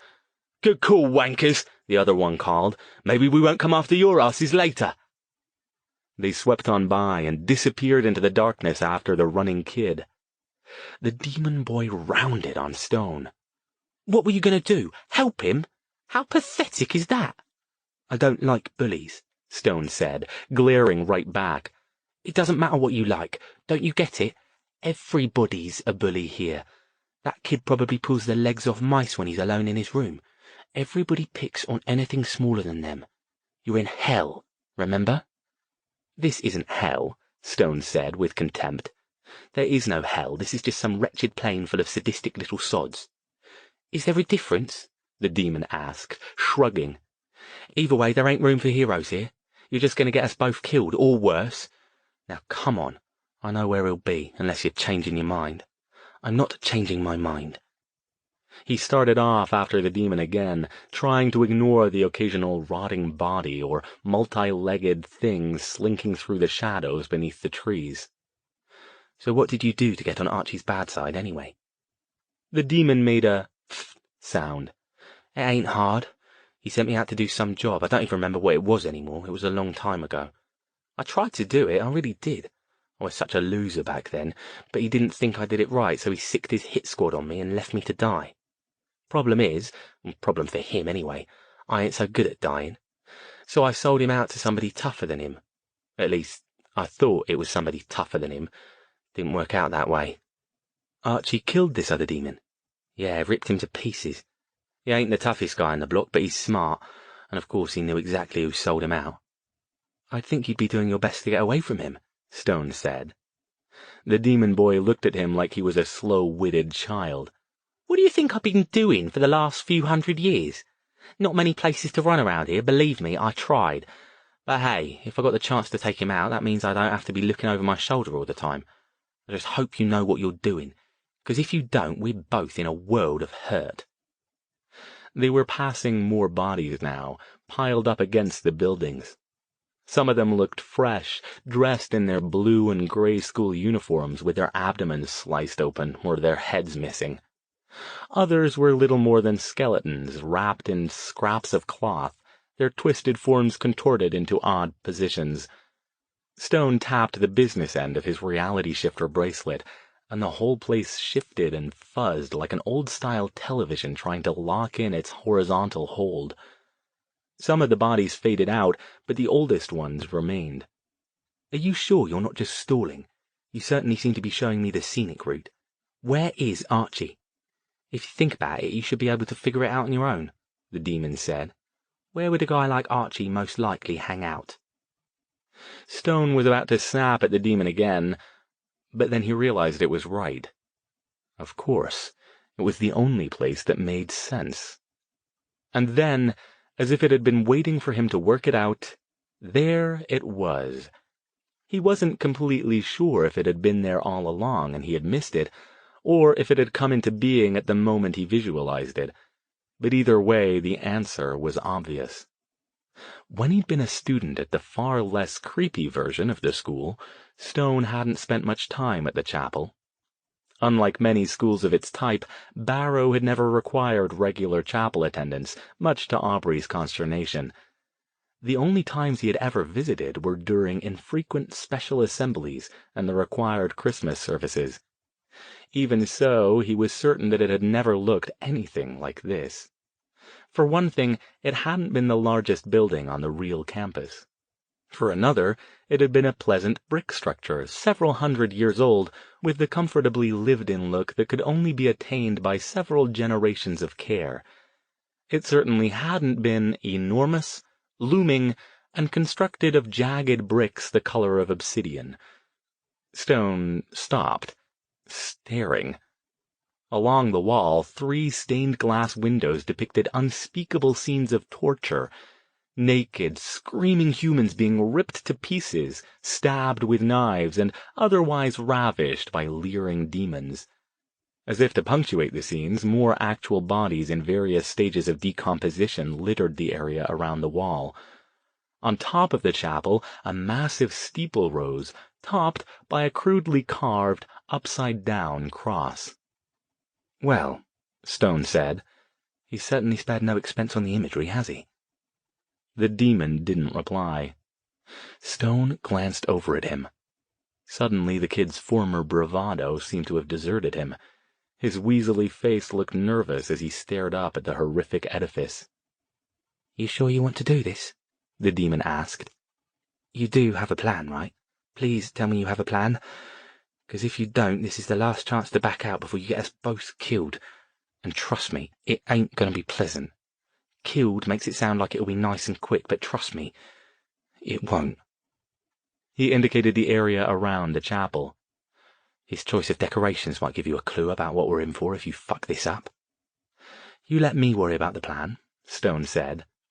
It wasn't as if he could sneak up and peer in through the stained-glass windows to see what Archie was up to. No, this was going to have to be fast, sudden, and hopefully sufficiently surprising to catch the big boss unawares long enough to improvise something effective. He looked around. Nobody else seemed to be in the area. No demons, no students, not even any of the shadowy things he'd seen lurking in the bushes earlier. It was as if the whole place were holding its breath, waiting for him to act. He took a couple deep breaths, and with the hand that wasn't wearing the symbol, reached up and touched the crucifix beneath his shirt. It felt comfortingly warm even through the fabric, and he almost thought he could sense Grace Ruiz's presence. For perhaps the first time in his life, he wished that something as simple as the talisman could give him the kind of comfort that it gave to her. For now, though, he would have to settle for leaning on her faith where his own was lacking. He took a couple more deep breaths, gripped the sword tighter, and gathered magic to him. A different kind of comfort settled over him, one he understood far better. He thought about the murder victims, about what Archie had done to Johnny Chang and the Stanford students because of him, and let his anger and resolve fill him. Either he'd take Archie down with magic or with the sword. His exact plan would have to depend on what he saw when he opened the doors.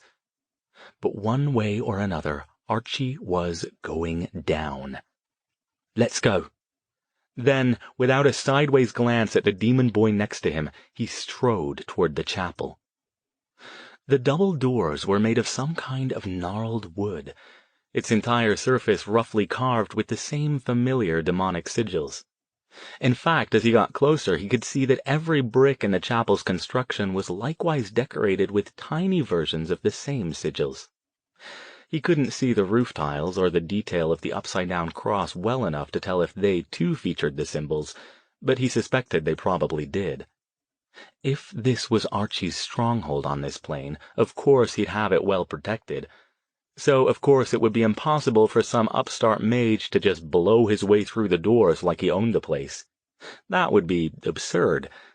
Stone stood in front of the closed doors, gathered power, and focused all of it on a concussion beam aimed at the seam between them. The twisted wood disintegrated, flying into thousands of rotted shards. The doorway, bathed in sickly red light, yawed open before him. He didn't hesitate this time. With a flick of his mind, he called up his protective shield, then marched through the door. Inside, the chapel wasn't larger than it had looked from the outside. It wasn't full of demons lining the pews or crowded in to hungrily await Stone's arrival.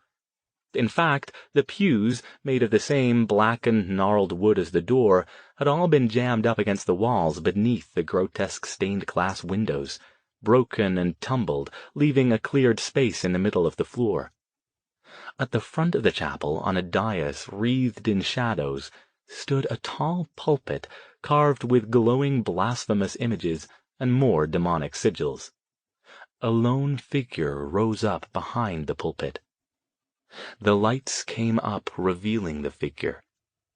Instead of the cadaverous, skeletal form he'd taken in London, he now appeared as a tall, beefy 16-year-old boy. Handsome in the dissolute manner of wealthy people accustomed to excess and privilege in every aspect of their lives. He loomed over the pulpit with an indolent grin, gripping its sides with both hands, leaning forward as if passing judgment on everything before him. He was dressed not in his long black coat and white shirt or the school uniform, but in an unholy parody of old-style priests' robes. They must have been a thing of beauty at one time, intricately embroidered, finely made of bright white linen, elaborate in a way that was only used during the highest of ceremonies.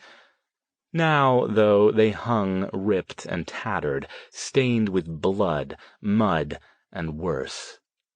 The symbol around his neck was not a cross or crucifix, even an upside-down version, but rather another of the demonic sigils. "Alastair Stone," he said pleasantly. "The most useless loser at Barrow. I'm surprised you even made it this far." Stone didn't reply with words. He focused all his rage on Archie's smarmy, grinning face and let loose with twin beams of pure magical energy aimed at the center of his chest. As they had when he'd attacked Archie at the Rose Garden, the beams hit something in front of the boy and dissipated, creating an impressive light show when combined with the chapel's ambient, sickly red illumination. Archie laughed. "Is that the best you've got, Stone?" Stone raised his hand and telekinetically wrenched the pulpit from the dais, lifting it and driving it backward into Archie, intending to crush him against the chapel's back wall. His magic sang through him, barely tiring him at all. He couldn't stop now, couldn't rest. Archie couldn't stop everything he threw at him if he kept throwing it fast enough. Or could he? The boy waved a languid arm, and the pulpit split in two before it struck him, each of its sides spinning off to opposite sides of the chapel and crashing into the corners. He made no move to retaliate, but merely stood there, that maddening smile still plastered on his face. Stone glanced over his shoulder, back toward the door. Where had his summoned spirit gone? It was supposed to be helping him in the attack. He hadn't felt the binding sever. It would have been obvious, even in the midst of all the magic he was throwing around. If the binding was still intact, the spirit shouldn't have been able to disobey his orders, and it certainly shouldn't have been able to run away, so where was it? "Looking for your little friend?" Archie asked. "Maybe he got smart and took off, just like you should have done. I guess you're not very good at holding on to friends. Not like I am. Boys?" He raised both hands above his head like a preacher or a conductor. The lights came up on either side of the chapel, and the illusions fell away from the scattered, broken pews to reveal the walls lined with other demons dressed in school uniforms, each one with the same leering, knowing smile on its face. Behind Stone, the double doors slammed shut. So magic was out. That left the sword. No problem. With a roar, he called up a levitation spell and threw himself at Archie, both hands on the sword hilt and pointing the blade straight at the demon's chest. Archie made a gesture, plucking him out of the air and flinging him backward. He landed hard and slid, hitting the closed doors. As he leapt back to his feet, the sword clattered to the floor in front of him and dissolved into dust. Archie laughed. "You should pick your friends more carefully, you know. You're far too trusting." "Ain't that the truth?" said a voice behind Stone. His missing demon escort sauntered past him and took his place next to Archie. "You should have seen him, boss. He really thought that stupid sword was going to work. He thought he had me bound the whole time. It's just really too bad he didn't know he was using the wrong name in his ritual, and we were playing along the whole time, ain't it?" "Yes, too bad," Archie agreed. "Bad mistake to make. Sloppy, and look where it's got him now." The other demon made a mock, sad face. "I'd say he's pretty well fucked."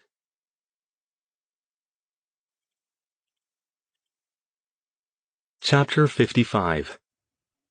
Stone took a fast look over his shoulder again. The rest of the demons had closed ranks behind him, and they now formed a grinning ring, yelling and jeering like a bunch of schoolboys getting ready to watch the class bully beat the stuffing out of his latest victim.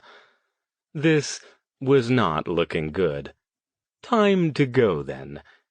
He kept his gaze locked on Archie until the last instant, then spun to the side and aimed a full-strength concussion beam directly at the centermost of the 3 stained-glass windows. Without waiting to see the spell's full effect, he launched himself in the same direction, past the nearby circling demons that were blown aside like bowling pins. If he could get outside the chapel through the open window, then he'd have a chance to... His feet lifted off the ground, and suddenly he was suspended in mid-air, 5 feet off the ground. He wrenched himself first to one side and then to the other, fighting to focus, to break the spell's hold.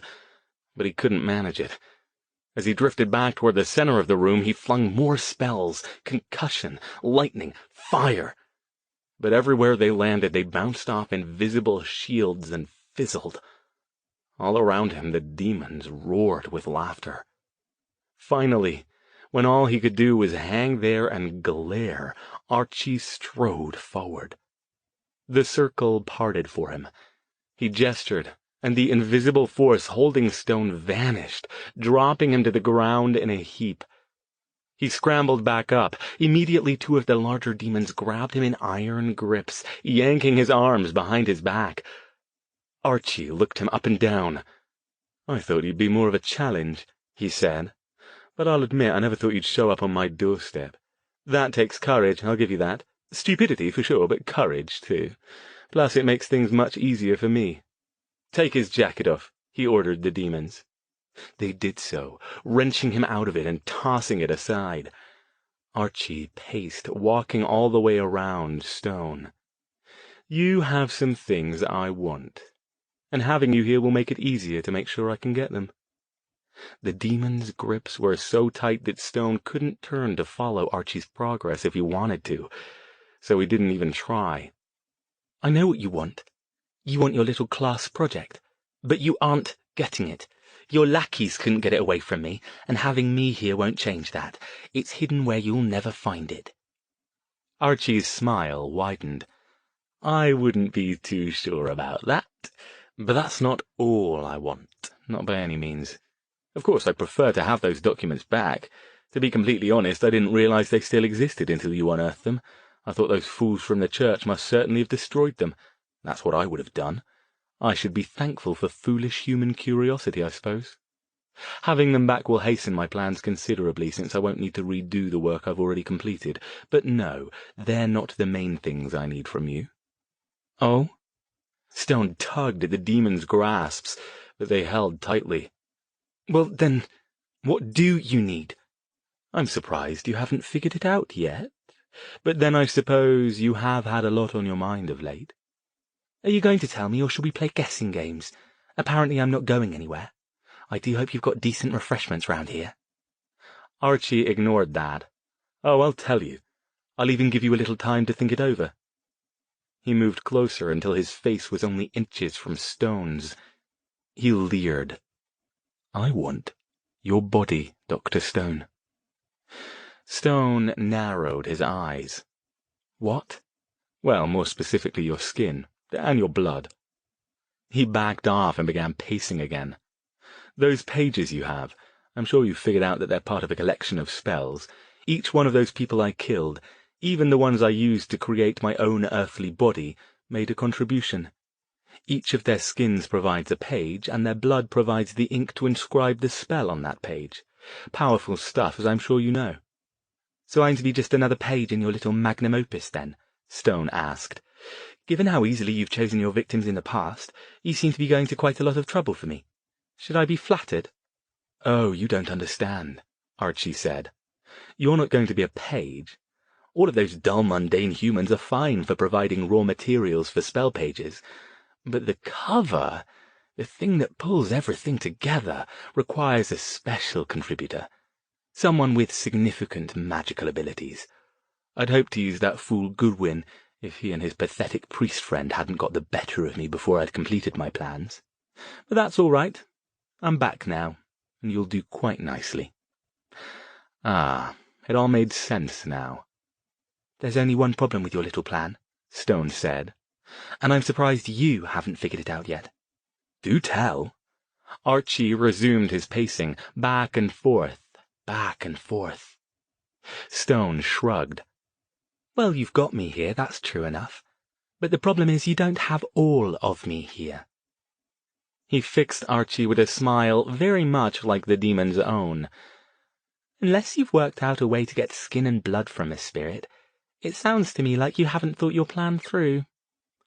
Archie returned to his spot in front of Stone. "A minor problem, and one I shouldn't have much difficulty solving.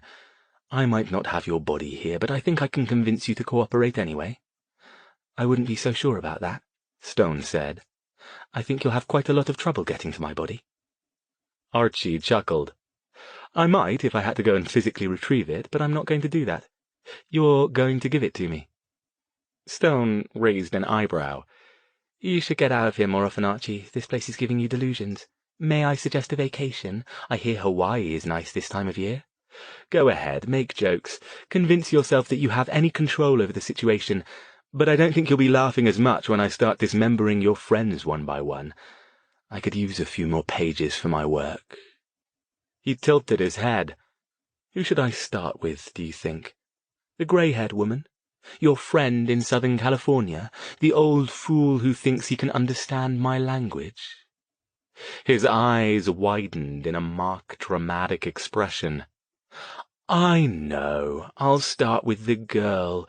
She thinks I can't hurt her, but she'll soon learn that she's wrong."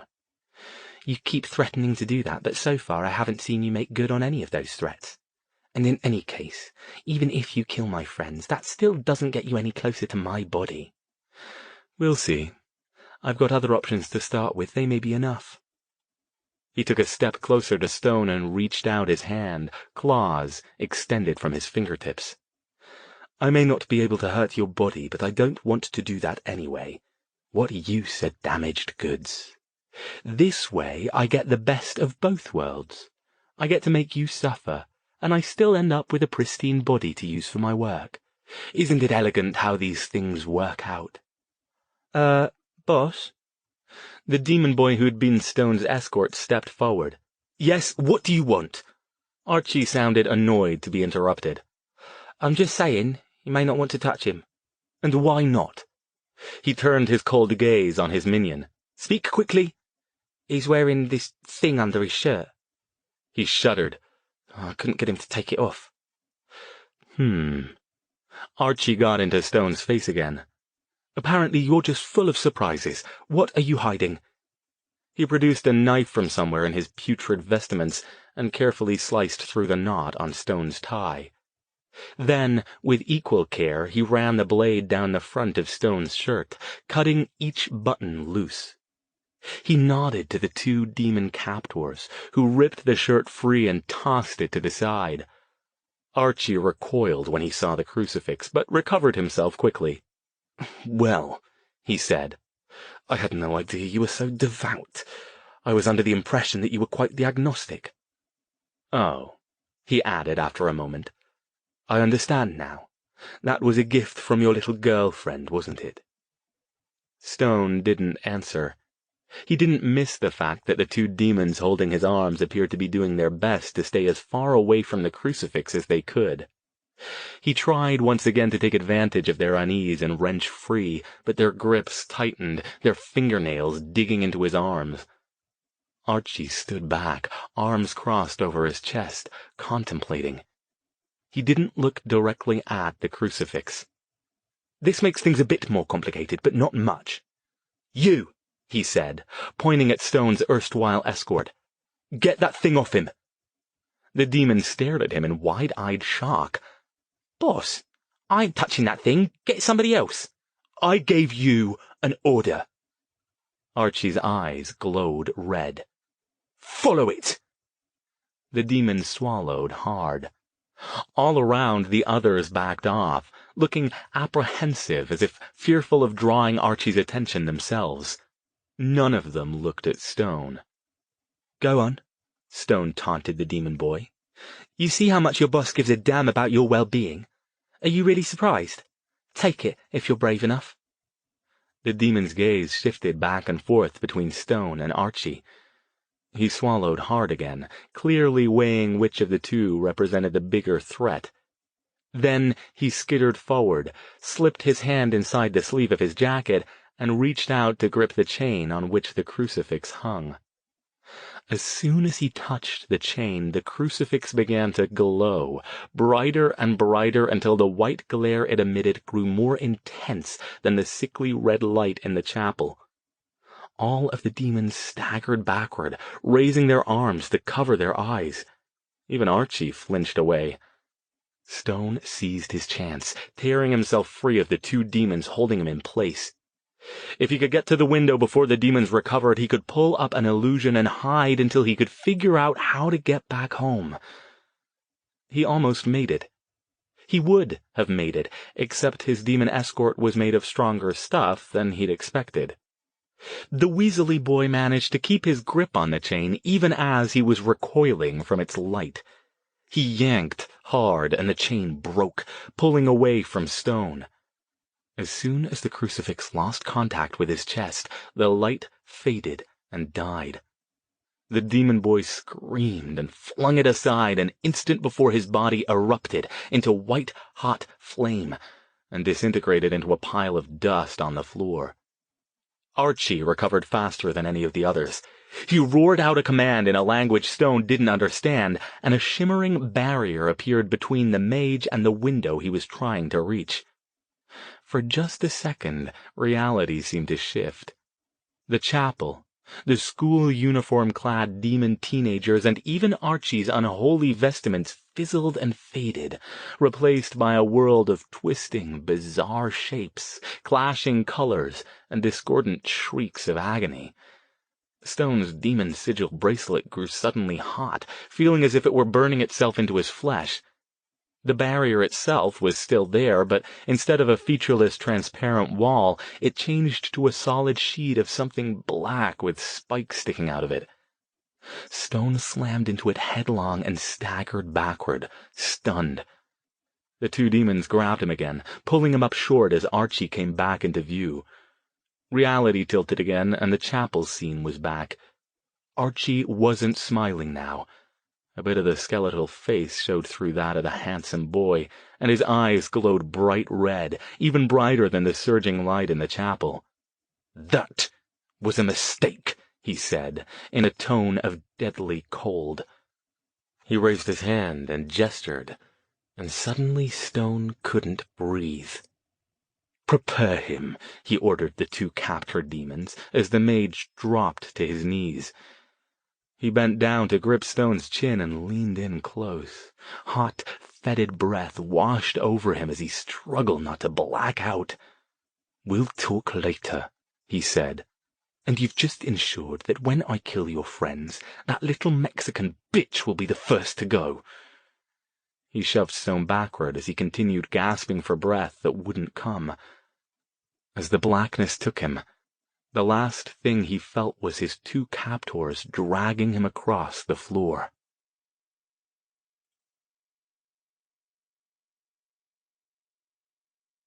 Chapter 56. When Stone awoke, his body was twisted, his limbs folded into an uncomfortable, near-fetal position.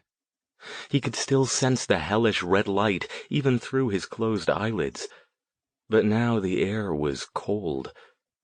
He shivered. Beneath him he felt cold metal against his bare skin. Wherever he was, the ground swayed occasionally, as if in a gentle breeze. Something creaked above his head. Experimentally, he cracked his eyes open just a bit. He was still in the chapel, that much he could see right away. Archie had repaired the loathsome pulpit, the top of which loomed into his limited field of view. He also saw a curved row of sturdy iron bars between himself and the rest of the world. He was in a cage, then. Were the demons still here? Did they know he was awake? Perhaps if he could manage a spell— "Welcome back," Archie said. "I hope the accommodations are to your liking. We set them up just for you." Titters came from somewhere below. Stone opened his eyes the rest of the way. He was right. He was in a cage. A very small cage. The circular metal bottom, rusty and crusted with God's knew what, measured perhaps 4 feet in diameter. They'd had to fold his long limbs painfully to fit him inside. The bars, far too close together to slip through, rose up and formed a dome several feet above him. Above that, he could barely make out the reason for the swaying. The cage was suspended from the ceiling by a stout metal chain. He gripped the bars and pulled himself slowly and painfully up. He was back to his normal body now, no longer a gangly teenager, and he was naked except for the snakeskin demon sigil bracelet still clamped tightly around his wrist. Every few seconds a blast of chill wind blew through the chapel, slicing like knives through his unprotected skin.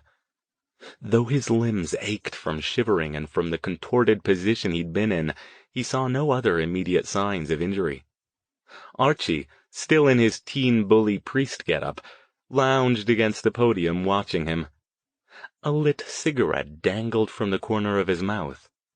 The other demons, also still wearing their human guises and school uniforms, sat around on broken pews.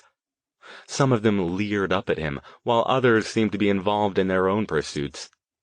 His clothes lay in a shredded pile along one of the walls. "I don't see what you expect this will get you," Stone said. His voice came out ragged. "You can keep me here for the next 100 years and I won't let you have my body." "I don't think it will take nearly that long," Archie said. "I don't think your mind is nearly as strong as you think it is. No mortal's is. I've been doing this for thousands of years. I've gotten rather good at it by now." Stone didn't answer. Instead, he shifted his focus and tried to visualize his aura to see if he still had any magical ability. No purple gold nimbus appeared around his hand. Archie grinned. "I didn't think it would take you long to test that out, though. The cage isn't just because we all like looking at you. It's an effective anti-magic field. As long as you're in there, you're as mundane as a rock, and you won't be getting out of there, not until you agree to take me to your body." Stone leaned back against the cold bars. "Then it looks like we're at an impasse then, aren't we? I'm not getting out, and you're not getting my body." "It's so amusing that you think so," Archie said. He nodded toward the cage. Heat seared Stone's bare feet. He yelped and leapt upward, catching the curved bars at the top of the cage and hanging there as the bottoms of his feet continued to sizzle. Below him, the metal cage bottom glowed a dull orange. "How long do you think you can hang there?" Archie asked, amused. "Want me to heat up the bars on top, too?" He waved his hands, and the bars began to glow. Stone fought it as long as he could. He gritted his teeth and clamped his eyes shut, focusing his mind on the meditation techniques he used to prepare for rituals. Eventually, though, the searing pain and the sensation and cloying aroma of his flesh sizzling on the metal bars broke even his control. He cried out and dropped, landing on the still hot floor, fighting to remain upright as his feet began to burn again. Archie let it go for several seconds that felt like an eternity. Then, as suddenly as it had begun, the heat was gone. Stone sank down to the floor, drawing his knees up and wrapping his arms around them, clenching his teeth against the sob of pain he would not give the demon the satisfaction of voicing. Archie laughed. "Ready to give up already? If you can't even take that, your skin will be covering my grimoire before the end of the day." When Stone didn't reply, he said, "All right, then. You just sit there and think about it for a while. Be ready, though. Don't get too comfortable.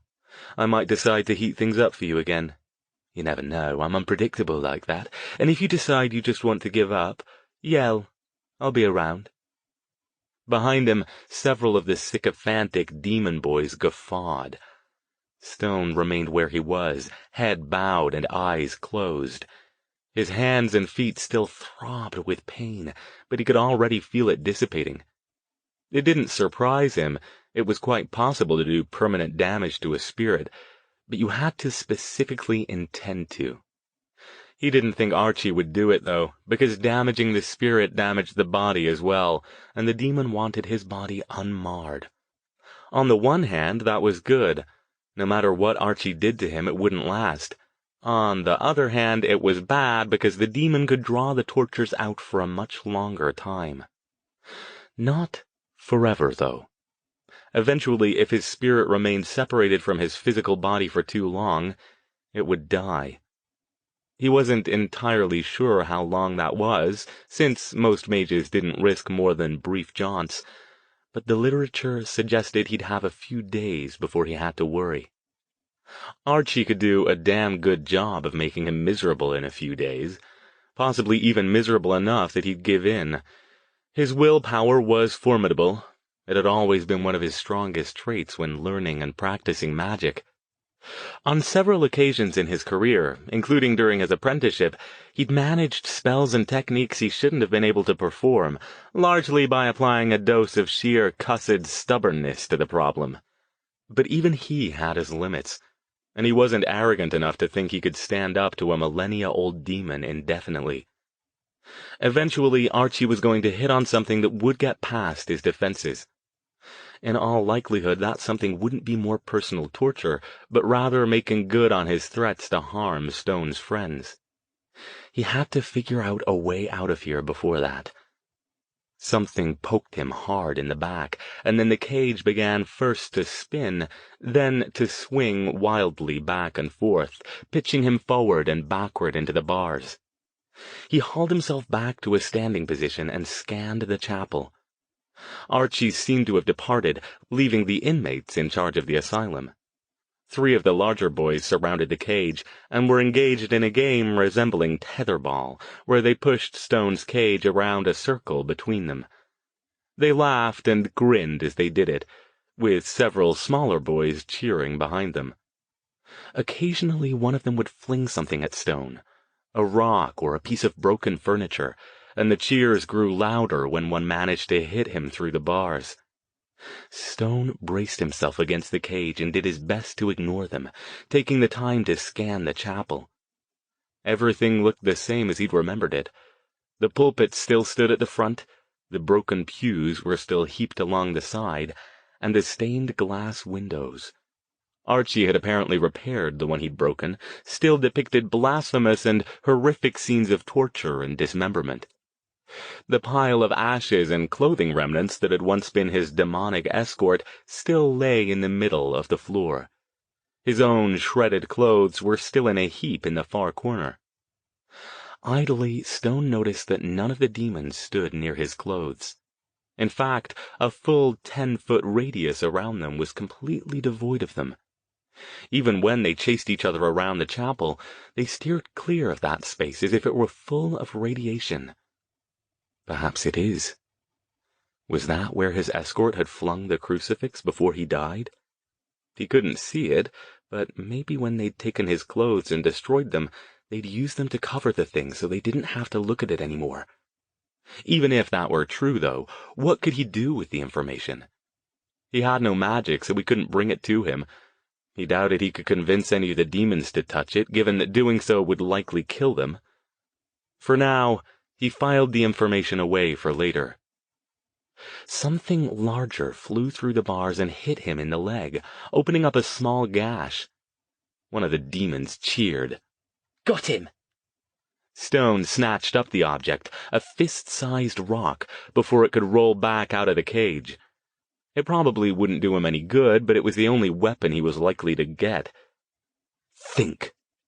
Anything at all could be important. He couldn't afford to forget any details. His gaze fell on the bracelet around his wrist. Why had they left it on him?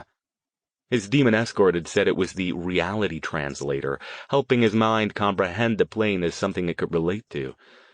Clearly, Archie had a reason, not only for not removing it himself, but for making sure Stone didn't remove it either. He tried, slipping his fingers under the leather strap and trying to break it, but it wouldn't budge. He tapped it again, and once more the strange, horizontal hold effect made the scene shift and buzz. Even whacking the demonic sigil with the rock did nothing more than make his wrist hurt. "Using your time constructively, I see," Archie said. He was back in front of the pulpit. Stone didn't know how long he'd been there, or even if he'd walked in from some unseen back room or just zapped himself into the middle of the space. "You didn't give me much to play with," Stone said. "I'm improvising." Archie leered. "I know what you're trying to do." "Do you?" Stone leaned against the inside of the cage and regarded the demon with a raised eyebrow. "That'd be one of us, then, because I haven't the faintest idea." "You're trying to stall. You know if you wait long enough, your body will die, and then it won't be of any use to me any longer." He stepped forward and began pushing the cage, swinging it back and forth as the demons had done. "You know I won't let that happen, right?" Stone shrugged. "You can keep on trying to hurt me. You can cut me, burn me. No doubt you can come up with all sorts of punishments that I'd never think of. I'm sure you're quite creative. But I'm not one of your mundane victims. I know that no matter what you do to me, it's not real. I think I can hold out for a few days." "It's possible you can," Archie said. "And I'm sure you know as well that it's impossible for me to bring your friends here, so I can't rip them to pieces in front of you for my entertainment." He stopped swinging the cage and stood below it, looking up at Stone. "But one thing that makes this era much more convenient than the last time I was on Earth is your wonderful technology. I can't bring them here, but I can have my way with them on your plane while filming the entire process. What do you say? Shall we have a movie night? I'll even bring the popcorn." He gestured, and an old-style film projection screen appeared in front of the pulpit. Another gesture toward the back of the chapel, and one of the demon boys flipped on an equally ancient movie projector as the red light dimmed. Images began to flicker on the screen, looking as if they'd been captured by a bad 70s Super 8 camera. Aubrey screaming silently as demons eviscerated him. Jason struggling and thrashing as more demons ripped his eyes from his head. Verity and Grace terrified, and backed into a corner as leering, naked demons. Stone turned away, gripping the bars of the cage so tightly that his knuckles whitened. "Oh no," Archie admonished. "No looking away allowed. These are just the previews. If you can't even handle these, how will you deal with the feature presentation? Boys, make sure he watches the show." Several of the demons hurried forward as the cage lowered until it was only a foot or so off the ground. Each of them pulled out a weapon. Some had knives, a couple had swords, and a few wielded pointed wooden sticks. And at Archie's nod they all began to poke and slash at Stone's unprotected skin, laughing and joking with each other as they did. One of them grabbed his hair and yanked his head up, pointing it in the direction of the screen.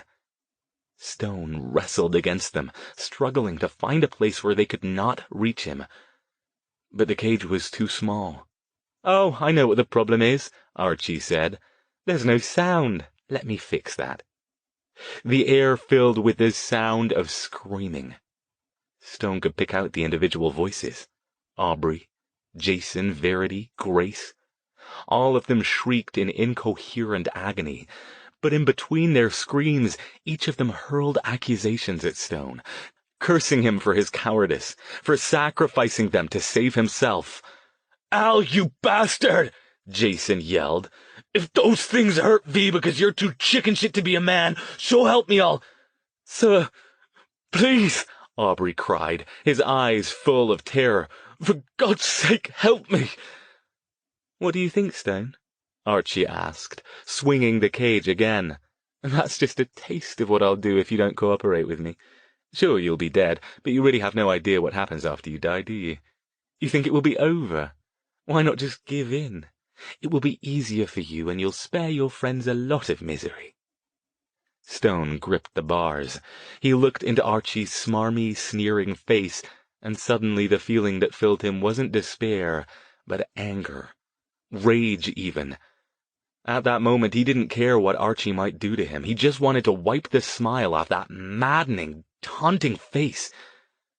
Before he could consider the wisdom of his action, he bent and snatched up the rock that had been rolling back and forth across the cage bottom where he'd dropped it. In one smooth motion, he hurled it with all the strength he could muster directly at the demon. Stone wasn't the strongest of men, but some force out there must have taken pity on him. The rock flew cleanly between the bars and smashed into the middle of Archie's face before he could dodge or get a shield up.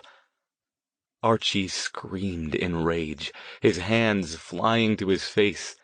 Blood erupted from the teen bully's pug nose. "You will regret that," he thundered.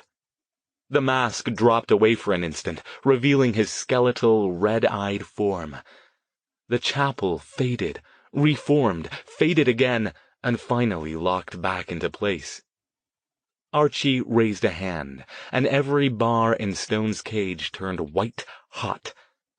Stone's screams rose higher than Archie's, as suddenly he had nowhere to go. The floor and the bars seared his flesh, the heat inside the cage becoming nearly unbearable in only a few seconds. He felt like his body was being consumed from the inside out, the nauseating stench of cooking flesh filling his nostrils. "Not real," he kept telling himself. Not real. Not real. It was getting harder to believe it. But even if it were somehow real, at least it would be over.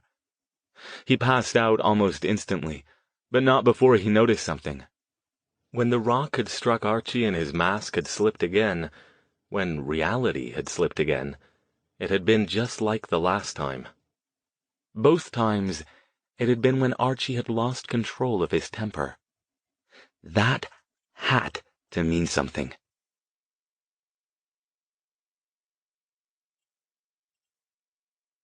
Chapter 57. Stone awoke to the sensation of his arms being wrenched from their sockets. Two other realizations came simultaneously. He wasn't burned anymore, and he was hanging from the top of his cage, his wrists shackled to chains attached to the overhead bars. He quickly scrambled to get his feet under him to take the pressure off his arms, but he still felt like a spider that somebody was trying their best to pull the legs off. "Back with us, I see," Archie said.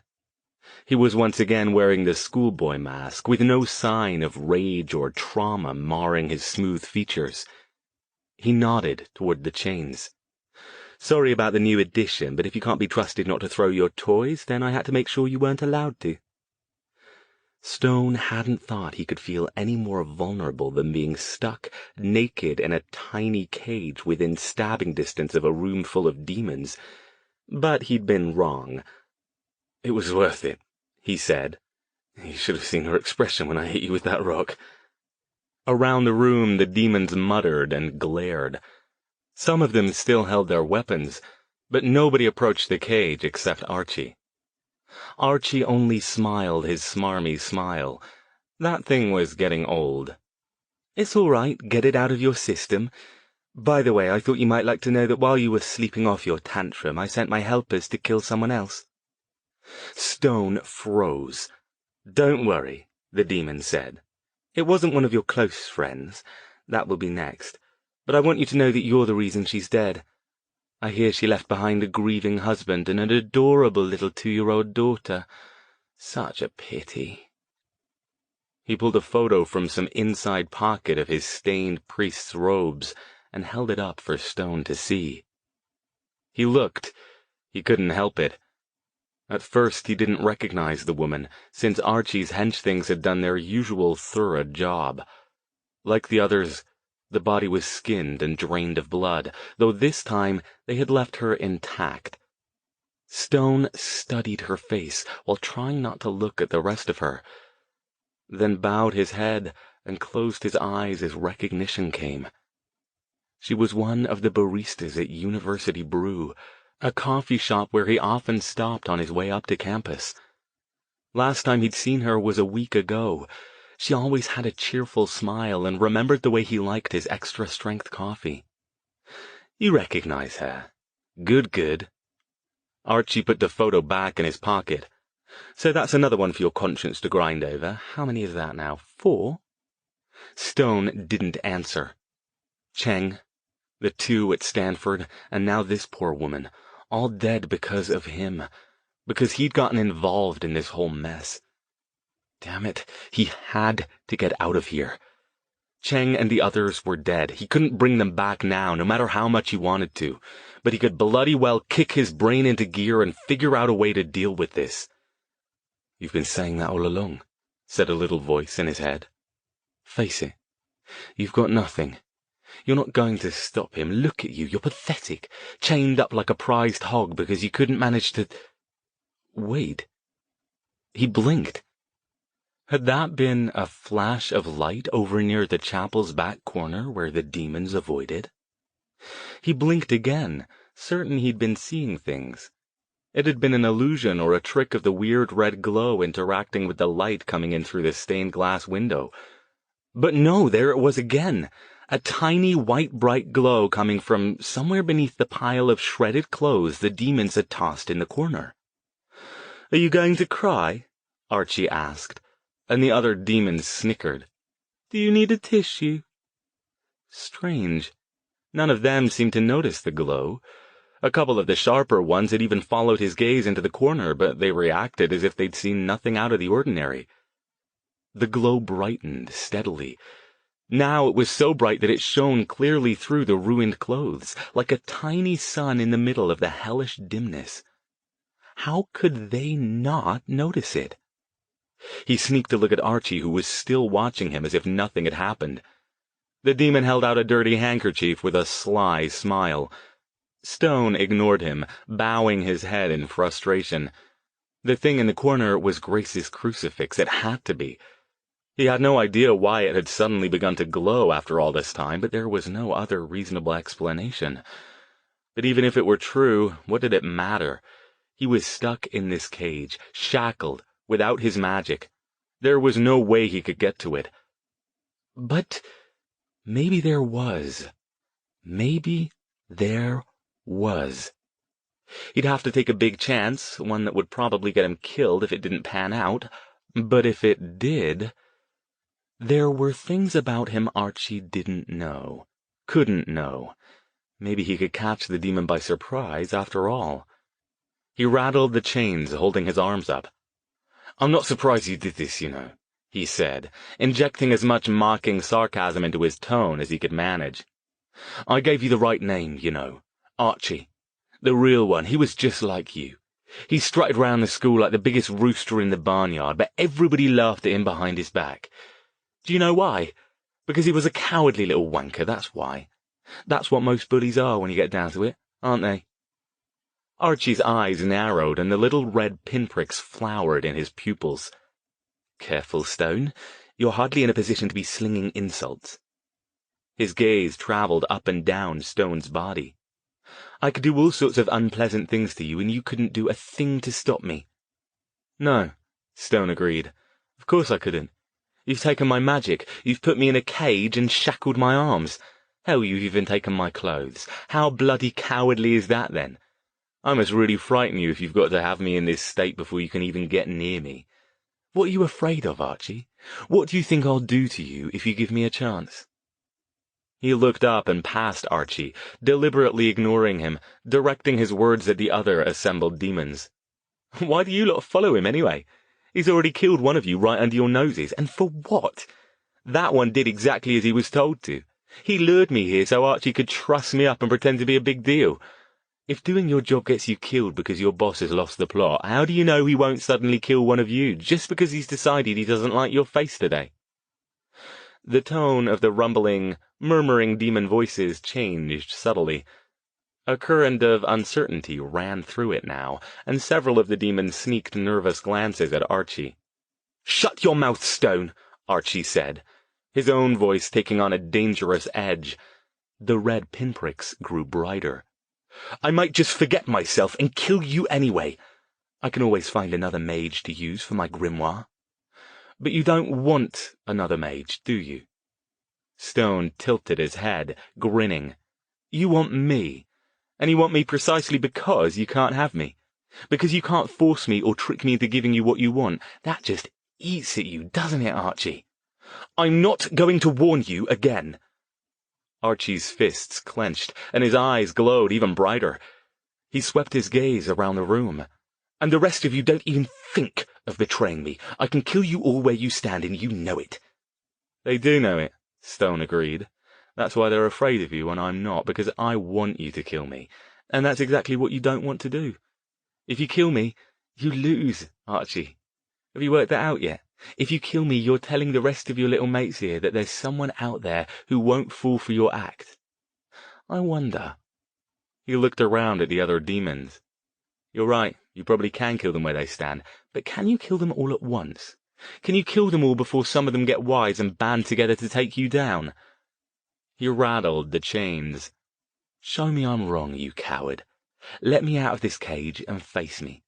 Give me back my magic. You know you can beat me, right? Don't you?"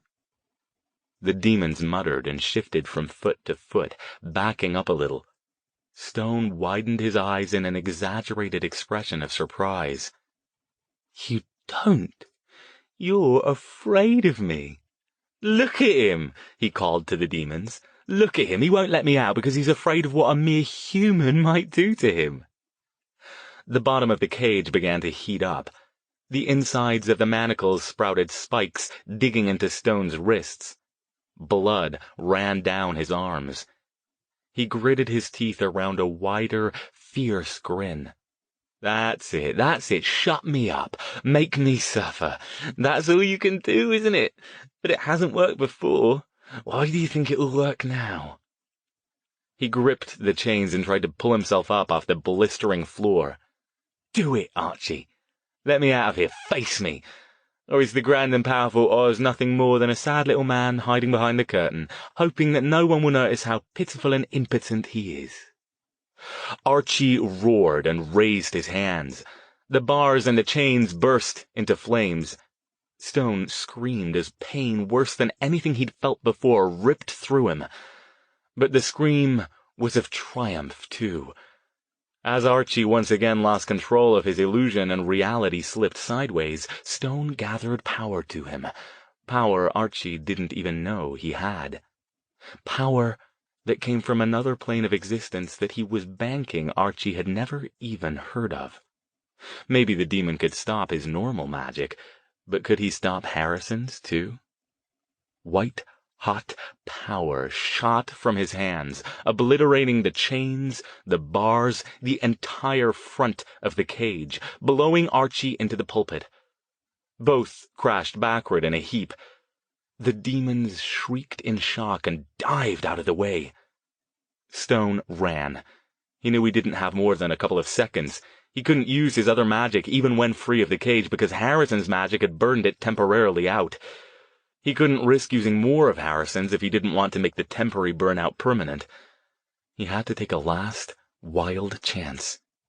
He leapt forward, bowling over demons with a desperate strength he wouldn't have thought he had, and dived toward his shredded pile of clothes.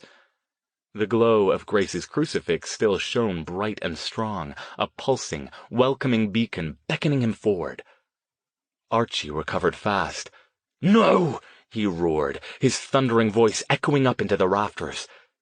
He flung a sheet of solid flame at Stone, obliterating several of the demons between him and his quarry. Stone threw himself down next to the pile. The flame's heat seared his unprotected back, and once again the sickly odor of crackling, burning flesh rose on a wave of agonizing pain. He screamed again, but his arm didn't waver. He plunged it into the pile, and his hand closed around the crucifix as he collapsed to the filthy floor. The thing felt warm and pleasant in his hand, a tiny oasis in the middle of the horror all around him. The chapel rumbled ominously and began to shake. The stained glass windows exploded, killing several more demons. Overhead, a stout roof beam broke, sending what was left of Stone's cage crashing to the floor. The remaining demons yelped and stampeded toward the doors. Stone rolled the rest of the way over, heedless of the white-hot pain shooting through his ravaged back, and glared up at Archie. "You lose, Archie," he rasped. "No," Archie growled. He was fully back to his skeletal form now, the ruined clerical robes hanging on him like the shredded curtains of a slaughterhouse. "You lose." He pointed his hands, and some kind of energy that looked like black fire shot from them toward Stone. Instinctively, instantly, Stone knew if that black energy hit him, it would be the end. Archie wasn't playing any longer, or caring about preserving his physical body. His eyes showed nothing but hatred. Stone braced himself for the black flame's impact. At least he'd robbed Archie of what he wanted. All things considered, he'd take that as a win.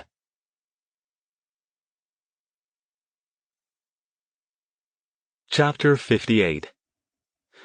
"Dr. Stone, please, you have to wake up." Awareness returned with the insistent voice, and the sensation of someone gently slapping his face. He rolled his head back and forth and mumbled something incoherent, and then his eyes flew open. Grace Ruiz knelt next to him, her dark eyes huge, her face full of concern, bordering on terror. When she saw he was awake, she let her breath out in a rush and bowed her head. "Oh, gracias a Dios. Gracias, Madre María." Stone blinked. What? Nothing was making sense. How was Grace here?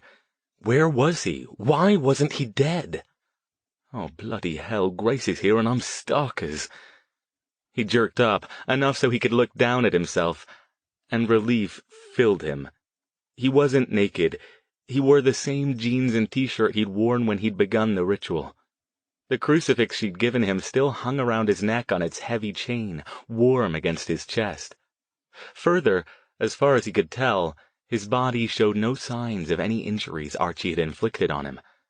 The burns were gone, at any rate. He lay on his back without pain, something he couldn't do if his skin were cooked.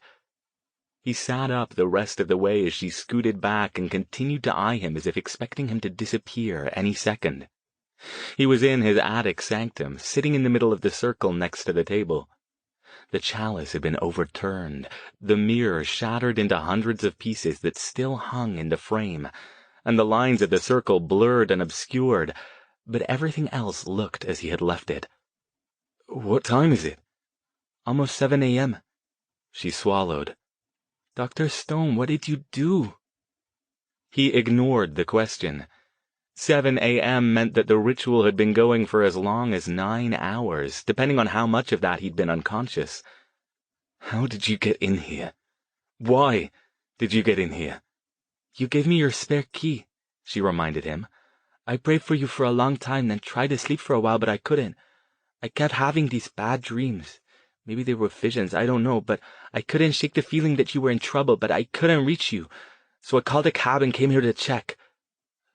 "But—" Stone's brain still wasn't firing on all cylinders. His mind felt muddy, and he was having trouble holding a thought. "How did you get here?" He indicated the space around them. "Nobody's supposed to be able to get up here. I didn't adjust the wards to let you in." She shook her head. "I don't know, I just walked up. Your cat was waiting in front of the door."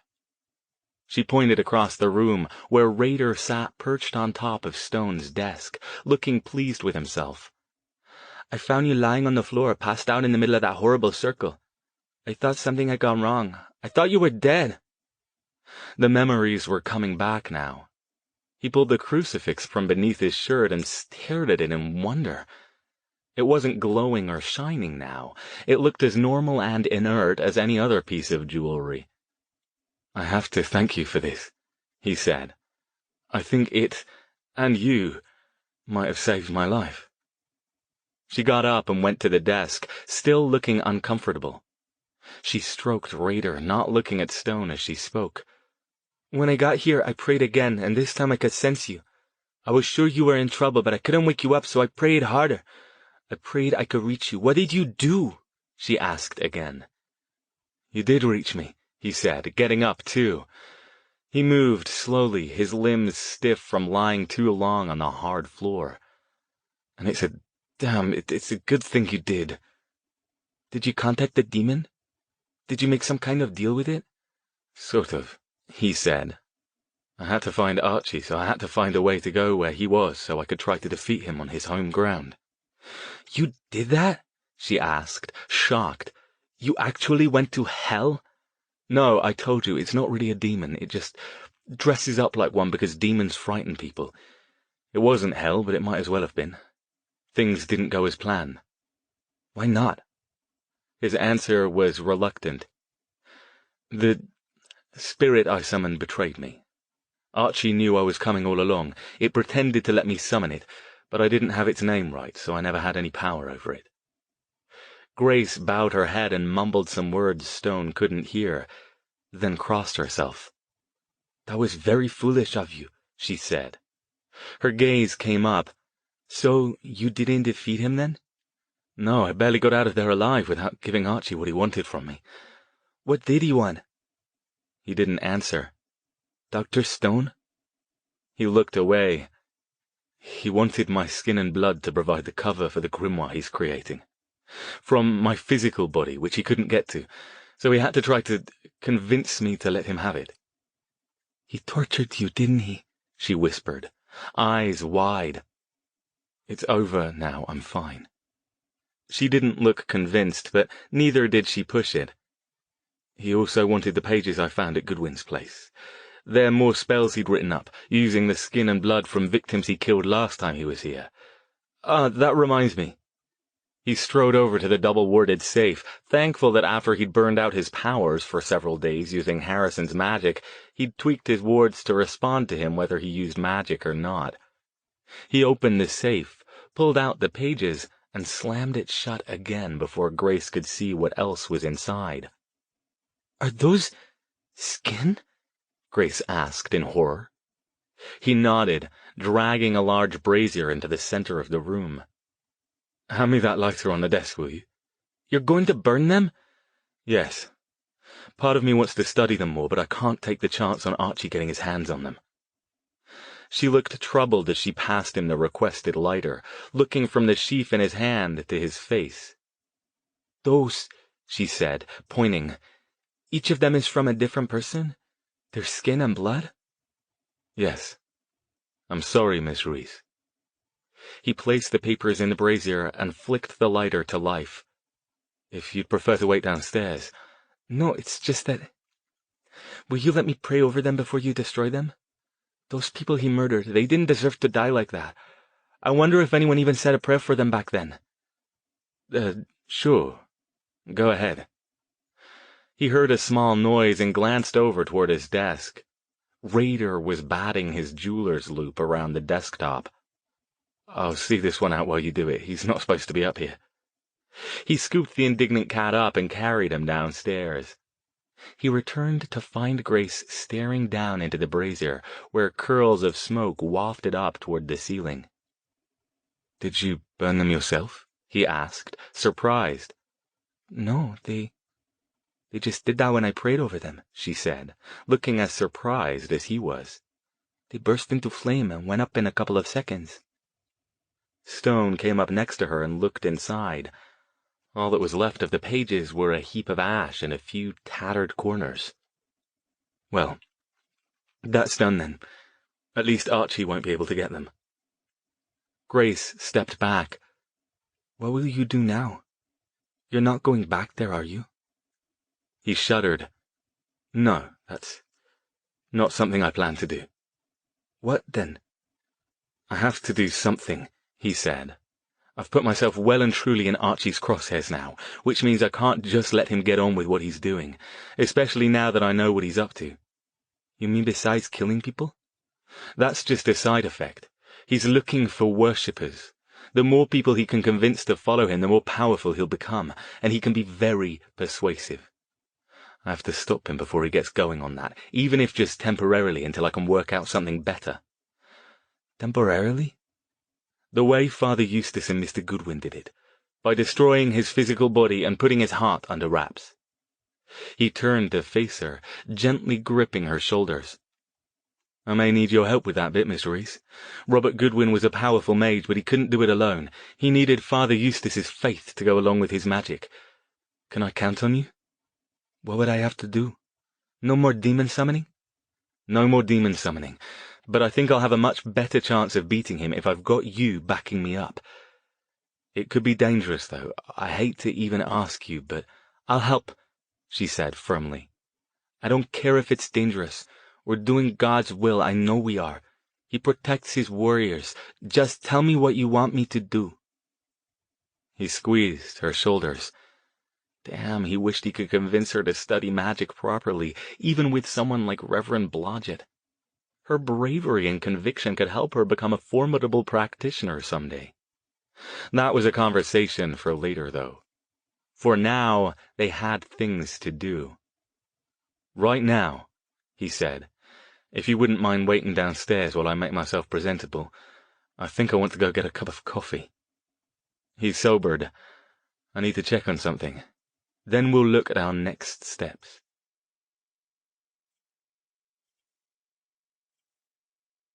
Chapter 59. Surprisingly, Stone found a parking space right in front of University Brew. But when he shut off the ignition, he didn't immediately get out of the car. Instead, he sat for a moment, gripping the steering wheel, head bowed, and tried not to think about what he might find out when he went inside. "Are you okay?" Grace asked. "I'll let you know," he said, and opened the door. When he turned on the local news while getting dressed after a quick shower, there hadn't been anything about another murder. Perhaps that meant they were keeping a lid on it until they had more details, or perhaps they hadn't found her yet. His hand shook as he opened the coffee shop's door. This early on a Saturday morning, the place wasn't standing room only like it was on weekdays, but even so, almost every one of the tiny tables was occupied by older people, morning runners, and others from Palo Alto's large early bird community. Because he considered himself barely functional before 10 a.m., Stone normally never encountered any of these people. Joining the short line waiting to order, he scanned the area behind the counter. The barista helping the current customer was familiar. A stout, goateed black man named Clarence. He didn't see any other workers in the immediate area. "Hey there," Clarence said when he reached the front of the line with Grace. "Don't usually see you this time of day. Having your usual?" He looked far too jovial to have just lost a co-worker to a brutal murder. "I was right. They haven't found her yet, or they haven't told anyone here." "That's fine, and whatever the lady is having as well, Sir?" Stone had stopped as another figure emerged from the back room carrying a sleeve of to-go cups.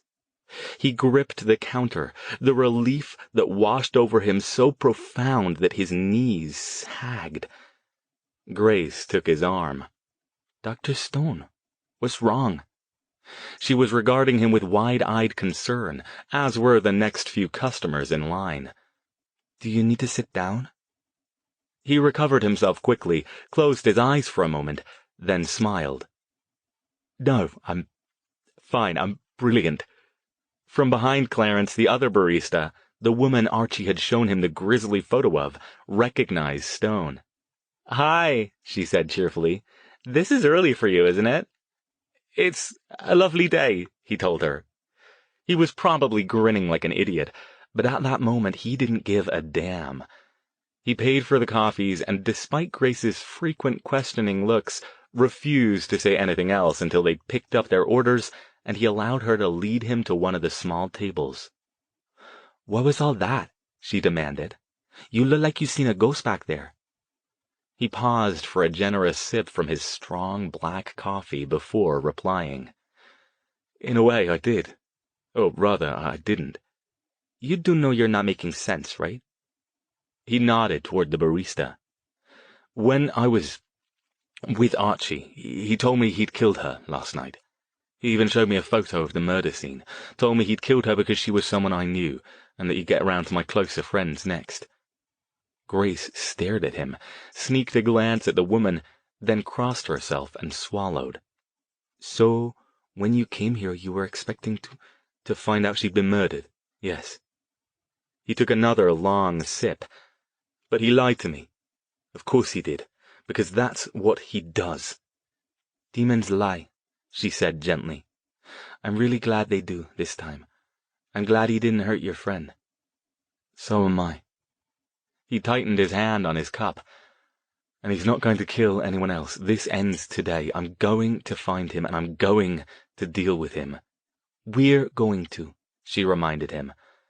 "But how? How will you know where he is?" "I'm going to do something I didn't want to do because it might put a friendship in jeopardy. But this is bigger than that now. Give me a minute." He pulled out his mobile phone and punched in a number. It rang for a long time, and when it picked up, he got voicemail. "Maria? It's Alastair. Listen, I know this is going to sound a bit daft, but I really need to know where that box is. I know you said the professor is out of town, but if you can get me in touch with her assistant so I can talk to them, I'll owe you a huge favor. Anything you want, just name it. But it's vitally important I reach them today. Call me back as soon as you get this message, please." "You're going to use the box to trace the demon?" Grace asked when he put the phone away. "That's the plan. His heart is the only part of him that can't be destroyed on Earth, so it's got to be brimming with magical energy. Since it was inside that box for over 100 years, it's almost certain that some of that energy leached into it. Enough for me to track him, at least. He nodded at her cup. Finish up here. I've got some things I need to do at home to prepare. Do you want me to take you back to San Jose? You won't be able to help me until later today at the soonest. Why is that? He glanced back and forth to make sure no one else was listening to them. My magic's a bit on the blink right now. A side effect of what I had to do to get away from Archie. It's already coming back, but there's no way I'm facing him at less than my full power. Can I just come with you? I told Abuelita I'd be gone all day. I don't think she's too happy with me, and I'd rather not have to deal with her for a while. Of course, he said, with a chuckle. I don't blame you. She's quite a formidable old lady, and I can't even understand a damn thing she's saying. Maria Alvarez returned Stone's call as he was driving back to the townhouse. I'm not even going to ask, she said, without a greeting. Hello, Maria, how are you? Exasperated, but I shouldn't be. This is just you being you. I think I'd blocked it out after all these years. Guilty as charged, he said. At this point, he'd admit to just about anything to get the information he was after. So, can you help me? Her sigh was loud enough to hear through the crackle of the cell phone line. Yes, I'll talk to Professor Ocampo when she gets back, but if you absolutely have to talk to someone today, I'll give you her assistant's number. I'm not sure it will help, though. He told me, thanks, Maria, you're a love, he said, sticking the phone between his shoulder and his ear, reaching in his pocket for a notepad and steering with his knees. Grace, alarmed, snatched the notepad out of his hands and pointed sternly at the steering wheel. Another sigh from Maria. Are you ready? Stone gestured at Grace until she followed his pantomime and dug in the glove box for a pen. Ready. Go. She rattled off a number, and he repeated it so Grace could write it down. Brilliant. Oh, thanks, Maria. I meant it about asking for anything. If it's in my power to do, just ask. Next week, though. All right? That will give me time to come up with something good. Have fun saving the world. Me, I'm going to try to finish reading the paper in peace before the kids wake up. Stone waited until he got home before he called the number Maria had given him. Grace sat on the sofa and played with Raider while he paced the room. While the phone rang, he focused on his hand and tried to view his aura to see if his magic had come back yet. He got a faint glimmering, but that was all. Based on past experience, he guessed it would be at least 3 or 4 hours before it was at full strength. Frustrating to have to wait so long, but there wasn't anything he could do about it. Hello? The voice startled him. After all those rings and no voicemail, he'd been convinced the man wouldn't answer. Yes, hello, is this Carter White, Professor Ocampo's assistant? Yes. Who's this? The voice sounded half confused, half suspicious. My name's Alastair Stone. I'm a professor up at Stanford and a friend of Dr. Maria Alvarez. She might have mentioned me when she spoke to you? Oh, right, you're the occult guy, right? The one who wants to look at the old box from the construction site? The very one, yes. I know Dr. Ocampo is away, but I really need to get a look at that box as soon as possible. Today, if you can manage it. The suspicion was back. Why? That thing is over 100 years old. Why the sudden immediate interest? Like I told Dr. Alvarez, Dr. Ocampo will be back on Monday. You can talk to her then. Stone shook his head in frustration at Grace. Mr. White, I know this sounds very odd, but it's rather imperative I get a look at it. I'm going out of town myself soon, and it may hold the answer to some very important questions I need to answer before I go. Is there any way you can help me? I'm absolutely willing to compensate you for your time and inconvenience. Great. Now he was trying to bribe the guy. Listen, Dr. Stone, I'm really sorry. White sounded frustrated, too. I was just about to leave for the weekend myself, but I couldn't help you even if I wasn't. Dr. Ocampo's got that thing locked up tight in her office. I couldn't get to it if I wanted to. Apparently it's on loan from the San Jose Police Department or something, so she's keeping close tabs on it. You're just gonna have to wait until she gets back. I gotta go. Have a good weekend, Dr. Stone. The line went dead before Stone could say anything else. Bugger! He yelled, flinging the phone across the room into a chair. Raider immediately leapt off Grace's lap and pounced on it. No luck? Sometimes it's really a pain in the arse not being able to explain why I want these things. He picked up the phone, shooed Raider off the chair, and flung himself down into it, shoving his hand through his hair. Oh, pardon my language. She chuckled. I grew up in East San Jose, remember? Though I'll admit I've never heard anybody in my hood say bugger. Anyway, what are you going to do? I'm going to get that box. But you said it's locked up in Dr. Ocampo's office. Time to dust off my breaking and entering skills again, as soon as my magic's back. She stared at him. You're going to steal it? Dr. Stone, you can't. I'm not going to steal it. I'm going to borrow it for a while. I'll put it back when I'm done. She tilted her head at him, regarding him with suspicion. Really, I am. I'll do the ritual right there in her office. It will be more difficult, but I've learned some new tricks. Fortunately, since his heart's been in the damn thing for as long as it has, it should mean I can find him even through magical protections. I'll have a better chance if you help me, though. He got up. I hate to ask you to... I told you I'd help, she said. Do you promise you're not going to steal anything? I promise. Then I'm in. Stone allowed himself a momentary twinge of guilt about corrupting this innocent, young, almost a nun into his nefarious ways. But then he remembered what Archie would do if he wasn't stopped. It would be much easier if he could just grab the box and take it somewhere convenient. But Grace's help would be too valuable not to accept. Excellent. We'll leave as soon as my magic's back.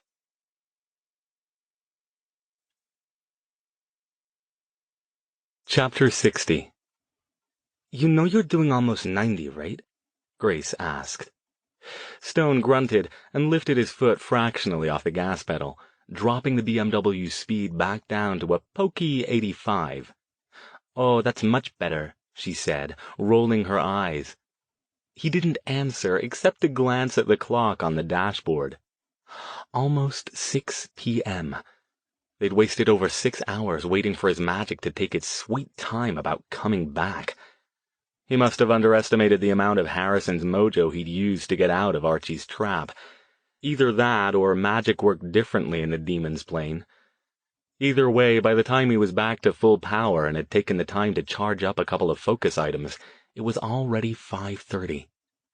He'd spent the day obsessively pacing, incessantly checking the news to make sure Archie hadn't killed anyone else, reading and rereading his notes on the sigils, and generally being a pain in the ass to be in the same room with. He had to acknowledge that Grace must truly be a saint to have put up with him without chucking something heavy at his head by around 3 o'clock. But with every hour that passed, he became more and more convinced that Archie had sent his dust devils out to make up for lost time. When he'd finally pronounced himself ready to go, he wasted no time in getting on the road. Fortunately, he knew where the anthropology faculty offices at San Jose State were located. And, even more fortunately, they made it there without Stone getting pulled over on the way. Are you sure you want to do this? He asked Grace when they arrived. I don't technically need you for this bit, if you'd rather just wait for me. I've had enough waiting for the day, she said, already opening the door. Let's go. Hold on a moment. You can pass for a university student, but I don't want to take the chance of anyone recognizing me. He slipped his disguise amulet over his head. He tweaked the amulet a bit. Its illusionary disguise now made him appear to be a tall, blond man in a San Jose State hoodie and jeans. I like this one better than the other one. Grace looked him up and down. Thank you, he said, pitching his American accent lower than his normal voice. Part of his disguise made his briefcase, which was full of ritual components, look like a backpack slung over his shoulder. One small advantage of arriving on campus this late was that the building was deserted. They got inside without anyone noticing them, and Stone, after consulting the directory, hurried upstairs to the second floor. A few moments later, he and Grace stood in front of the office of Dr. Nancy Ocampo, professor of anthropology. Stone slipped on his thin leather gloves and, after a quick glance both ways to verify that no one was watching, popped the door. He motioned Grace inside. Ocampo's office was a little larger than Stone's, decorated with Mexican art prints, woven wall hangings, and primitive sculptures. Stone ignored most of these, focusing on trying to find anything that could be locked. That could be the desk, the credenza behind it, or the file cabinet on the far side of the room. None of them looked as if they were made for heavy-duty security, though the file cabinet looked formidable. "Do you have to open them all?" Grace asked, glancing nervously toward the door. "I hope not. Give me a moment and don't touch anything." He moved to the side of the desk where he could see all 3 pieces of furniture, then shifted to magical sight and examined each in turn. It took him a moment to spot it since the office wasn't dark, but soon a faint, muddy red light seeping out from the middle drawer of the file cabinet caught his attention. "Got it. Let's just—" Grace was peering through the narrow strip of window alongside the door. She waved an urgent hand at him. "Somebody's coming." "What?" Who could be coming? No one was in the building. "It looks like the janitor. He's pushing a cart or something." "Oh, bloody hell. Now?" He didn't need Archie to put obstacles in his path. The universe seemed to be doing a bang-up job of that all by itself. "Come over here," he whispered, beckoning. "Maybe he won't come inside if he doesn't—" A key rattled in the lock. Grace hurried over to Stone, a terrified "what do we do now" look on her face. "Stay close," he whispered quickly, and pulled up an invisibility spell around both of them. "And stay quiet." A second later the door swung open. A chubby, 50-ish man wearing a gray uniform entered, looked around for a moment, then picked up the wastebasket on the floor next to the desk and carried it toward the door. Stone remained still, concentrating on holding the spell. He could feel Grace's warm, trembling arm pressed to his. Just a few more seconds. The janitor disappeared through the door. He returned a moment later and replaced the wastebasket, whistling a toneless tune under his breath. Grace's stomach let out a loud, gurgling rumble. The janitor stopped halfway back to the door, a confused look crossing his face. "Huh?" he asked. Stone held his breath. Grace gripped his arm so tightly her fingers threatened to leave bruises. The janitor took a couple steps in their direction, then stopped again. He crossed the room, ducked down, and peered under the desk. Then he shook his head, muttered something, and left the room, closing the door behind him. Grace let her breath out in a whoosh. "Can we please do what we came in for and get out of here? I was scared to death he'd find us." "You weren't alone. I had no idea failing to make sure you'd had lunch today would be such a bad decision." Stone glanced out through the little window to make sure the janitor had moved off. "We may need to borrow that box a bit longer than I hoped. I'm not going to risk doing the ritual in here. It's too small anyway, and the window means anyone walking by could see what we're up to. Here, keep a lookout, will you?" "Where then?" she asked, moving to take his position. "Not sure yet. I don't think there are any lecture halls in this building, and I'd rather not break into another. Might need to do it in one of the bathrooms." "You're going to track a demon in the men's room?" "We can use the ladies if it will make you feel better." Stone concentrated for a moment until he heard the file cabinet's lock disengage. He opened the middle drawer and looked inside. There it was. The thing that had started this whole mess. Sitting there, nestled inside a cardboard box, its lid closed, it looked exactly like it had in the photo Detective Cheng had given him what seemed like a very long time ago. Outside the drawer's protective confines, the muddy red magical energy hung around it like a noxious cloud, combining with the vestiges of impressions from Dennis Avala's suicide. Dried blood still stained its sides. "Hurry up," Grace urged. He glanced around for something to pry it open with, and brought a letter opener over from Ocampo's desk with a gesture. "I hope the cross is in here too," he said, as he carefully levered the top free. Jackpot! Inside the box, the wooden cross had been carefully wrapped in red cloth. Stone pushed the cloth aside to verify this, noting the Enochian script. "Got it," he said. "Let's get out of here." They made it back into the hall and locked the door behind them without spotting the janitor or anyone else. "He's probably just doing his rounds and getting out," Grace said. "I bet he wants to get home to his family." Stone hurried to the hall's far end, where he'd spotted a pair of restrooms. "Ladies or gents?" "Ladies," she said firmly. "How are you going to keep anybody out?" "Let me handle that. Go on in and make sure nobody's around." After she disappeared inside, Stone paused to weave a quick illusion of a closed for cleaning sign and place it outside the door. Then followed her in. "Drag that bench over by the door," he told her, pointing. "Since we can't lock it, I'll need some kind of early warning if anyone tries to come in." She did as requested. "What are you going to do? And how long will it take?" "The energy on this thing's pretty strong, so I'm hoping it won't take too long once I get the circle set up." Already he'd opened his briefcase and begun setting out materials along the shelf over the sink. "I'll have to be more careful than usual, though, since I'll need to do a modified version of the ritual." "Why is that?" Grace was looking distinctly uncomfortable at all this talk of rituals and circles. Stone began drawing a circle on the tile floor with a grease pencil. "Normally the tracking ritual consumes the tether object. I can do one that doesn't, but it's more difficult. I don't want to destroy the box since I promised I'd return it." "Is there anything I can do to help?" "I didn't think you'd want to," he said, without looking up from what he was doing. "I don't really, but this is more important than that. If I can do anything—" "No, just make yourself comfortable. This will take a while. Expect to be here at least an hour." She settled herself on the bench in front of the door with a sigh. Her stomach rumbled again. "There's a vending machine just down the hall," Stone told her. "Might want to get yourself a candy bar or something." "I'll be fine," she said. "Let's just do this."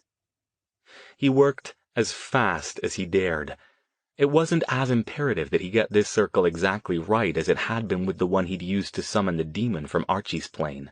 Nobody would die if he got this one wrong. Still, he couldn't shake the feeling that the time they'd been forced to waste today waiting for his power to come back had put them at a disadvantage. He could almost feel Archie plotting, sending his dust devils out to commit more murders, or perhaps even beginning to implement his plan. Not for the first time, he wished Verity were here to help him. She could assist with the circle, or put wards up while he finished. Grace had power, but no understanding of how to use it, which meant he couldn't count on it. He hoped that perhaps at least her presence would be enough to prevent Archie from figuring out where they were and what they were doing. He still planned to put up a minimal ward before he started the ritual, though. Something about trusting in God, but tying up your camel. By the time he finished with the circle, including the simple ward around it, nearly an hour had passed. He stood up straight, listening to the little pops up and down his back. Grace lay stretched out across the bench, dozing. "Wakey, wakey," he called. "It's showtime." She started and sat up with a jerk. "I wasn't asleep." "Of course not," he said.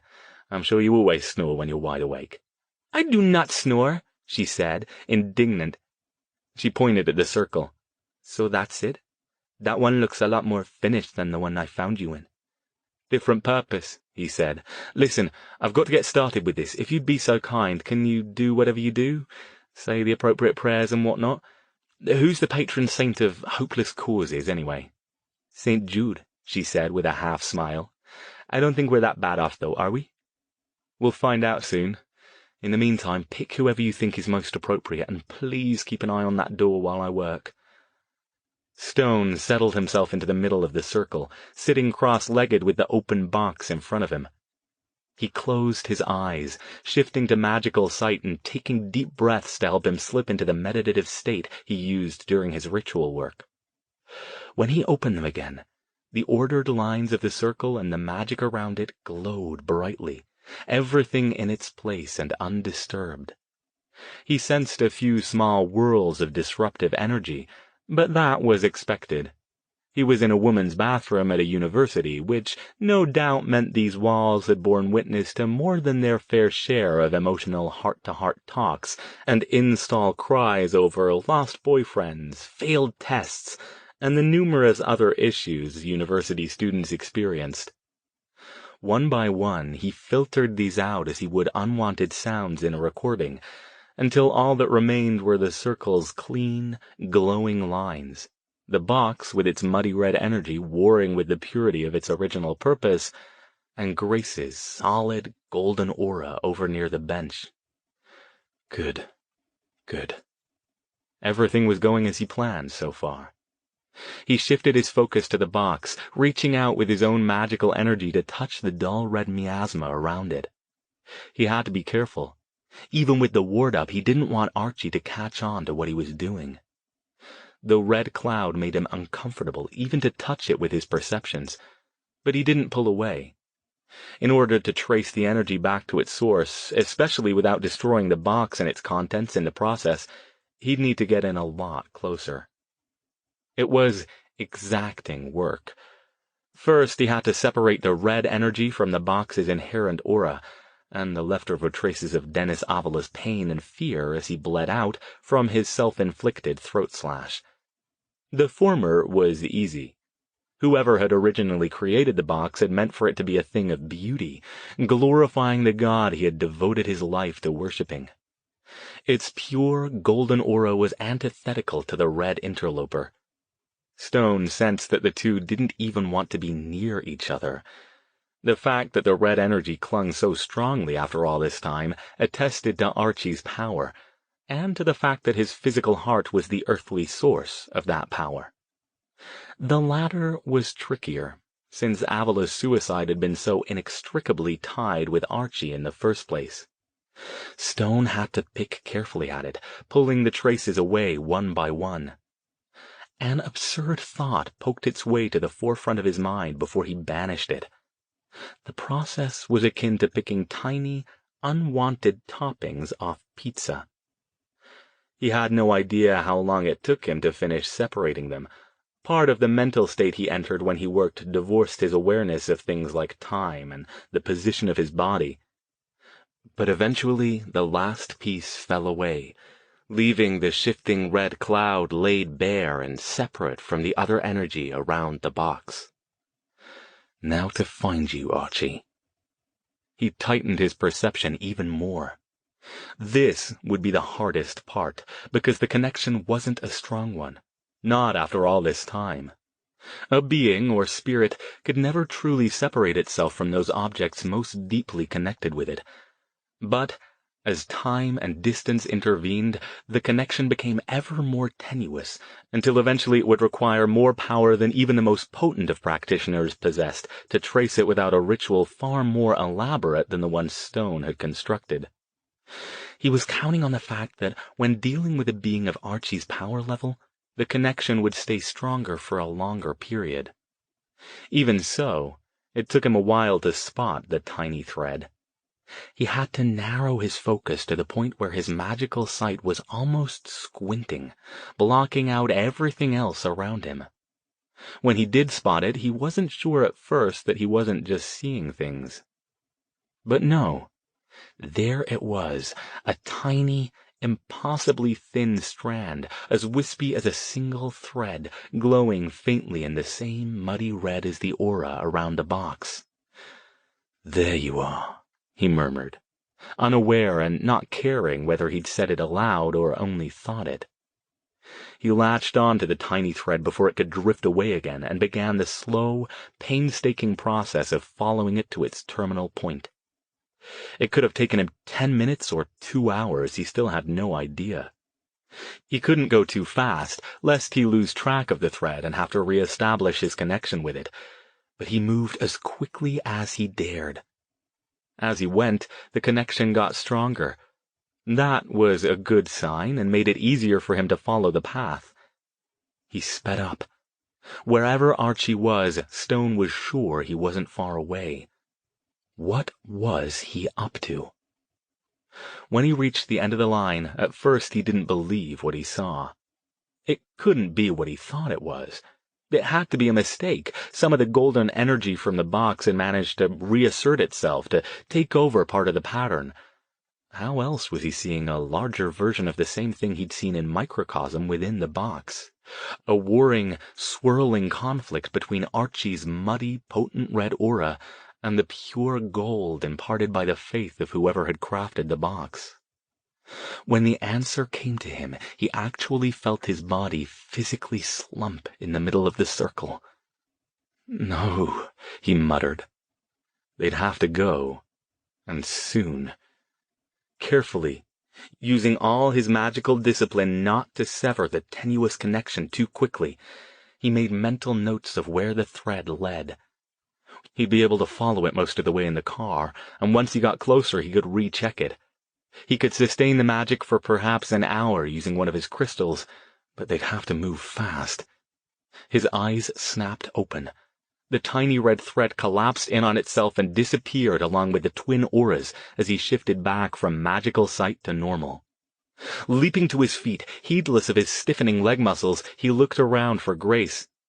"We have to go," he said. "Help me clean this up. We don't have a lot of time." She hurried over from where she'd been sitting on the bench. "Where are we going? Did you find him?" "Yes. He's in Milpitas. In a church."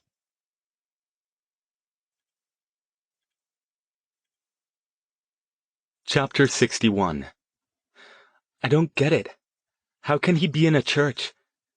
They were back in the BMW, driving up 880 in the direction of Milpitas. It was just after 8 o'clock. The ritual had taken over an hour. "I don't know," Stone said. "That's one of the reasons I'm so concerned about this." He stepped down harder on the gas, goosing the big car up to 80, cruising steadily along in the fast lane without much traffic getting in their way. He hadn't said much to Grace during the time they spent cleaning up after the ritual and returning the box to Dr. Ocampo's office, but by the time they made it back to the car and got to the freeway, she hadn't been able to rein in her curiosity any longer. "Are you sure that's where he is?" she asked, still looking dubious. "I thought he couldn't even go into churches." "I don't think that's quite right. Remember, when he was here before, he was corrupting people in churches, starting with one of the priests. I think he can go into them just fine, as long as nobody there—" He trailed off. "Nobody there what?" "As long as nobody there can do what you can do. You and Father Eustace." She frowned. "I don't get it." "Well, you need to get it, and the sooner the better," he said. He hated the hard edge that had crept into his tone, but he didn't do anything to soften it. "I'm sorry, Miss Ruiz, but if you're going to be any help to me with this, you've got to fully acknowledge that you can do things the average person can't. I know you were moving in that direction before, but I'm not convinced you're completely there yet. If you're not willing to do that, I might as well drop you off at your apartment." She looked down at her hands in her lap. "There's nothing special about me. I know I can do these things, but I also know that anybody could do what I do if their faith was strong enough. God could choose anybody. No, they can't." He glanced over at her, then back at the road. "That's what I'm trying to tell you. I've let you carry on convincing yourself that you're just some kind of conduit for God's power." "I am," she started to protest. "But you have to see that it doesn't matter," Stone continued, with inexorable insistence. "What matters is that you have to know it's you who can do these things. Whether it's something within yourself or God working through you or whatever, you are the one making it happen. Some random person at your church wouldn't be able to do what you do, no matter how strong his faith. Father Reed couldn't. Your archbishop couldn't. Hell, the bloody Pope probably couldn't." She spun on him, eyes flashing in anger. "Don't mock my faith, Dr. Stone. I'm not going to let you do that. I know you don't believe, but that doesn't mean you get to insult me." I'm not insulting you. Stone let his breath out in a long, frustrated exhalation. Believe me, I respect your faith. Just because I don't share it, it doesn't mean I don't think it has value. I'm just trying to tell you that this humility routine of yours is going to get us both killed. If God's trying to work through you, then let him. Accept the fact that there is something special about you. That's all I'm trying to tell you. He gripped the wheel, shifted to magical sight for a moment to check the location, then pulled off at the next exit toward Milpitas. Do you think Archie's evil? Of course I do. He's killing people. He's using their skin and blood to make horrible magic. How can that not be evil? Do you think God wants you to oppose him? To fight him? I already told you I did. I don't think it, I'm sure of it. Well then, this is the time to commit. He glanced at her again. Listen, I'm trusting quite a lot to you. I'm not good at that. It takes me a long time to trust someone, especially when I'm putting my life in their hands, but I trust you. Can I count on you? I give you my word I'll do everything in my power to protect you, to ensure that Archie doesn't hurt you. Honestly, I don't think I'll need to. I'm not sure he can hurt you, but I know he can hurt me. If we're to do this, we'll need to work as a team. I'll bring the pain, and you help make sure we both get out of there in one piece. He reached over and squeezed her shoulder. You can do this. I know you can. That I do have faith in. She didn't answer for several seconds, but then he felt her firm up under his hand. I know I can too. Let's do it. Brilliant. They were close now. Stone could see the lights of the church at the end of the street. I don't know what we're going to see in there. It's possible it might be quite gruesome. Be ready for anything. Yeah. Her voice shook. The church wasn't large, but the parking lot was full to brimming. Stone had to park the BMW halfway up the street. He got out and double-checked that his purple ring and the crystals he put in his pocket were at full power, then slipped on his long black overcoat. That's quite a crowd, Grace said. Indeed. I thought most churches met on Sundays, not Saturday evenings. It's not unusual to have a Saturday Mass, she said. Don't know if that's what this is, though. I'm not familiar with this church. Let's find out. Stay sharp, though, and expect anything. You're not going to use your disguise this time? No need. He'll know I'm here soon enough.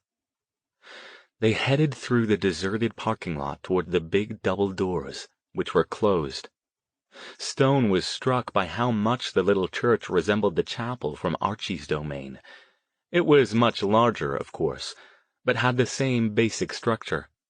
Steeply pitched roof, double wooden doors, stained glass windows with faint light shining out through them. It would have been an attractive, inviting-looking little place, except for the cross on the steeple. It was upside down. Grace gasped and gripped Stone's arm, pointing up at it with wide eyes. Stone nodded. He's here, all right. No one was stationed outside the doors, which were closed. Stone tried to open them. Locked. They'd never lock a church door during a service, Grace whispered. Stone didn't answer. He concentrated on the door, hoping Archie hadn't used magic to lock it. But no, the mechanism flipped under his own magic. He wreathed both of them in the disregarding spell and opened the door just wide enough to let them in. Let's see if we can slip in without being noticed, shall we?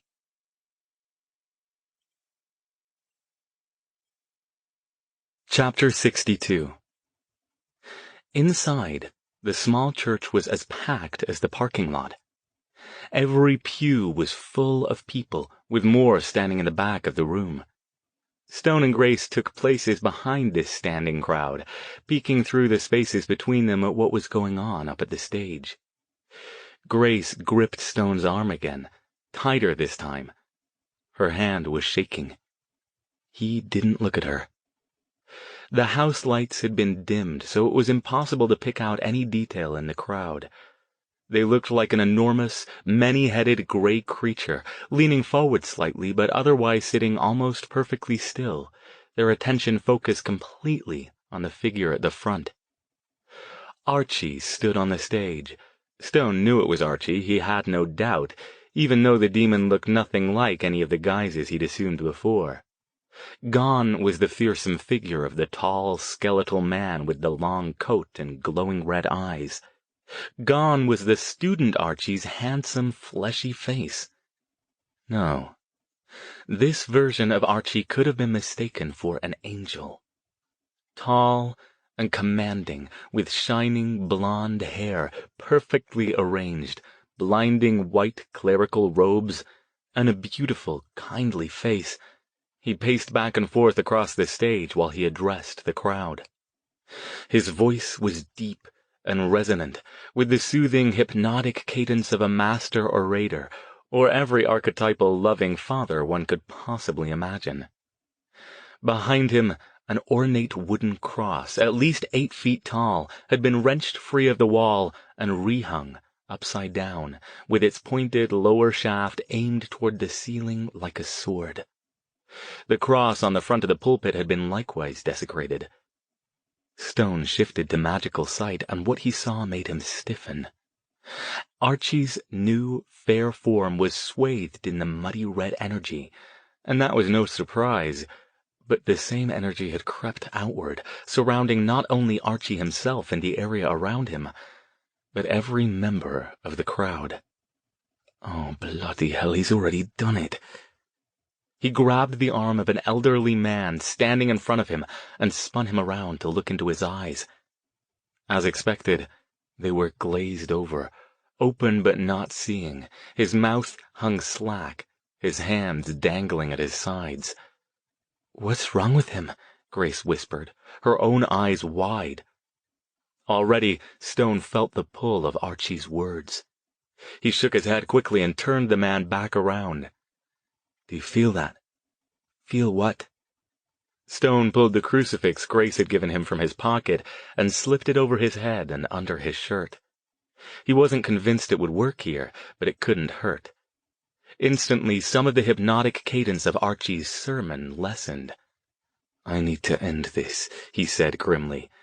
"It may already be too late for these people." "What do you want me to do?" Grace asked, glancing around at the hypnotized crowd. "Pray, I guess. I'm already doing that. Keep it up, then. And wish me luck."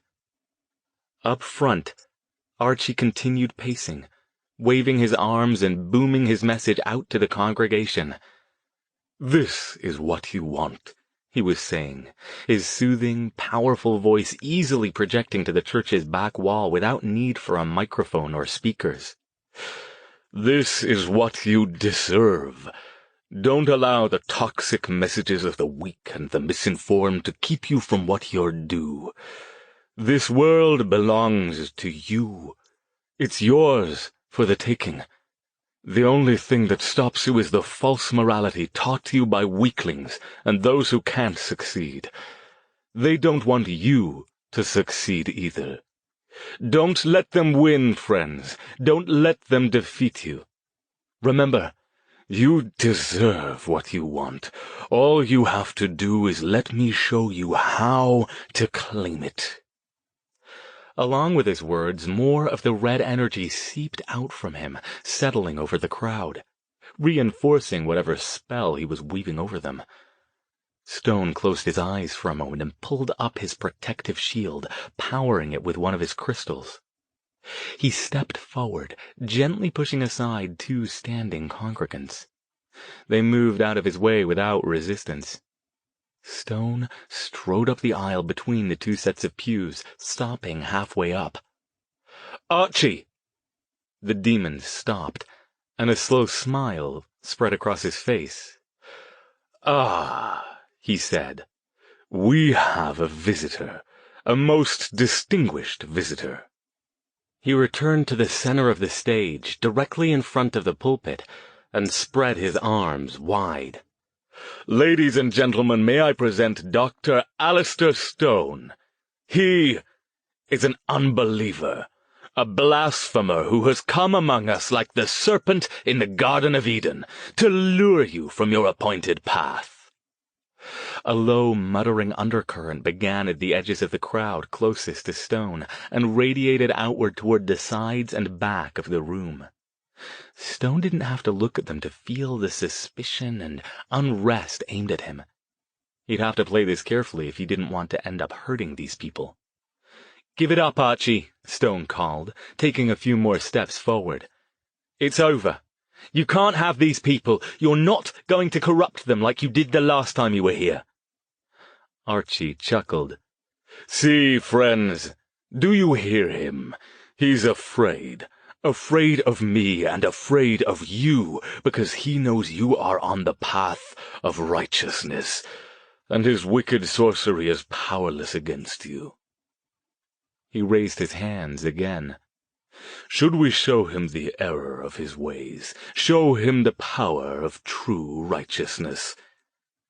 The mutters of discontent grew louder. Every member of the crowd, moving almost as one, turned to face Stone with their dead, fixed stares. "Show him!" Archie cried. "That is your first step, friends. You must cast the unbeliever from your midst. Cast him into the pit where he belongs and remove him from your place of worship. Do it now." The crowd's torpor broke. "Get him!" yelled a man. "Cast him out!" cried a woman. "Drive out the blasphemer!" They surged forward toward Stone, converging on him.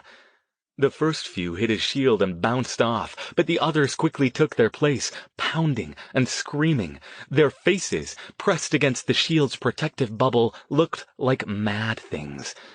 These weren't dust devils with their supernatural strength, though.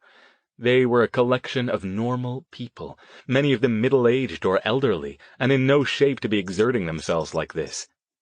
Worse, as some of the first to reach Stone had bounced off the shield, they'd fallen in a flail of arms and legs. The next wave of mindless attackers, heedless of what they were doing to their companions, trampled them in their single-minded rush to follow Archie's orders. Their screams of pain mingled with the rest of the crowd's angry shouts, while above it all the demon's voice rose, still fully audible as he continued to exhort his followers. Stone couldn't even see Archie anymore. The crazed congregation had surrounded the bubble, burying him 9 or 10 people deep in writhing bodies. When they couldn't reach him to pound on the bubble, they pounded on each other, trying to get through. The ones behind pressed the ones in front in a breathless crush against the shield. If this went on much longer, somebody was going to get hurt or even killed. He'd have to get rid of them somehow, and do it without hurting them. At least, not much. He gathered his energy, focusing on control rather than power, and sent a wave of gentle concussive energy out in all directions, shoving the congregation back and away from him. They tumbled backward over the pews, confused and still shouting, but didn't immediately regroup and resume their attacks. They weren't completely mindless then. They'd recognized that something had happened to them. Several of those who'd been crushed in the initial surge lay on the floor, moaning. Some of them were bleeding. "Have no fear, friends," Archie was calling to them from the front. "This one is strong and wicked, but he has no power against us, against you. Let me show you what true righteousness can do to the agents of the deceiver." He pointed both hands at Stone, and a bolt of energy flew from his fingers, arcing across the church and slamming into the mage. The force of it took down the shield, blowing Stone off his feet and sending him sailing toward the rear doors. He barely got the barrier back up before he hit, but the impact and the psychic feedback stunned him, breaking his concentration. The shield dropped again. "Get up, damn you." He struggled back to his feet quickly, fighting the explosion inside his head, and once again recast the shield. Where was Grace? He couldn't see her in the dimness. Archie flung another bolt at him, But this time he saw it coming and managed to dive sideways, slamming into a group of suddenly docile parishioners milling around behind the last pew. "You can't win, Stone," the demon called. He was floating above the ground now, looking even more like some kind of avenging angel than he had before. The only thing he was missing was wings. "The wicked shall never prevail. These people will not be denied what is rightfully theirs." "Oh, put a sock in it," Stone muttered. Pulling power from one of his crystals, he unleashed a torrent of pure magical energy at the demon. Then he dived behind a pew and pulled up an invisibility spell. The bolt hit Archie, but once again dissipated against an unseen shield. The demon laughed. "Ha ha! See," he called to the group. "He cannot prevail. See how he thinks he is hidden from me. Evil can never hide from the eyes of the good." Almost casually, he sent another blast, not toward the back of the church where Stone had last been visible, but off to the right side, halfway up the far aisle, directly at him. Stone had no time to get his shield up. He'd been counting on Archie not seeing him until he'd managed to get closer. He dived forward. The bolt hit the pew behind him and shattered one of the windows, sending wood splinters and glass shards in every direction. Stone hit the ground hard and rolled, bleeding from dozens of tiny cuts. He ducked behind another pew, panting. This wasn't going as he'd hoped, not at all. Grace's presence didn't seem to be deterring Archie in the slightest. He hadn't attacked her, which was a good thing, but he seemed to have no problem attacking Stone. That wasn't a good thing. A worse thing was that not only did it appear Archie could see through his invisibility spell, but he couldn't pierce the demon's own shields with his magic. Was Archie really that powerful, even in his corporeal form? If he was, then Stone was in trouble. That last bolt had been one of his strongest. If it couldn't get through Archie's defenses, he didn't have a lot of other options. He could always try Harrison's magic again. That was his ace in the hole. It had been effective when nothing else had, but what if that were only true on Archie's plane? He scrambled forward, these thoughts whirling through his mind as he moved. If he was wrong, if he tried Harrison's magic and it didn't work, or it didn't take Archie out completely, he'd be defenseless. Grace might be able to help, but he doubted she could keep them both safe from that level of power. What about the crucifix? If he could get close enough to the demon, maybe he could use that. With Grace's faith magic behind it, it might be strong enough to do some damage, but Archie would never let him get that close. The pew next to him and the ones directly in front and behind it suddenly rose up off the floor, wrenching free of the bolts holding them down, and sped toward Stone as another of the church's windows blew out. At the last second he leapt upward, his levitation spell taking him above the pews barely a second before they crashed, one after the other, down on the place where he'd been hiding. He flew higher, coming to rest on one of the wide wooden rafters high above. Archie laughed again and pointed his hands upward. "Watch and be amazed, my friends," he cried. Energy gathered around his upraised hands. "No!" cried another voice. Stone clutched the upright beam and whipped his gaze back toward the rear of the church. Grace was striding up the middle aisle, her crucifix held in front of her, her expression resolute and fixed on the floating Archie. Archie smiled. "And what's this? Stone's little girlfriend, all pious and full of God's holy fury." He glanced up at Stone. "You shouldn't have brought her here. Now you can watch her die before I kill you. And it will be your fault, just like all the others. Or maybe I'll kill you first and skin you in front of her." He addressed the crowd. "What do you think, friends? What should I do with the unbelievers?"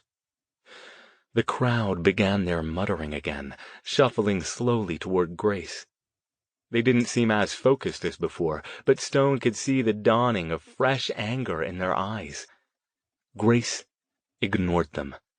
"Begone, foul demon!" she called, in a clear, confident voice. "Begone in the name of Jesus Christ! Go back to the pits of hell and trouble us no more!" Archie shook his head, still smiling, but the smile didn't look quite as cocky as it did before. He waved his hand and 2 more pews moved in front of Grace. "Stay away from me, bitch," he said. "Friends, you know what must be done. I will attend to this other blasphemous wretch." Without even looking at Stone, and so fast that the mage didn't have time to react, he pointed his hand upward and blew out the entire section of rafter that Stone crouched on. It cracked and shattered, sending him tumbling toward the ground a good 20 feet below. He got the shield up, but this time, while it certainly saved his life and cushioned the blow, it didn't entirely protect him from the consequences of the fall. He crashed, shield and all, into another section of pews. It felt like what he imagined it must feel like to experience a head-on collision inside a van padded with mattresses. Once again, the feedback exploded in his brain, sending jagged patterns of white static cascading across his thought processes like a hail of knives. No, you have to get up. There was a reason he had to get up, but he couldn't remember it. Every time he tried to remember it, something pulled gauzy curtains across his mind. Something about someone getting hurt. Think. "Begone! I order you to depart, demon, in the name of Jesus Christ!" It all snapped back into place. Grace. Her voice still sounded strong, but not as strong as before. He clutched at the top of the pew and pulled himself painfully up in time to see the crowd converging on Grace. They hadn't reached her yet, shambling like slow-moving zombies, but they would get there in seconds. From where he was, he couldn't use his concussion spell to knock them away from her, since they were all around her. Maybe at his best he'd have had that kind of control, but not now. Archie was laughing. He still floated there at the front of the church, watching the proceedings, his arms spread wide. Stone blinked blood out of his eyes and struggled to think. Were they lost? Would the demon-bewitched crowd take Grace down, and with her his last hope of defeating Archie? Did he even have enough power to hope to injure the demon? So far, even at his best, he hadn't been able to. What made him think he could do it now?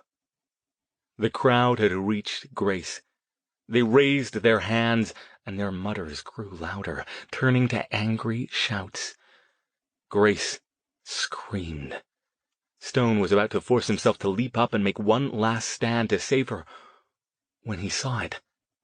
There, behind Archie, hanging there on the wall. Stone spat blood and grinned. It would either work or it wouldn't, but if it did work...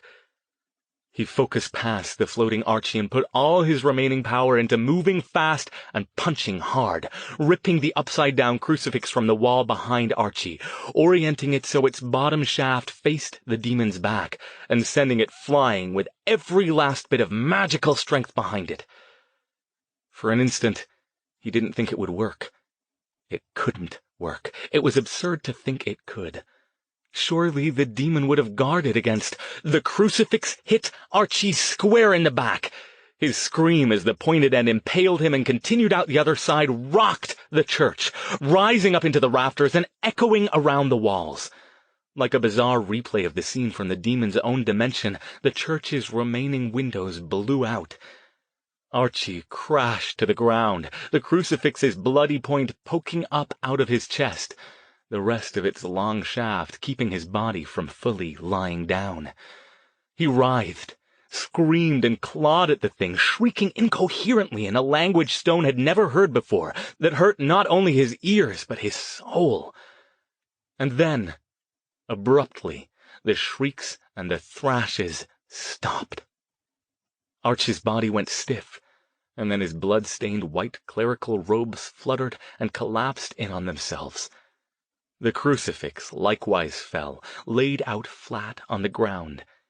It still pierced the robes, but now, aside from a large quantity of dust and a few lumps, including a quivering, gore-streaked pink brain where the demon's head had been, Nothing remained within them. Almost nothing. Heart and head pounding, Stone forced himself to move. He vaulted over the pews and ran to where Archie had fallen. "Miss Ruiz?" he called, without looking back. "I'm okay." Her voice shook, but she didn't sound injured. "But the people... they're..." Stone risked one quick look over his shoulder. Every one of the parishioners had collapsed where he or she stood, forming a disorderly heap of bodies on the floor. "Check them!" he ordered, already turning back to his own task. He plunged his hand into the bloody robes, hoping he was wrong. But he wasn't wrong. In the midst of something cold and spongy, his hand fell on something warm that pulsed faintly as he touched it. He wrenched it free and stared at it, already knowing what he'd see. A human heart, blackened and impossibly ancient, shot through with veins of glowing red. Despite the fact that the crucifix's shaft had passed directly through where it should have been, it remained unscathed. It felt profoundly wrong in Stone's hand, as if he were holding a small, rotting animal carcass or a handful of excrement. And he could already feel it trying to reach its vile tendrils into his mind. "Miss Ruiz," he called, "I need your help here, please." She came bounding over, breathless. "They're alive," she said. "At least the ones I checked are. Just unconscious." Catching sight of what he held, she recoiled in revulsion. "Is that his heart?" "Yes, and as far as I know we can't destroy it, though I'm going to give it my best go before we decide what to do with it in the meantime. I wish we had the box, but I'm afraid we'll have to settle for second best for now." He removed the crucifix she'd given him and offered it to her. "Let me wrap this up and find something to put it in. We'll put that on top of it, and hopefully it won't get up to any more mischief before—" "Dr. Stone?" Stone turned at the sound of the unexpected and familiar voice. Simon Beale stood there, just inside the double doors, dressed in his old-fashioned suit and carrying his briefcase. He stared at the scene, eyes wide and expression incredulous. "What's happened here?" Stone frowned. "Mr. Beale, what are you doing here? Didn't you go back to Los Angeles?" Beale hurried up, gingerly stepping over the unconscious bodies of the parishioners. "I was going to, but then I got a line on another angle for my research. I was trying to contact you because I thought you might be very interested in—" "What is that?" he asked, and his gaze fell on the heart, now nestled in a handkerchief Stone had pulled from his coat pocket. "And what on earth has happened to all of these poor people? Should we call someone?" "Long story. Not really one we can go into right now." "I'll go call someone," Beale said, looking worried. "But first, let me give you this information I found. I think you'll find it very helpful." He opened his briefcase and reached inside. "Mr. Beale, I don't think this is the time to—" Stone glanced down at Archie, half expecting him to be reforming his body or stealthily crawling his dusty remains away. Then something occurred to him. "How did you know where I was?"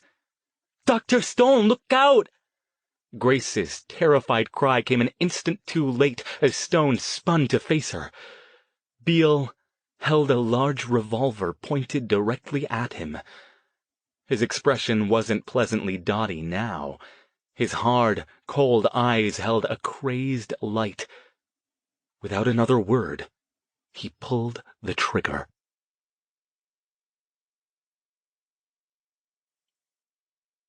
Chapter 63. For Stone, everything moved in slow motion. A deafening bang, followed by a sudden excruciating pain in the right side of his chest. A scream, muddy and indistinct. The world tilted crazily, and then he was falling. Archie's pulsing heart slipped from his grasp and fell too. They both hit the ground at the same time. He couldn't get a breath. "Don't panic, you can't panic or you're dead." The thoughts seemed like they came from someone else. His own thoughts darted and whirled, struggling for coherence. Pain was everywhere. Above him, the cracked remains of the wooden rafters rose, blurred and out of focus. Beale's calm face swirled into his field of vision. The old man bent down and picked up something next to him. The heart. He wrapped it in a cloth and carefully nestled it into his briefcase. "Thank you, Dr. Stone," he said. "I'll be taking this with me." Stone blinked, struggling to get a deep breath past the pain and the sudden feeling that he was drowning. He coughed, tasting blood. "Beale," he whispered. "I have you to thank," Beale said. "I'd given up hope that the master would ever resurface.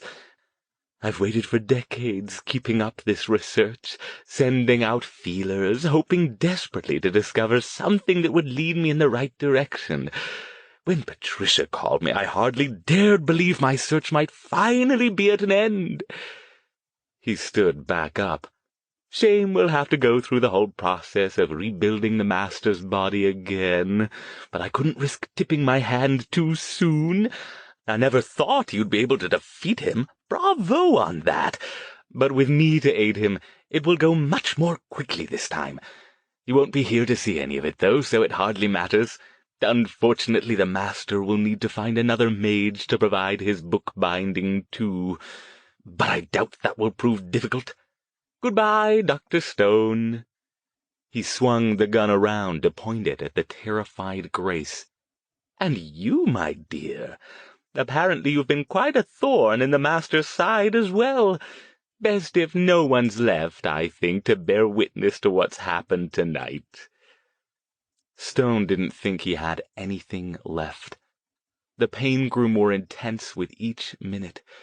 Blood bubbled from his lips and ran down the side of his face to pool beneath his head, and gray fog began to obscure his vision as he struggled and failed to draw in enough air. But the sight of that gun pointed at Grace fueled his rage at this old man who'd played him for a fool. He fixed his focus on the gun and let the rage provide the power. If it killed him, so be it. Beale jerked as the gun wrenched free and flew out of his hand. "What?" He actually managed to jump, trying to snatch it back before it rose out of his reach, but he didn't succeed. The gun sailed up and settled on one of the wide beams of the rafters. Stone slumped, coughing as the simple effort exhausted him, barely aware of what was happening around him now. Beale looked as if he couldn't decide whether to attack Stone, attack Grace, or get the hell out of there with his prize. After a brief interior struggle, he chose the latter. "Fine," he said. "It won't matter anyway. They'll never find us. And you," he added, nodding toward Grace. "With Stone dead, you're far too meek to ever do anything against the master on your own." He turned and headed back down the aisle, striding quickly toward the doors. In a moment, he was gone. Around him, the parishioners remained unconscious, showing no signs of waking. Grace fell to her knees next to Stone, looking stricken. "Oh, bendita Madre Maria," she moaned. "Don't move. I need to call an ambulance." She jerked her head around as if expecting to spot a phone inside the chapel. Stone's thoughts moved through mud. His breath rattled and bubbled in his throat as he tried to draw in air. He raised a hand that felt like it weighed several 100 pounds and gripped Grace's arm. "No. No." Her eyes were huge, and even as his perceptions narrowed to a gray tunnel, he could hear the bright edges of panic seeping into her tone. "We have to get you to a hospital." "Too late," he rasped, and coughed again. Jagged knives of pain lanced through his chest, and he fought back a rising wave of fear. He was dying, and if he couldn't make her understand in the next few seconds, there'd be nothing he or anyone else could do about it. Miss Ruiz, Grace, please, help me. They'll never get here in time. I'm trying to help you. Tears ran down her cheeks. Let me call an ambulance. Is your phone in your coat? She moved as if to pull it aside and check. He tried to tighten his grip, but instead felt it loosen as the grayness settled over him and his strength faded. Your magic, your press. Please. She stared at him in disbelief. Oh, no, I can't. You're too badly hurt. You can't. He could barely hear his own voice now. He hoped she could. His hand fell away, refusing to obey his mind's increasingly disjointed commands. He didn't even hurt anymore, as his body began to shut down. I have faith in you, he whispered. She swallowed hard, then nodded, bending over him. She took his hand in one of hers and put the other on his chest over the wound. Stone's vision was fading, but he saw her bow her head, and he saw her lips move as she began to speak in breathless Spanish. Her voice shook, but her words came out strong and confident. Her hand gripped his, warm and firm. Almost immediately something began to happen. Stone couldn't understand anything she was saying beyond the occasional Dios or Madre Maria, but he closed his eyes and let the gentle, comforting rhythm of her words flow over him. It didn't make sense to his fogged brain. Words couldn't be warm. Words couldn't slip into his consciousness and support him like the softest of beds. Words couldn't reach into his body and flow around the pain, isolating it, massaging it, carrying it away on a gentle breeze. He had no idea what Grace was doing, but he no longer cared.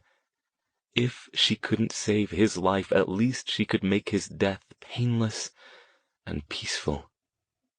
It was all he could ask of her. Either one, he decided, would be fine. Something shook him, jerking him out of the gentle, floating apathy that had settled over him. You have to fight, a voice begged. Was it Grace? He didn't know anymore. Don't you dare leave us. Archie's still out there. I can't do this without you. Stay with me. The grip on his hand tightened, and a heavier weight came down on his chest. Archie. What about Archie? He remembered something about someone named Archie. Right.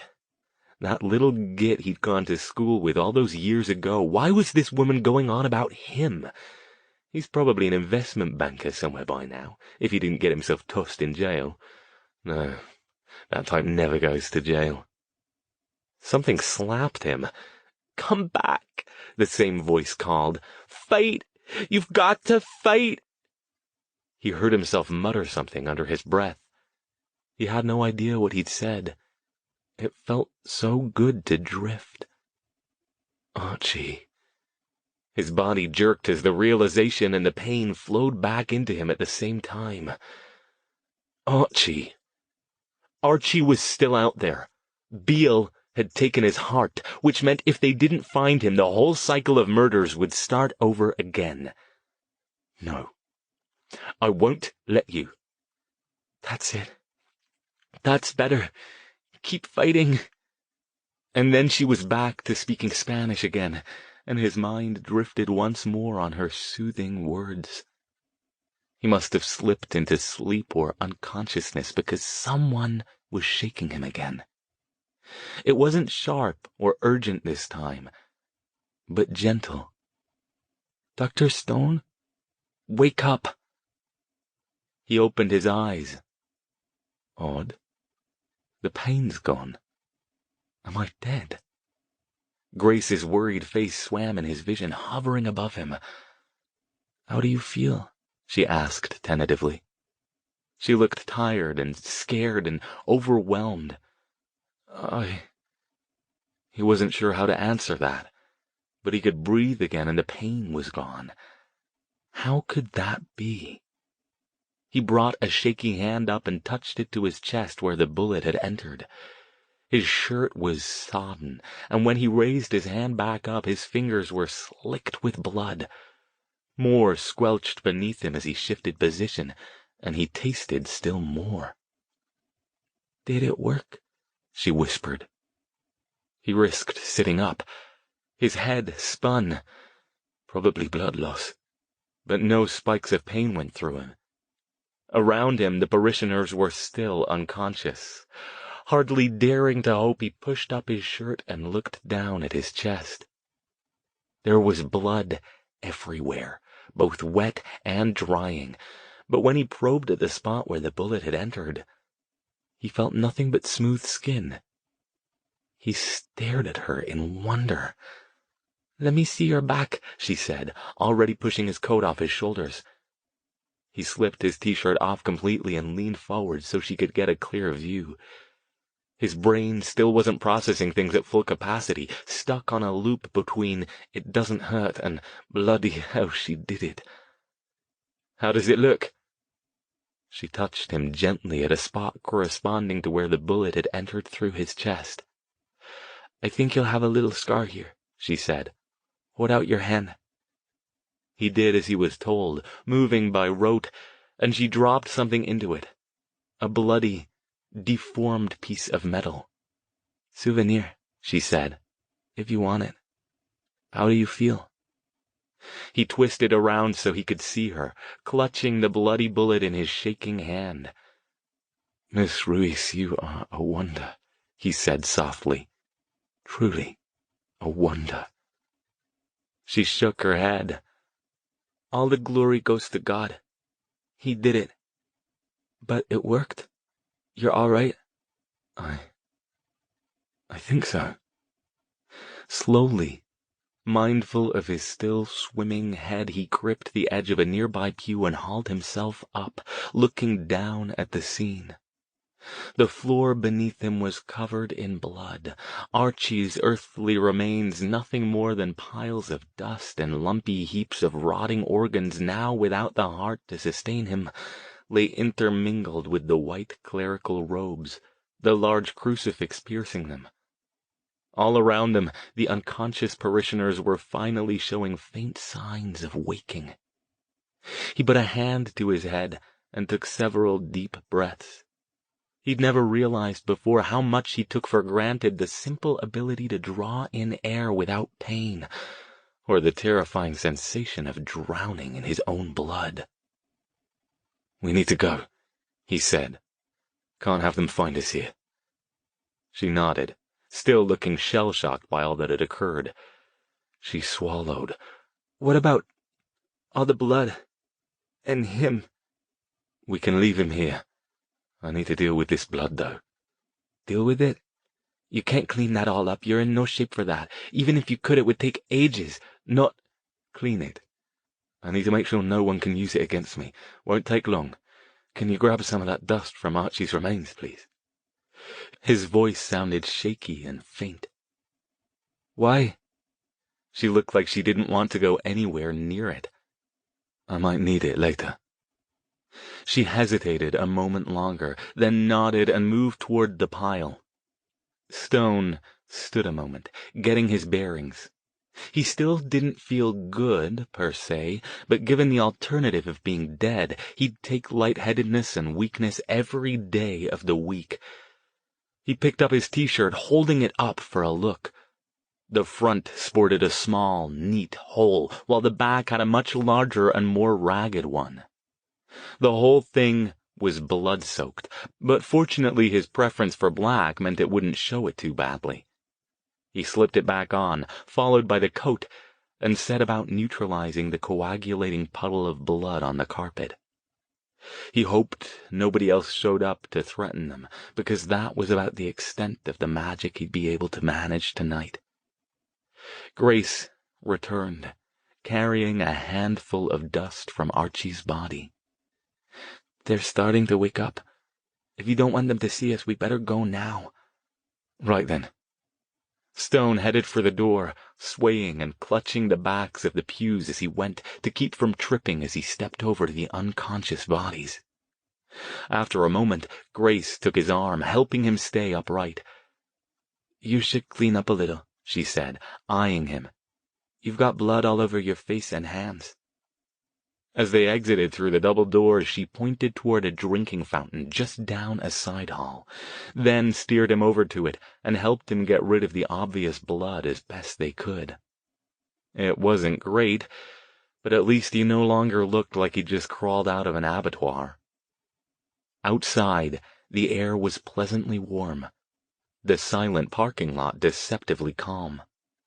Stone glanced around, looking for any signs of approaching police cars, but saw nothing.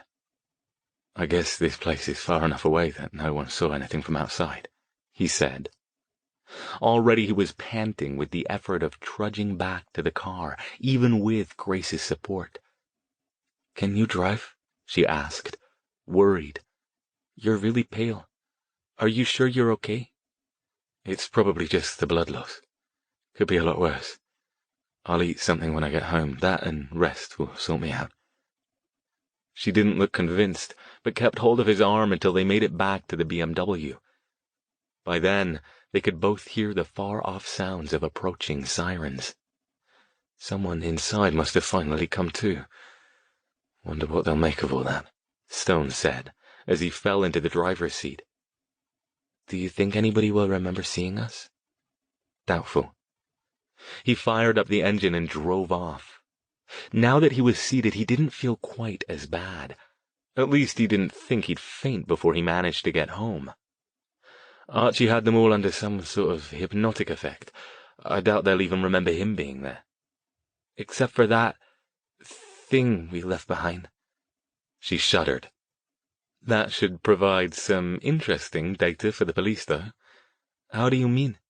It's just a guess, but I wouldn't be surprised if those organs all came from different people. You mean the murder victims? You think those are the actual...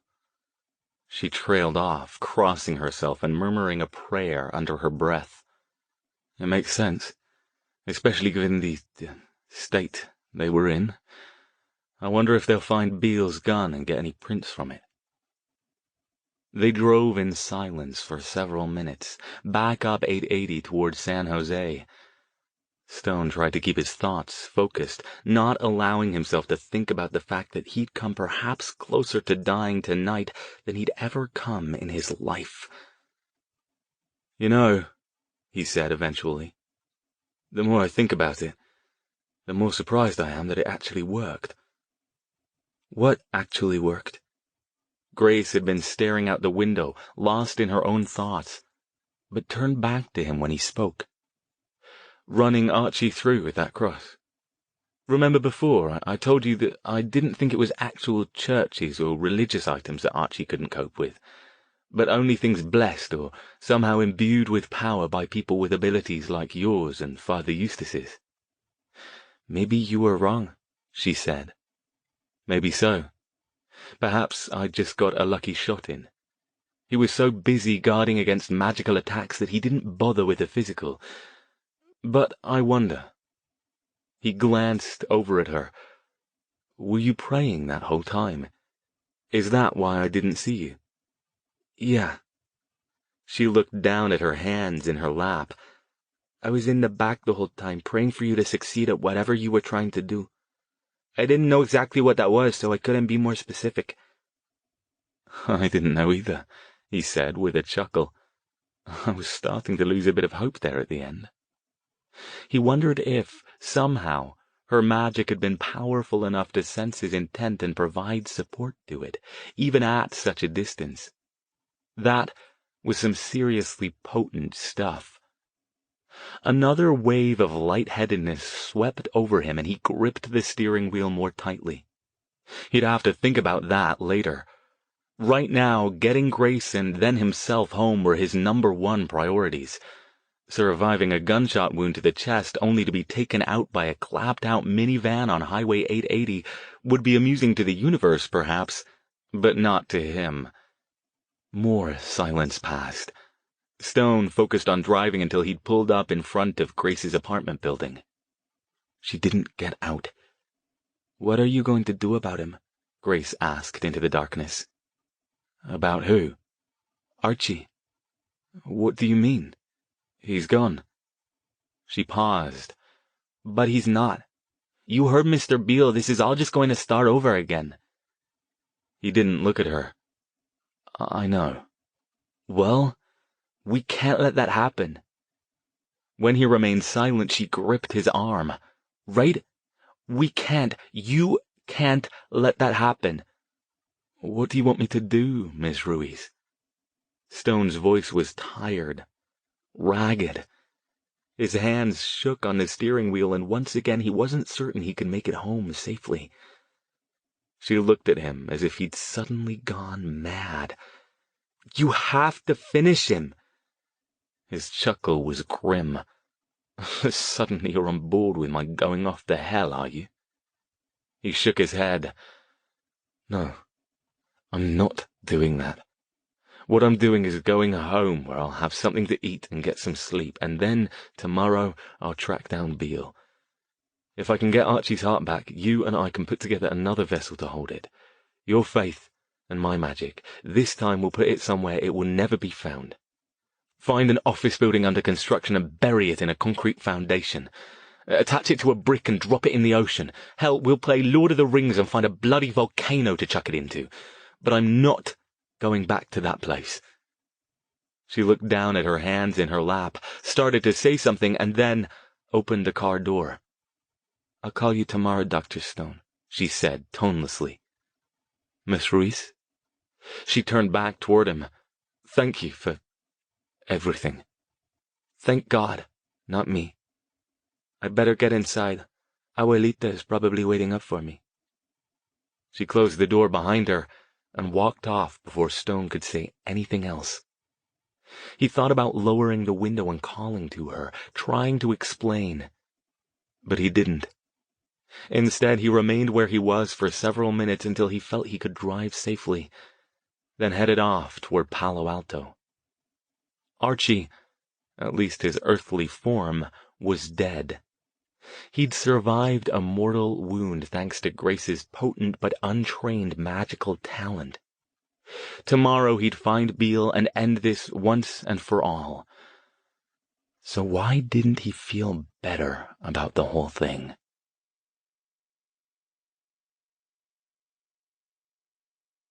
Chapter 64. Stone awoke early the following afternoon after a night of unsettling dreams to find Raider busily licking dried blood off his arm. He sat up, confused for a moment. Was he bleeding again? Before remembering that by the time he'd arrived home the previous night, he'd been too dead tired and light-headed to do anything but stagger upstairs, shuck off his bloody t-shirt and jeans, and throw himself onto the bed. The hell with the comforter, he recalled thinking. I'll burn it and get a new one. He sat up, testing how he felt. Aside from being ravenously hungry, not too bad, all things considered. The exhaustion and swimmy-headed feeling from the previous night was gone, and he no longer felt sure he'd faint if he tried standing up. He did, however, briefly consider that Raider looked tasty. The clock on the nightstand read 1:24, late even by his decidedly non-early bird standards. He swung his legs around, got up, and padded into the bathroom. The sight that greeted him in the mirror nearly made him jump until his mind filled in that it was his own reflection. Clad only in his shorts, he got a clear and unobstructed view of the dried blood covering most of his chest and abdomen. His back was probably worse. Shower. Now. Then food. Lots of food. He flipped on the little radio he kept in the bathroom and listened to the news as he showered. When it cycled around to the local beat, the church in Milpitas was the top story. Stone leaned out and used magic to turn up the volume.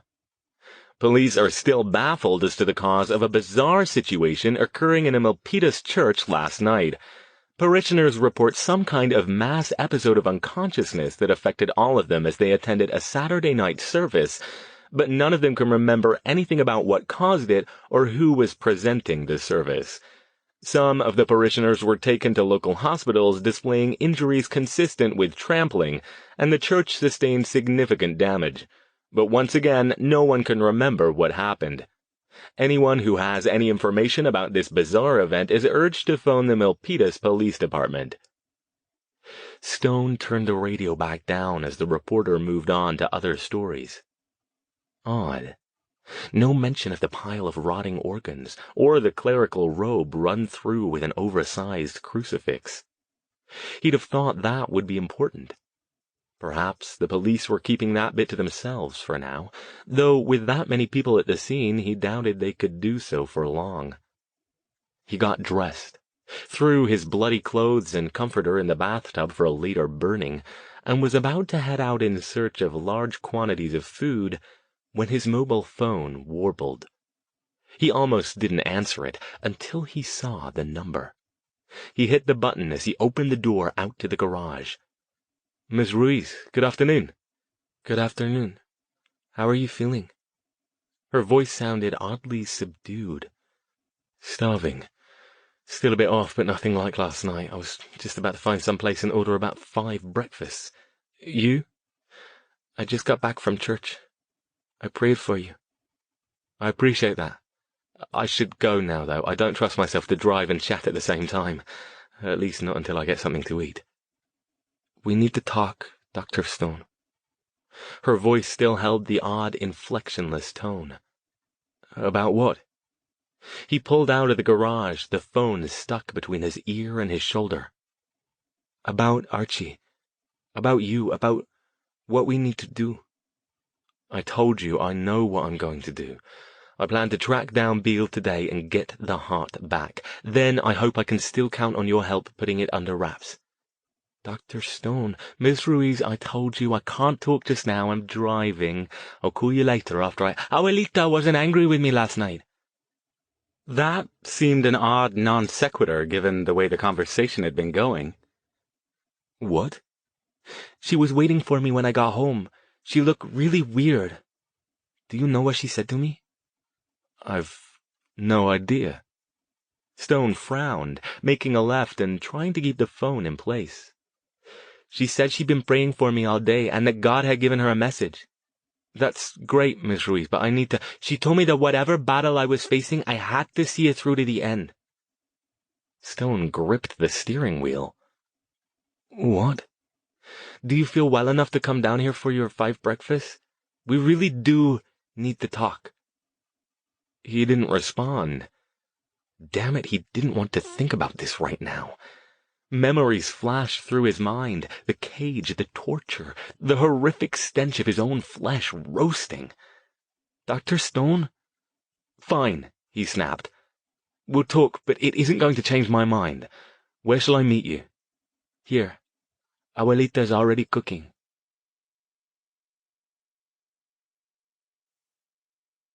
Chapter 65. Grace answered the door almost instantly at his knock.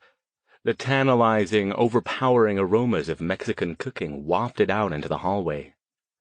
"Was the drive all right?" she asked, standing aside to let him in. She looked none the worse for wear following her experience the previous night, dressed in her embroidered jeans and a pale green Mickey Mouse t-shirt. "What? Oh, yes." The food smelled so good he could barely concentrate on anything else. From the kitchen, Grace's grandmother called something in Spanish. "She says to come in and sit down," Grace said, taking his arm. "She doesn't have to ask twice. That smells wonderful." He let her lead him into the dining area and took the seat indicated. Abuelita immediately hustled out, bearing a large platter of huevos rancheros in one hand and another with some kind of spicy sausage dish in the other.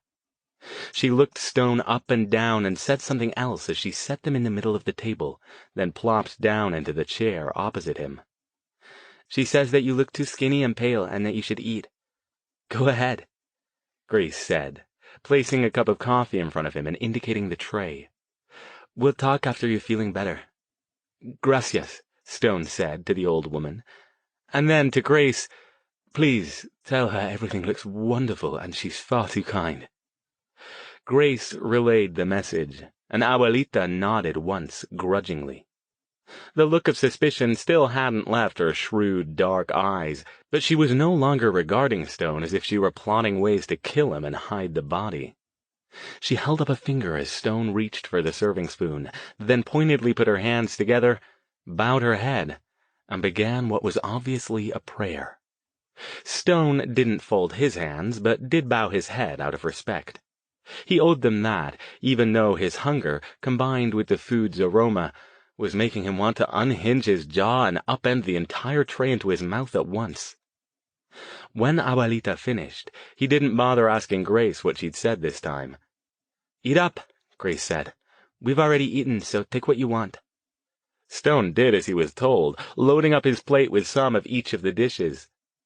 Normally it would have bothered him to eat while two women sat across the table and watched him, but his hunger was so intense that a whole room full of people studying him under microscopes and offering commentary on his technique wouldn't have dulled his ardor. It took until halfway through his second helping before he began to feel marginally human again and slowed down. "Tell your grandmother she should open a restaurant," he said, satisfied, after swallowing another bite of the excellent chorizo. "This is delicious, and I'm not just saying that because I was so hungry I was seriously wondering how my cat would taste with a bit of salt and pepper." Grace murmured something to Abuelita, who once again nodded, and this time even offered Stone the faintest hint of a smile before getting up. She spoke briefly to Grace, and then left the room. "Why did she go?" Stone asked. "I didn't offend her, did I?" "No. I think she's getting to like you, actually. At least a little bit. As long as you don't get too close to me," she added with a chuckle. But then sobered. "She wanted to give us some time to talk." Stone sighed. He hadn't been looking forward to this bit, but covered it by concentrating on another bite of huevos rancheros. "I spent the whole morning praying," Grace said. "Last night, too, after I got home. I didn't get much sleep." Stone didn't reply. "You have to go after him, Dr. Stone. We can't let this go now. I'll help you, but you have to do it." He flicked his gaze up, setting his fork deliberately on the table and pushing his chair back. "I told you I'm going to find Beale. In fact, I'd best be getting on with that. Thank you very much for the meal. I appreciate both of your kindness, but It's not enough," she said. Her expression was troubled, but her own gaze was steady and resolute. "What do you mean, it's not enough? That's not for you to say, is it? Finding Mr. Beale isn't going to solve the problem. Not permanently." She swallowed. What we saw last night, it was horrible. When we saw the demon in the park, I didn't realize what it was, what it wanted. Not completely. But last night, all those people under his control, that's what it wants to do, isn't it? Take people over and force them to worship it." Stone nodded. "Yes. The more people he can sway to his side, the more powerful he'll become. That was his plan all along. The murders were just the preliminary round, but if I can get his heart back and we can put it somewhere no one will ever find it, then we can stop him. He won't be able to get back here." "No," Grace said, shaking her head. "I don't believe that. I don't think you do either. Demons are powerful, Dr. Stone. They're devious. That thing wants to be found. How do you think this whole thing started?" "It started because some construction workers dug it up," Stone said. "Goodwin and Eustace thought they'd put it somewhere no one would be able to find, but they couldn't anticipate what would happen with the area in 100 years. But if we bury it in a concrete foundation or literally find a volcano to drop it into, we don't know either. How can we know what might happen in 100 years? He's there, Dr. Stone. He's plotting, and this time he knows what happened last time. Can you guarantee he won't find a way to persuade someone else to locate his heart and start this whole thing over again? Can you guarantee he won't take some kind of steps to make sure that won't happen again, even before we manage to drop his heart in the volcano or wherever? You don't know how many other people he's influenced while he was here this time, do you? Could there be more Mr. Beals out there? Stone stared down into his plate. Even if that were true, why are you suddenly so determined to send me back to hell? Not worried about my immortal soul anymore? When Grace didn't reply, he looked up. Well? We have to finish this, she said softly. He isn't going to stop until we do. I'll do everything I can to help you. She sighed, toying with her fork. I don't like it either, but sometimes we have to do things we don't like, to do what's right. Maybe you do, Stone said, getting up. He paced the tiny dining area, his thoughts spinning. Damn, but I could do with a drink, or 3. Convenient that this is something you can't do, isn't it? I would if I could, she said. You know that. I don't want to, but I would. But you can't. He spun on her. Do you know what happened to me there, Miss Ruiz? Do you want me to tell you? Would it help you make your decision? He turned away, looking out the window. Below, 3 young children kicked a soccer ball around the scrubby grass of the rear courtyard, shouting and laughing. What did you mean about what your grandmother said when you got home last night? I thought I'd have to listen to a lecture. She still hasn't quite accepted that I'm not a kid anymore, but she was sitting there in her chair in the front room waiting for me. And the first thing she said when I got in was, I don't know what battle you're fighting, mi corazón, but God has told me you must see it through to the end. She paused, staring back down into her plate. She's never said anything like that before. Usually she's telling me to stay home at night, that nice girls don't go running around after dark.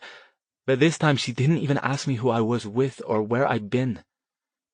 Stone frowned and glanced back through the door where Abuelita had exited. She's never shown any signs before of the sort of things you can do? Not that I know of. She's never said anything about it. Why? Stone didn't answer. Was it possible that Grace's grandmother was also a wild talent? Magical ability did pass through gender lines and didn't always hit every generation. Had Grace gotten it from her grandmother rather than her mother? She hasn't got any idea what we're facing, though. She can't. It doesn't matter, she said. God speaks to her, and he's given her a message. She sighed. I was really troubled this morning, so I went to a confession and asked the Father what I should do. You told him about what happened? Stone asked, alarmed. Letting some mundane priest in on what was going on with Archie couldn't lead to anything good. Not in so many words. I just asked him what someone should do if they were facing a great evil. But what they'd have to do to fight it might put their immortal soul at risk. Should they do it? What did he say? The answer didn't matter, though. He had no intention of taking advice from a priest, regardless of his reply. He said that fighting evil is always desirable, but it's up to each person to decide how far they're willing to go. That's why God gave us free will. Well, there you go, then. So you won't do it? He didn't miss the disappointment on her face, or the dimming of the light in her dark eyes. Inexplicably, he felt sudden anger rise. "You're not going to guilt me into this, Miss Ruiz," he said sharply. He stalked the dining room, moving back and forth across its small space because he couldn't stand still any longer. His voice came out harsh and grating. "It won't work. You may worship someone who's willing to sacrifice himself for the good of humanity, but he's a lot bigger man than I am. I've already been to that hellhole once. I did my bit. If it hadn't been for you showing up, and I'll remind you, you told me you couldn't help me because you refused to condone what I was doing, I'd not only have been tortured and bloody roasted alive for who knows how long, but Archie would have eventually worn me down until I handed over my body so he could harvest it for his little psych project." He flung himself back into the chair. "It's not as if I'm washing my hands of the whole thing. I'll track down Beale just as I said I would. I'll get the heart back and make damn sure this time that nobody can find out where I've put it. Archie's not omnipotent. His power has limits. Don't treat him like he's some sort of all-powerful, all-knowing force of the universe. He's a pathetic sod from a pathetic dimension trying to play at being the great and powerful Oz. I see that now, and I'm not buying his lies." "You're afraid," she said softly. "Of course I'm afraid," he snapped. "I don't give a damn about my immortal soul. If such a thing even exists, mine was buggered a long time ago. But I don't fancy waltzing back in for a second go at playing rotisserie chicken for some sadistic tosser with a god complex." He stood. "Look, I appreciate your thoughts on the situation. I hope you'll still help me get the heart under wraps after I've hunted it down, but for now, I've got things to do.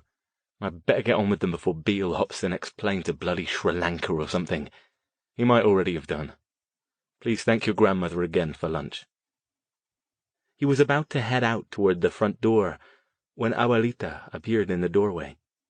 She wore an odd, contemplative expression and carried something long and thin, wrapped in an old, flowered towel.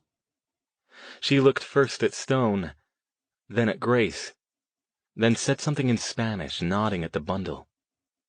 Stone frowned. "What did she say? And what's that?" Grace looked confused. "She said she has something we can use for our battle. God told her to pray over it, so that's what she's been doing. She says I need to as well, but God will bless our efforts if we have faith in his guidance." Abuelita nodded once, walked to the table, and put the bundle down at the end away from the food. She crossed herself, murmured a few words, and then carefully, as if unwrapping a holy relic, she pulled the towel aside. Stone had no idea what he'd expected to see. Perhaps an elaborate crucifix or other religious heirloom. But whatever it was, the item the old woman revealed wasn't it. It was a sword. In a manner of speaking, anyway, a Japanese-style katana made of a cheap metal, already rusting a little along the blade, its wrapped handle repaired with duct tape where the original stained blue fabric had peeled away. Stone had seen dozens of similar things in junk shops in both the United States and England. Beloved decorations for teenage boys' bedrooms everywhere, due in equal measure to their exotic nature and low price. He looked at Grace, raising a questioning eyebrow. Grace wasn't looking at him, though. She was looking at her grandmother. She said something in Spanish that sounded like a question, and Abuelita replied, gesturing toward the sword again. Before Stone could ask, Grace translated. "I know that sword. It used to belong to my brother Emilio. He bought it at the flea market when he was like 13. Abuelita didn't want to let him keep it, but he begged her since he'd spent all his money on it. She finally agreed. I haven't seen it since before he died. Abuelita found it in his things last night." Stone covered the fact that he was searching for the right way to respond by studying the sword. It was of even cheaper construction than he'd initially thought, its blade crooked and chipped as if young Emilio had used it primarily to hit rocks. "Ms. Ruiz," he said slowly, "please, thank your grandmother for her input, but even if I were inclined to go back to pay Archie another visit, it certainly wouldn't be carrying that." "Have you looked at it?" she asked softly. "Of course I've looked at it.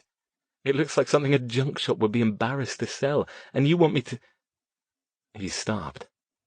Grace and Abuelita were both regarding him with neutral expressions, as if waiting patiently for him to catch up. He let his breath out, turned back to the cheap sword, and switched to magical sight. Given how closely they were watching him, he expected the thing to be nearly incandescent, glowing with a beatific halo of pure white light, its form morphed from a cheap teenager's prop into some kind of avenging holy blade of awesomeness. But no, the sword itself didn't look any different. All the pits and rust and duct tape repairs were still there. The blade was still crooked, its edge chipped and uneven. But around it shone a faint nimbus that he knew he hadn't seen before. It was neither impressive nor particularly confidence-inspiring.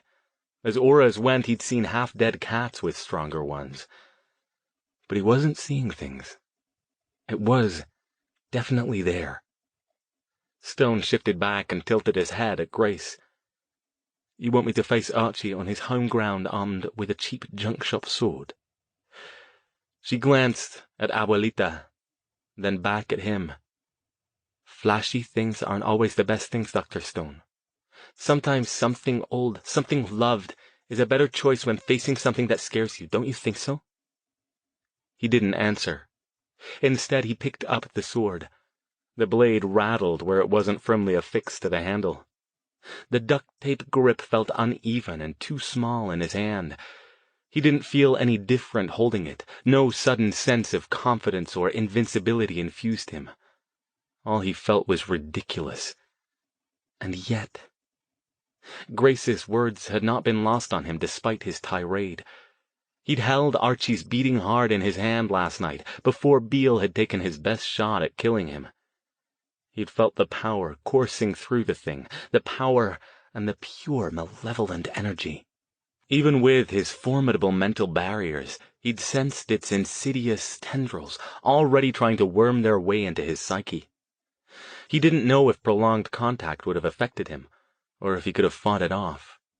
He did know, though, that no matter what he and Grace did with it, no matter how they chose to dispose of it, the chance would always remain that someone would find it, either accidentally or through some subtle call the thing put out as it searched for an unwitting accomplice. It might not happen soon. If he managed to find Beale and reclaim the heart before Archie and his mad old disciple resurrected the demon's physical form again, it might not happen for a long time, perhaps many years after everyone alive today was dead and buried. But did that matter? What about the future victims, or those who'd be brought under the demon's foul thrall if no one opposed him, and he succeeded in his plans for mass corruption? He let out a loud, frustrated sigh. Bloody hell, what am I turning into? He raised the sword in a kind of salute at Grace and Abuelita, who were still silently watching him. I'll need some time to prepare, he said. His voice came out as a reluctant growl. And I'll need your help, Miss Reese. No hesitation this time. If you're not in this 100%, I'm not doing it. She smiled. I'm in, she said, as if she'd known his answer all along. Abuelita smiled too, though it was impossible to tell if she understood more English than she was letting on, or was merely reacting to Grace's own smile. She put her arms around her granddaughter and kissed the top of her head. Then, to Stone's surprise, she walked over and embraced him as well. Since he towered more than a foot taller than she was, he didn't know if she'd intended to repeat the kiss, but she settled for a tight squeeze. Then she stepped back, nodded toward the sword, and said something in Spanish. What did she say? Stone asked Grace. She chuckled. She said she wants that back when you're done with it, and that when we come back she's going to feed you up good. She still thinks you're too skinny.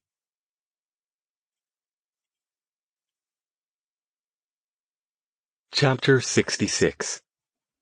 Stone sat at his desk and downed the last of his most recent bottle of Guinness. You know what you're supposed to do, right? Grace nodded. She was on the other side of the room, cross-legged on a pillow, toying with the crucifix around her neck. I'm going to keep praying for you while you're gone, and stay here so I can provide a way for you to get back if things go wrong. But they aren't going to go wrong. Her voice was serene, untroubled. If she was disturbed by the fact that Stone was once again returning to what she considered to be hell, she didn't show it. Makes it sound so simple, doesn't it? He shoved his hand through his hair, examining the objects he'd spread out in front of him. The junk shop sword, the handful of dust from Archie's corpse, and the crucifix on its heavy silver chain. He still had no idea if any of this would work. The circle was finished. That was what he'd spent the better part of the day working on, when he wasn't finding excuses to go downstairs for another bottle. 4 of them sat empty on the desk's far side, but despite his best efforts he remained completely sober. The enormous lunch he'd had at Grace's and his own unease combined to make a pleasant buzz unlikely. In truth, he wasn't even certain he'd be able to get back to Archie's dimension at all. With the previous demon he'd summoned dead, he had no others' names to provide another escort across the plains. All he had was Archie's corpse dust, and the vestiges of energy it still held. Setting up the actual circle had taken only an hour. The rest of the time since he'd returned home he'd spent tweaking the ritual to, he hoped, let him cross over on his own. If he had any chance of doing it, it would have to be soon. The energy hovering around the dust was already fading. Tomorrow would be too late, he was sure. He'd stalled all he could. It was time to go. Doing his best to block out the memories of what Archie had done to him before, Stone got up, put the crucifix around his neck, and stuffed it under his shirt, then picked up the sword and the handful of dust. The katana still felt cheap and flimsy in his hand, but he'd watched Grace and her grandmother doing their thing over it for an hour before they'd left the apartment, and watched as its faint initial glow grew into something more substantial. By the time they left, he was thoroughly convinced that Grace had indeed gotten her magical ability from her grandmother. It was so unfortunate that the two of them would never agree to any formal magical training, since neither one believed what they were doing was magic. But Stone supposed they didn't have to believe it. As long as they believed in their abilities, that was all he needed. "Ready to do this, then?" he asked. She nodded wordlessly and crossed herself. With a couple of deep, centering breaths to stop himself from shaking, he stepped into the circle. It was set up much as it had been before, with the table, the chalice, a mirror, a new one this time, since he'd broken the last one, and the tome. The only thing missing was the knife. Since he didn't intend to summon anything, he didn't need to use his own blood this time. Still gripping the sword in one hand and the dust in the other, Stone closed his eyes, then opened them and began the incantation. He read from a modified version of the ritual he'd used last time, which now included bits and pieces of the process for creating a temporary teleportation gateway. When the time came, he dropped the dust from Archie's body into the chalice and fixed his mind on the demon's plane, visualizing the flat, arid wasteland where he'd first arrived. Smoke swirled from the chalice in ropey tendrils, some red, some white, some gray. They floated up and began drifting toward the mirror. At first, the reflection showed nothing but the room behind Stone, and he feared his concerns had come true, that he wouldn't be able to complete the gateway without an anchor to something on the other side to drag him over. But then the smoke swirled higher, the tendrils beginning to join and lose coherence, the three colors blending together as they obscured the mirror's reflection. Now or never. Hardly sure whether he hoped more that it would work or that it wouldn't, he barked out the remaining words of the incantation and spread his hands, pushing the smoke away from the mirror. The familiar cracked plain with its salmon-colored sky and swollen red sun stretched out in front of him. No time to waste. Already he could feel the strain of holding the gateway open even for a few seconds. Without a backward glance at Grace, he levitated his body up and forward, half expecting to smash into the mirror and break it. That didn't happen. He felt the familiar disorientation and then landed on his knees on hard ground. Hot wind swirled around him. He was back on Archie's home turf. Quickly scrambling to his feet, he first looked around for potential threats. The area around him was deserted in all directions as far as he could see. He was dressed as he had been back on Earth, in his black damn t-shirt, jeans, and Doc Martens. He still had the sword, and it still looked the same as it had before, cheap and crooked and pitted. It didn't feel that way, though. Oddly, the grip felt solid and steady in his hand. Grace's crucifix lay warm against his chest, and behind him he could sense, if not see, a slim, strong cord reaching from him and stretching off into the distance until he could no longer feel it. His way back. "Let's get this over with," he muttered. "Come on, Archie. Where are you hiding yourself? Let's finish this, shall we?" He closed his eyes and turned slowly in place, projecting his desire to locate the demon. If he'd learned anything on his last trip here, it was that perception was as important as reality. Perhaps the place didn't even technically exist, but was merely some kind of shared hallucination. If that were so, he'd use it to his advantage. He opened his eyes. Directly in front of him, perhaps a mile off if standard distances had any meaning here, rose a single building that hadn't been there before. He couldn't make out any detail from this far away, but he could tell it wasn't the unholy church from his last visit. In fact, it appeared large, blocky, and almost utterly featureless, its shiny black surface at odds with the organic reds, pinks, and browns of the rest of the landscape. He thought he saw figures clustered around it, but couldn't be sure. He gripped the sword more tightly and began to walk. As he got closer, nothing made any effort to impede him. The ground remained dry and barren, no hedgerows or blighted trees this time. No other buildings rose up to join the one he approached. Despite the heat, he wasn't sweating. All he felt was energized and strangely tense, as if the whole place were holding its breath, waiting for something to happen. Perhaps it is. Closer still, and the figures he thought he'd seen resolved themselves. He stopped. This could be a problem. The figures were demons, and with a certainty he didn't question, he knew they were the same crew from the church. They weren't dressed in school uniforms now, though, and didn't look like teenage boys.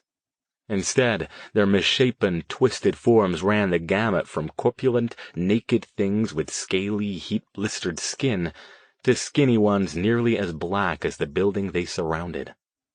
All of them lounged against the shiny black walls, regarding him like a gang of surly teenagers outside a mall.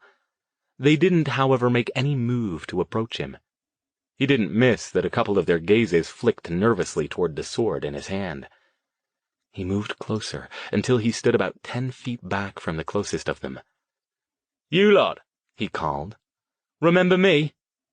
They muttered between themselves, but no one answered him directly.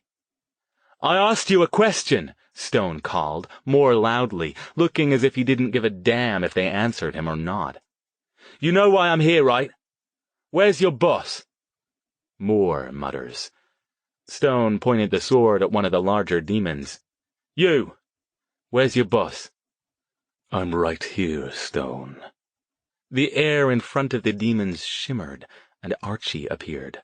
Tall, straight, and seemingly uninjured in his red-eyed skeletal form, he smiled and spread his hands. "Welcome back. Ready to pick up where we left off. I'm surprised you were brave enough to even attempt it." Behind him, the demons shifted backward, trying and failing to be subtle about putting as much distance between themselves and Archie as they could manage. "You're looking much better," Stone said. "Of course that's not difficult, given that the last time I saw you, you were a pile of rotten organs buggered by a big wooden shaft." The demons exchanged glances. "What are you waiting for?" Archie demanded. "Take him, and prepare him." "Yes," Stone agreed, raising the sword a little. It wasn't, nor was it meant to be, an overtly threatening gesture. He didn't think it needed to be. "Give it a go, if you want to go on listening to him." He infused contempt into his voice, and he cocked his head toward Archie. "Do it!" Archie barked, his eyes glowing redder. His voice echoed across the plain as he rose a few feet up and loomed over them, spreading his arms. The demons shuffled and muttered some more, half-heartedly stepping out. They still didn't get close to Stone, staying at least 10 feet away, but they did form a ring around him. As they did, they seemed to gain some confidence, their expressions twisting into menacing leers and glares. "Well, look," Stone said. He turned slowly around so he could address them all. "You've got me surrounded. I can't watch all of you at once. I should be worried then, should I? Who's first?" He brandished the sword toward one group, and they flinched back. A couple of the others tentatively moved forward, but stopped after a couple steps. "Take him now," Archie bellowed, "or you'll all suffer the consequences." "I think you've lost control of your fan club, Archie," Stone said. Ignoring the ring of demons, he focused on Archie himself. The floating demon definitely looked none the worse for wear following his previous night's ordeal. Tall and strong, his eyes like two burning coals, he hovered menacingly over the scene below, his black coat flapping in the light breeze. Indeed, he looked quite threatening up there. The demons in the circle, by contrast, looked nervous, like a bunch of children caught between two equally unpleasant potential punishments, and unable to decide which to risk. At Archie's latest command, they'd shuffled forward again, this time moving as a group, as if gaining confidence from each other. But they still refused to get within range of the ridiculous crooked sword. Stone smiled, and it wasn't a nice smile. "Why don't you kill one of them?" he called to Archie. "Teach them a lesson. Show them your power. That might get the rest of them moving." He swept the sword out in front of him, and nearly half the circle of demons flinched backward, nearly falling over themselves in their haste to get away. "Or even better, why do you need them at all? Why not have your way with me yourself?" He spread his arms, noting with satisfaction from the corner of his eye that the group on the sword side took another 2 steps back. Openings were starting to appear in the circle where parts of it fled backward to safety. "Go on, Archie. I'm right here. Burn my skin off, break my bones, toss me back in a cage for your amusement. Show this lot that you're still the #1 demon in this hellhole." He wondered if Archie could hear his heart pounding. He was taking a big gamble, and if he was wrong about what he suspected, he'd end up having to fight his way past not only Archie, but a whole herd of re-energized demon henchmen. He put his odds of success, if he had to do that, somewhere between slim and infinitesimal, even with the sword. But he didn't think he was wrong. "Go on, Archie!" he yelled, his tone full of undisguised mocking now. "Here, let me give you a bit of encouragement." He gathered power. Lightning crackled around his hand and then arced upward toward the floating demon. As he did, he focused his mind on one single point. The lightning hit something in front of Archie and fizzled away, just as it had done every other time Stone had struck at him with his own magical power. Except that it didn't. That was what he'd been focused on, seeing through any illusions the demon might be projecting. And what he saw, just barely, was that the bolt of energy not only hadn't fizzled, but it had gone completely through Archie's body without any sign of injury or contact. Even his clothes weren't frayed. Stone smiled. "Oh, what a shame," he said, looking disconsolate. "You're so powerful, Archie. How can I ever hope to defeat you? What a fool I was to come back here." The demons in the circle muttered and growled and took another step forward, clearly encouraged by what they'd just seen. Stone laughed, sweeping the sword again. "Do it, Archie. Hit me with your best shot. Show your team here that you're still the big man on campus." "Kill him, damn you!" Archie screamed. Stone didn't miss the increasingly unhinged edge in his voice. "Yes, kill me!" he shouted. "But there's something you might want to know before you try." He pointed up with the sword. "The great and powerful Oz is nothing but a big face on a view screen. Your Emperor has no clothes, and in case you lot are too thick to comprehend basic metaphors, this isn't Archie. This is nothing but an illusion. A damn good one, I'll give him that, but this thing trying to make you commit suicide by attacking me is no more dangerous than a handful of steam." "Don't listen to him!" Archie shrieked, desperation blatant in his voice now. "I am your master, and you will do as you are told! Kill him!" "Kill me yourself, you pathetic sack of rubbish," Stone called. He laid the sword at his feet and spread his hands wide again. "There. I don't even have my weapon now, and the rest of you, watch and learn. Your boss is nothing. He's broken. I broke him last night. If I'm wrong, you'll have plenty of chance to have your fun, but if I'm right, wouldn't you like to be rid of him once and for all?" He nodded toward Archie. "Let's see what he does, shall we?" Archie, whether it was the real one or simply a remarkably effective illusion, was nearly apoplectic with rage.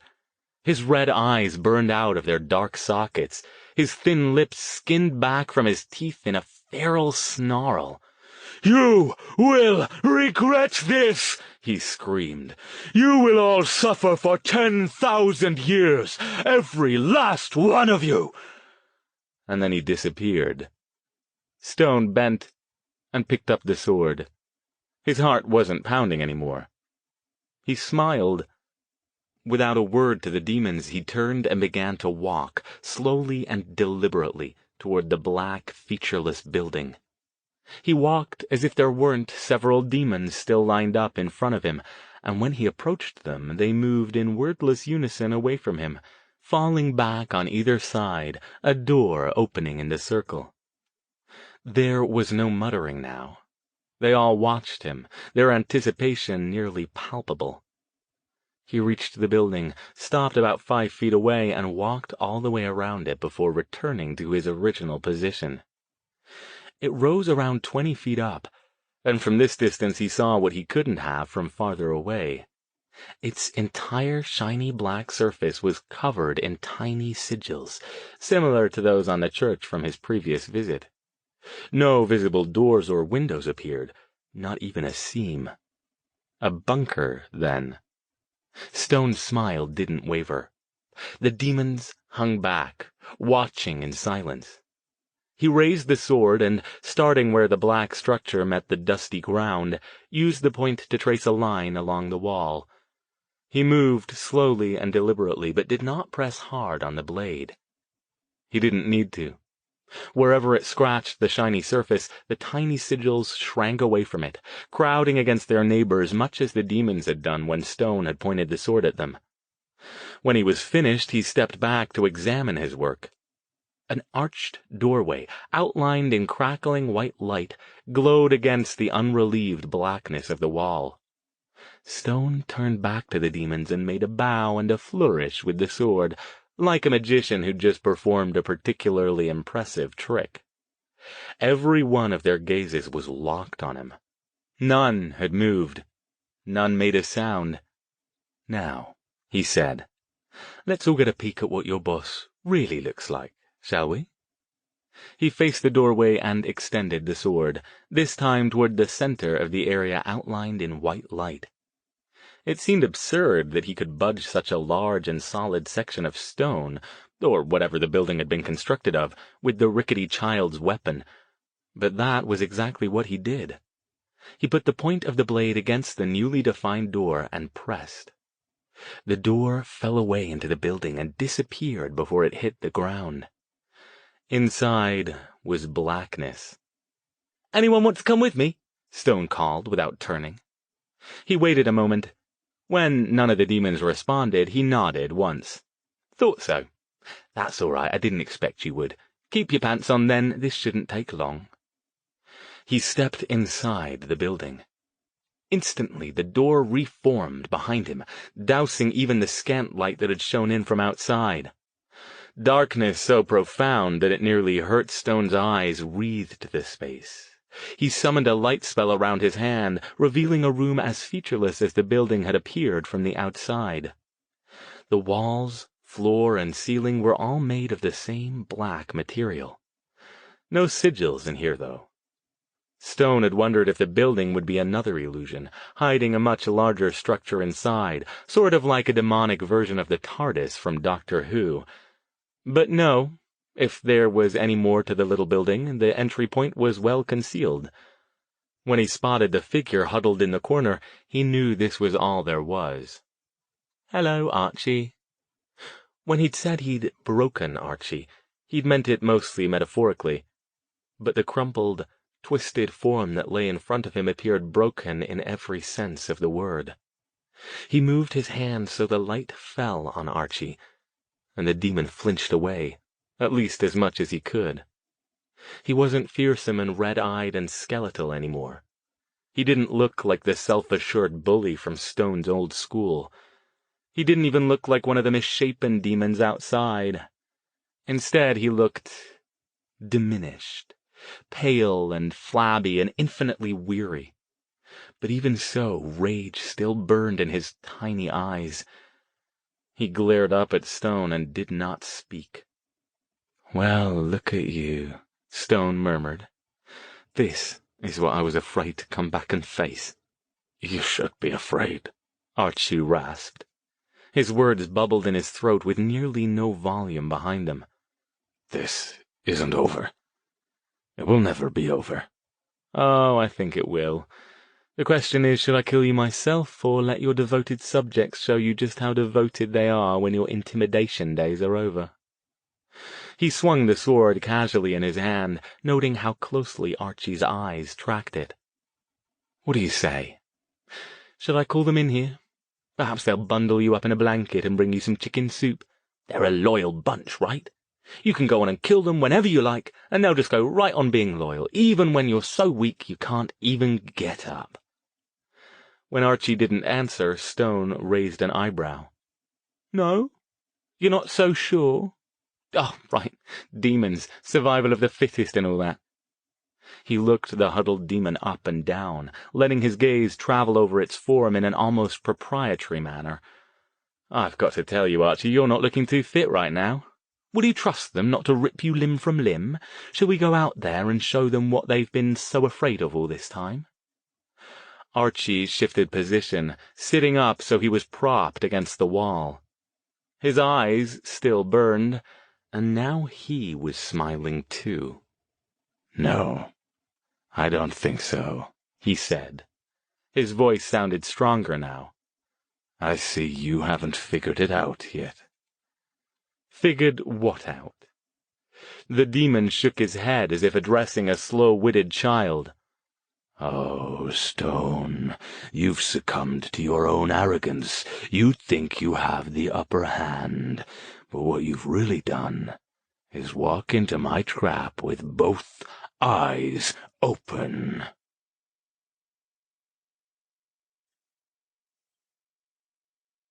Chapter 67. Stone stiffened, but didn't let any of his reaction reach his face. What did Archie mean?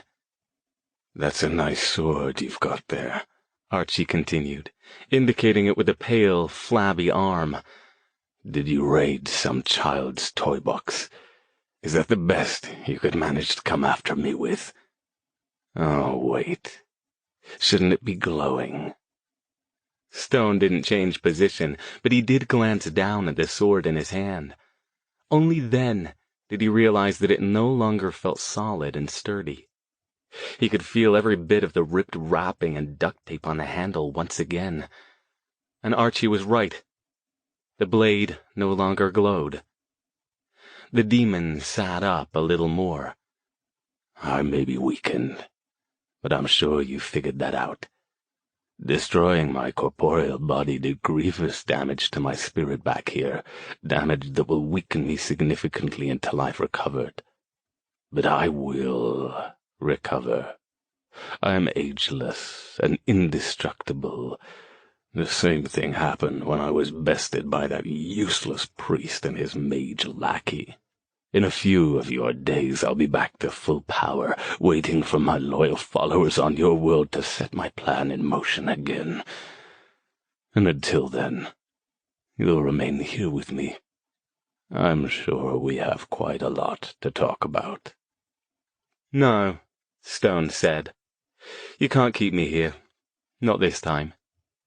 "You don't think so?" Archie nodded toward the mage's shirt.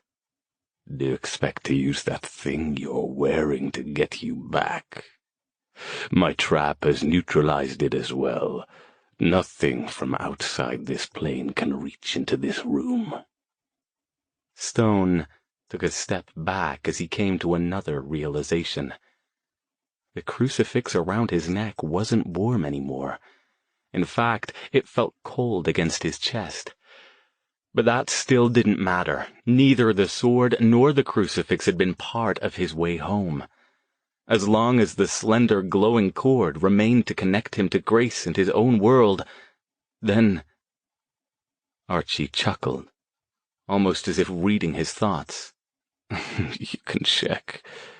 Your lifeline is gone too, snipped when the door came back up, just as I planned. Stone gripped the sword more tightly, his heart pounding faster. He couldn't help a quick glance over his shoulder. The glowing cord was nowhere to be seen. If the cord was gone, he had no idea how he'd get back to his own dimension. That was absolutely a problem. But it wasn't a problem for just now. He smiled. Why are you smiling? Are you a fool? Did you hear what I just told you? Oh, I heard you. Stone began pacing back and forth in front of Archie. He kept the light spell going on one hand while swinging the cheap sword with the other. The blade rattled in the handle as he did. You're not concerned about being trapped in here with me, and what I will do to you when my power returns? No, not really. Archie glared at him. You are a fool, then. No, you're the fool, Archie. Want me to tell you why? Go ahead. Your delusion amuses me. That's just the thing, though. Stone stopped pacing and faced the seated demon. It is about delusion, but not mine. Yours. You may have trapped me in here with you. I'm not even sure. It could be another one of your illusions, but it doesn't matter, because I've got you all sorted out now. Oh, do you think so? I do. He swung the sword again, back and forth in a hypnotic rhythm. You're nothing without people, without worshippers. If you don't have a collection of people around telling you how great you are, giving you their energy, you're nothing. When you don't have anyone, you lose your power. That's the way you work. I'm not sure if you were made that way or if you've just convinced yourself it's true, but that doesn't matter either. You believe it, and that's enough to be getting on with. Archie shook his head, looking disgusted. Any time you'd like to start making sense, Stone, I'll bother to listen to you. You don't have to listen to me. Whether you hear it or not has no bearing on whether it's true. You're a creature of belief, Archie. You're tied up with it so inextricably that you can't get away from it, even if you wanted to. That's your weakness, and that's your real heart. He raised the sword. You're stuck with your beliefs and the beliefs that define you, even if they're wrong. But I'm not. The sword's blade flickered a faint glow. Archie's eyes widened. How are you? There are all sorts of different kinds of faith, Stone said. Ms. Reese, remember her? You should, because she could probably mop up the floor with your sorry ass if she had more confidence in her abilities. She has faith in God. I don't know whether there's a God or not, but she does. To her, it's not even a question. I realized just now that I was leaning on her faith, and that's why my weapons failed when I came in here. He swung the sword again. The glow around it grew progressively brighter as he did so. I can't depend on someone else's faith. I have to trust my own. And in my case, my faith is in magic and my ability to make it work for me. His smile widened. And there's not a damn thing you can do about that. Without warning, he swung the sword, lunging forward to drive the point toward Archie. The demon shrieked and shrank back, raising a feeble shield in front of him. The sword blade punched through it as if it weren't even there, the tip burying itself in the center of the demon's chest. As the glowing blade slipped neatly between Archie's ribs, something else glowed there, pulsing and red, and then flared and died. The demon tried to scream, but Stone yanked the blade back and swung it sideways, connecting with Archie's neck as he fell. Once again, despite its dulled and pitted blade, the sword cut through the demon's flesh with no resistance.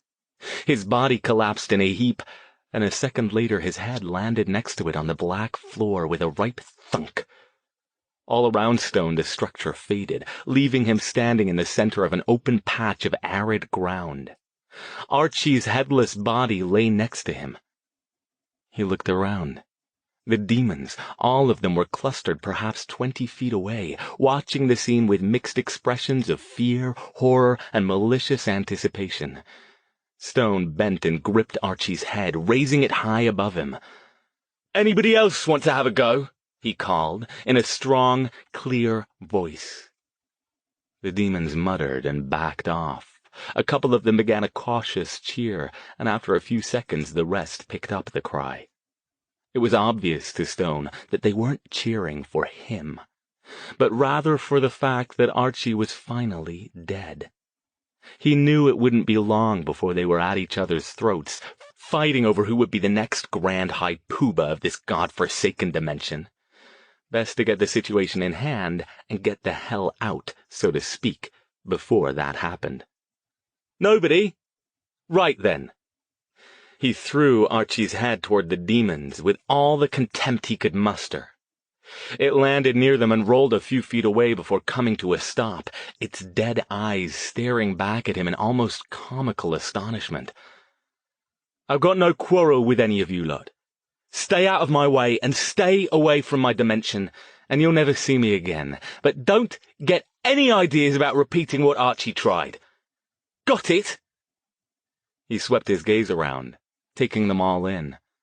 None of them challenged him. They all continued to mutter and mumble between themselves, and several shook their heads and held up their hands, as if to say, "No, we're good, man." One tentatively kicked Archie's head, and a few more joined in until it began to look like the start of the world's most bizarre football match. Beneath his shirt, Stone felt the crucifix begin to warm up again. He reached out with his senses, connecting with it, and looked behind him. He wasn't surprised to see a faint ghost of the shining cord stretching out into the distance. He bent and grasped it, and it felt sure and substantial in his hand. As the dry, dusty plain faded from view, Stone raised the sword toward the demons. It wasn't a salute.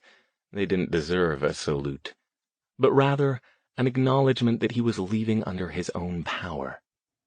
He wondered how many of them would survive the bloodbath to come, but he didn't particularly care.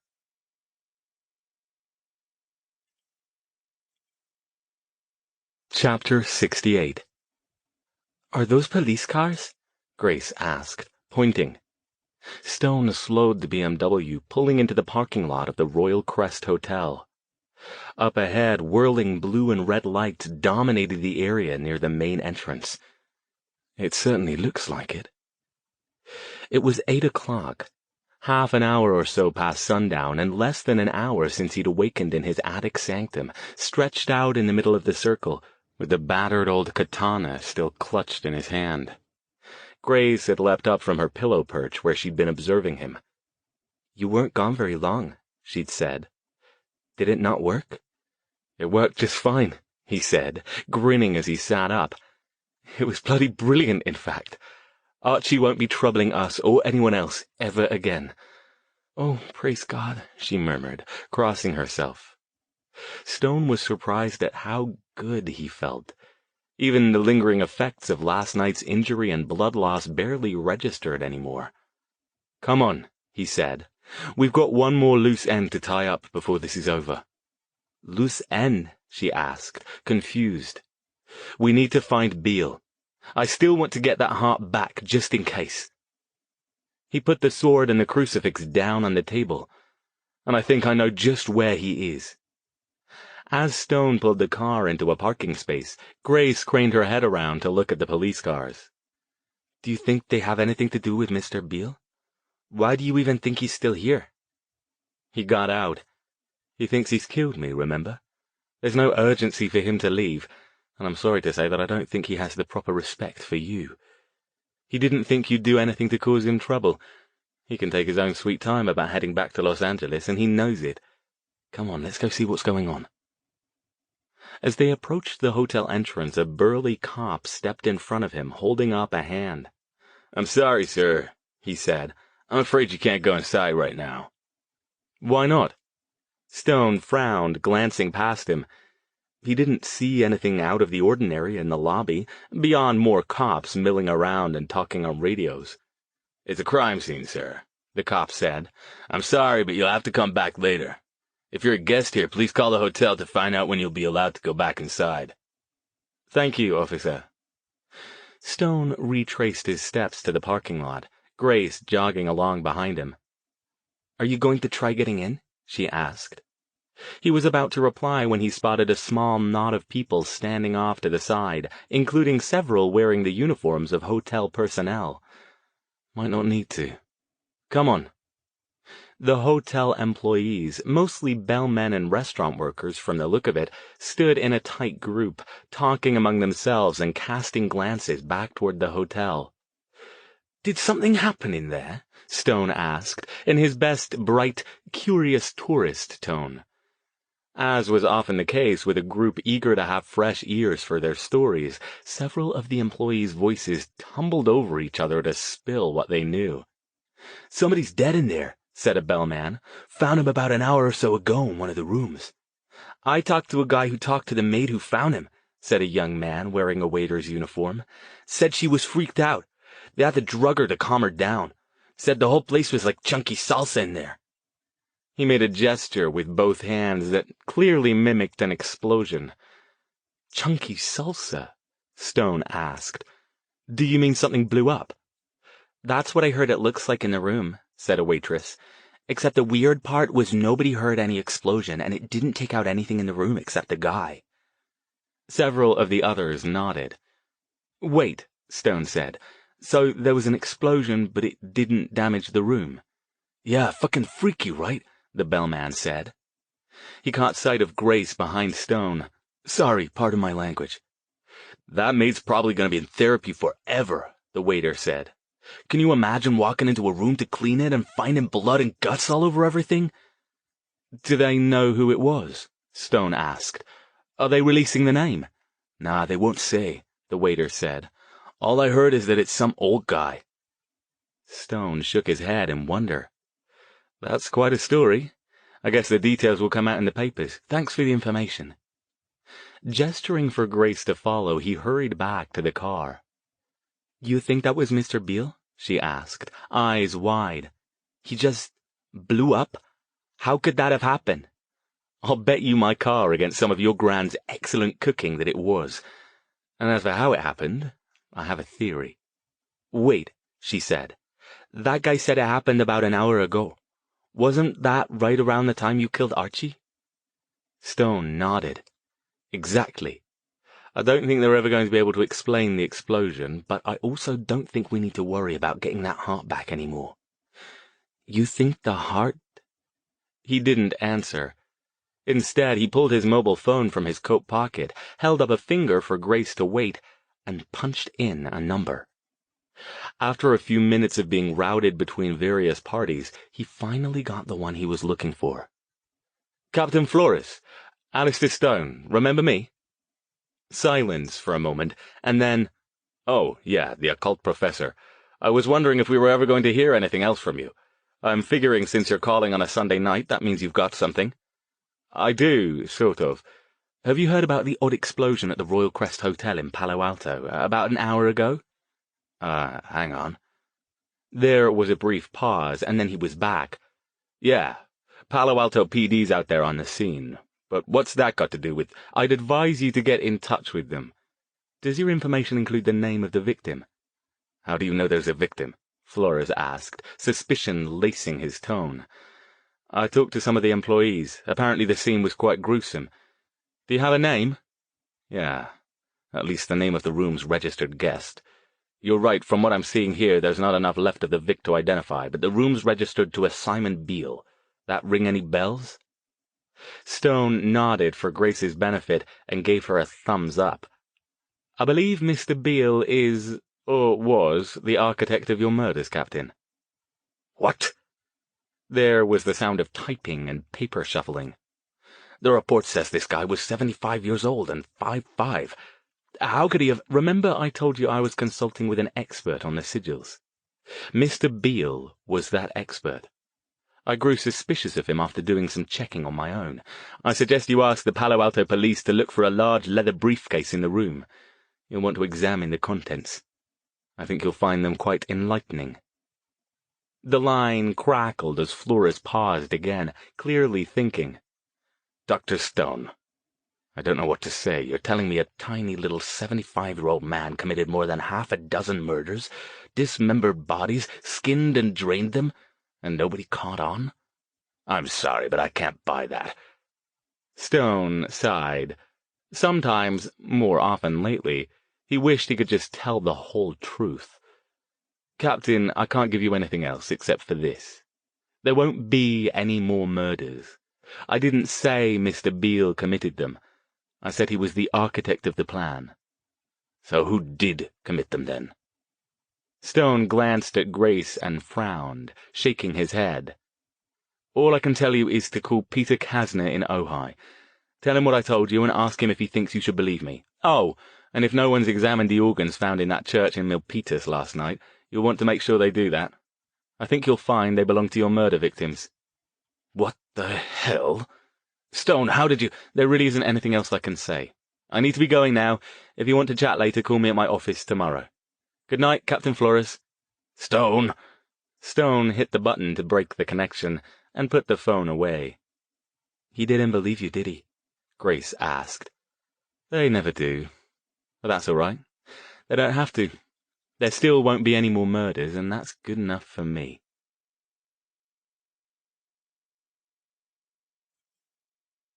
Chapter 69. Abuelita was waiting for them when they got back to Grace's apartment an hour later. She was seated in her flowered chair, a Spanish-language movie blaring in the background. But she snapped it off and levered herself up when Grace and Stone came in. She said something to Grace, nodded once and then looked at Stone questioningly. She says God told her we were successful, Grace said.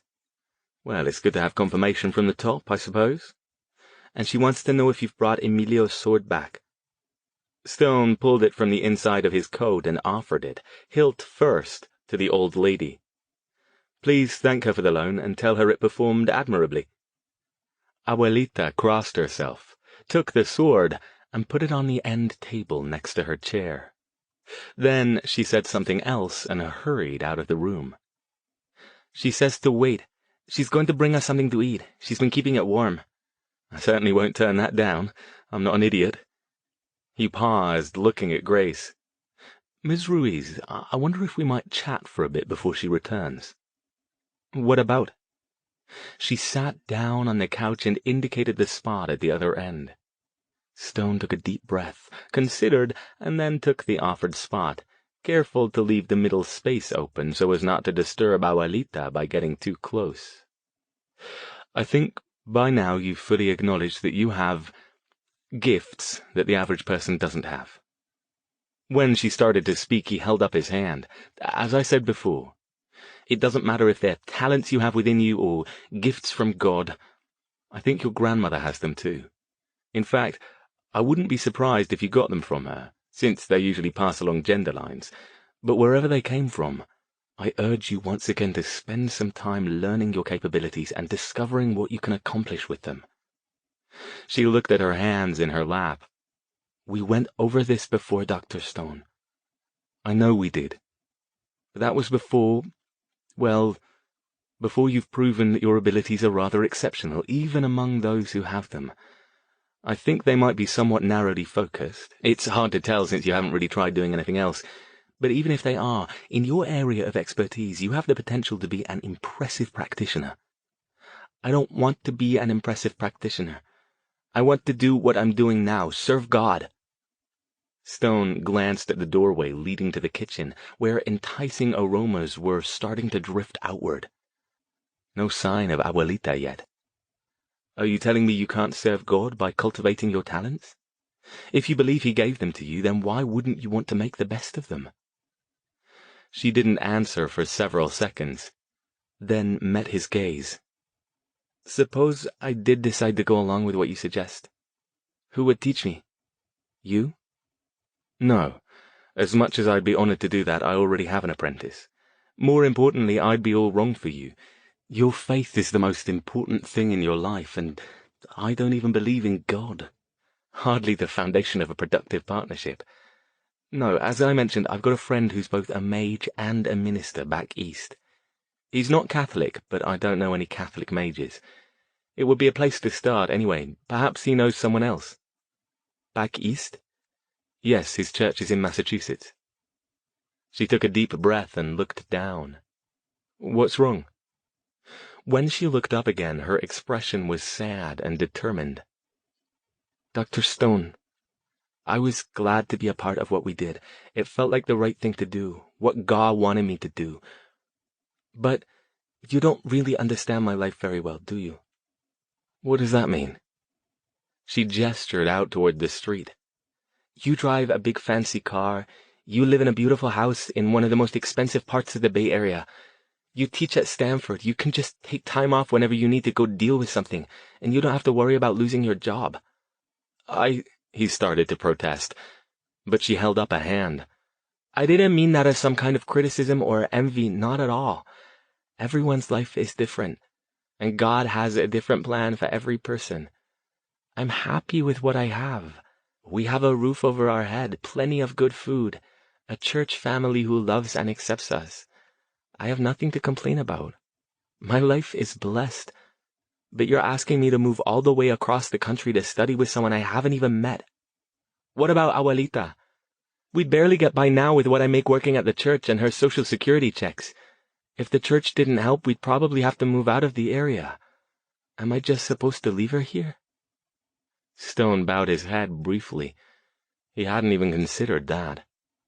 She could go with you, he said. I could help with the... She shook her head, her expression gentle now. Her warm hand closed over his. No, Dr. Stone. No. We won't accept charity from you.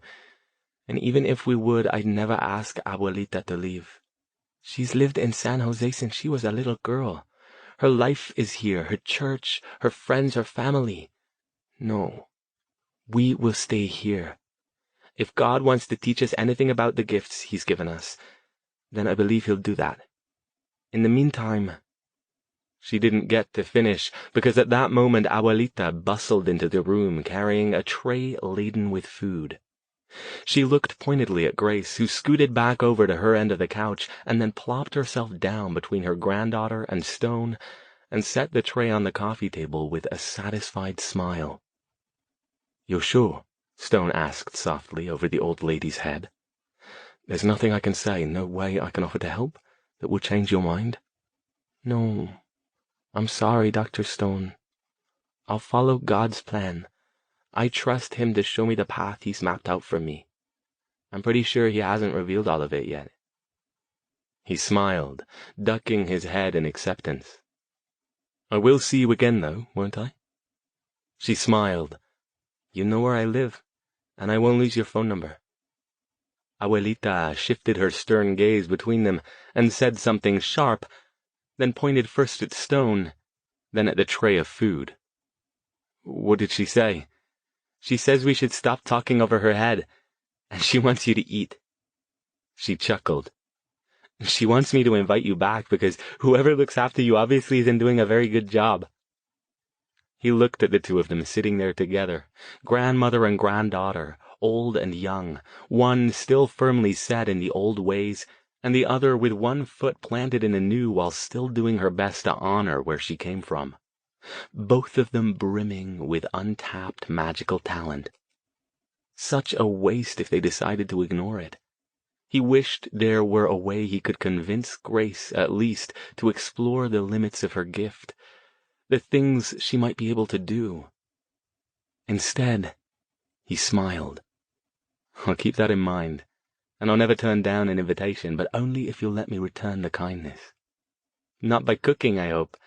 Grace's grin was impish. "God forbid."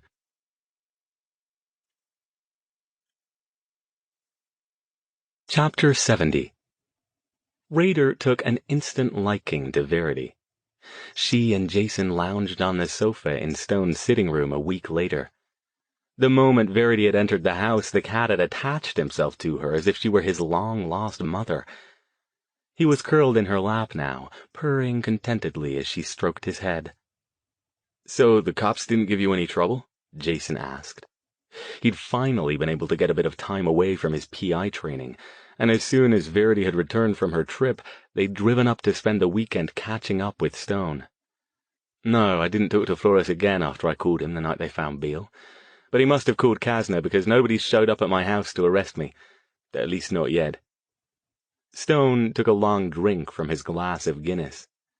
"And you were right? No more suspicious murders?" "No, I'm quite certain we've seen the last of Archie. I'm sure there are plenty of others like him lurking out there somewhere, but for the moment I think I can afford to take a breather." He nodded toward Verity. "He certainly does like you. Fancy a cat?" "You don't want to keep him?" she asked. "Oh, I don't know. I've grown rather fond of him, truth be told. I think it might be a bit quiet around here without him, but I'm not sure it's fair to keep him here when he spends so much time alone." "He looks so deprived," Jason said with a grin. "If he was any more deprived, he'd be soaking into V's lap."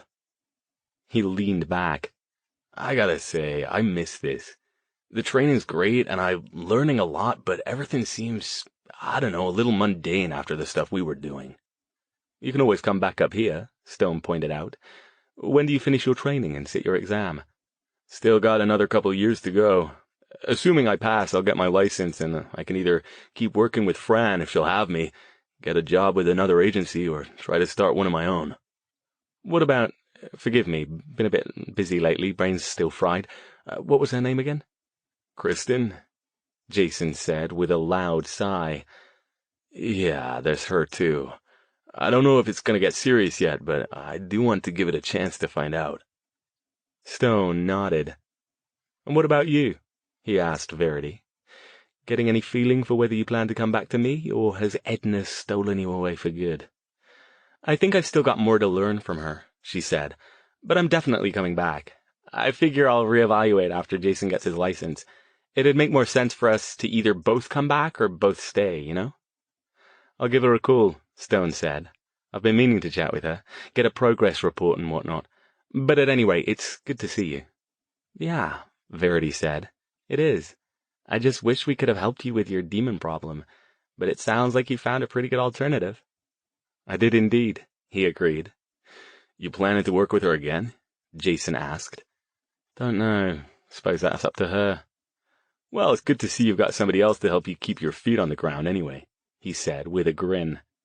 "Yes, Raider's gotten quite good at that," Stone agreed. Raider, for his part, glanced up, aimed a few slow, contented blinks in Stone's direction, and leapt from Verity's lap to his.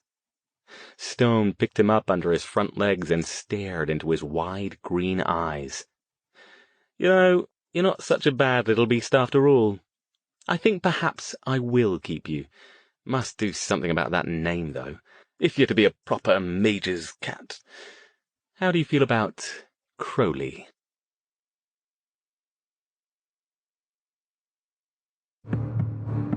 This has been The Infernal Heart, the Alastair Stone Chronicles, Volume 9. Written by R.L. King. Narrated by Will M. Watt. Copyright 2017 by R.L. King. Production copyright 2018 by R.L. King. The music is Interloper by Kevin MacLeod at Incompetech.com. Licensed under a Creative Commons by Attribution 3.0 license. creativecommons.org/licenses/by/3.0.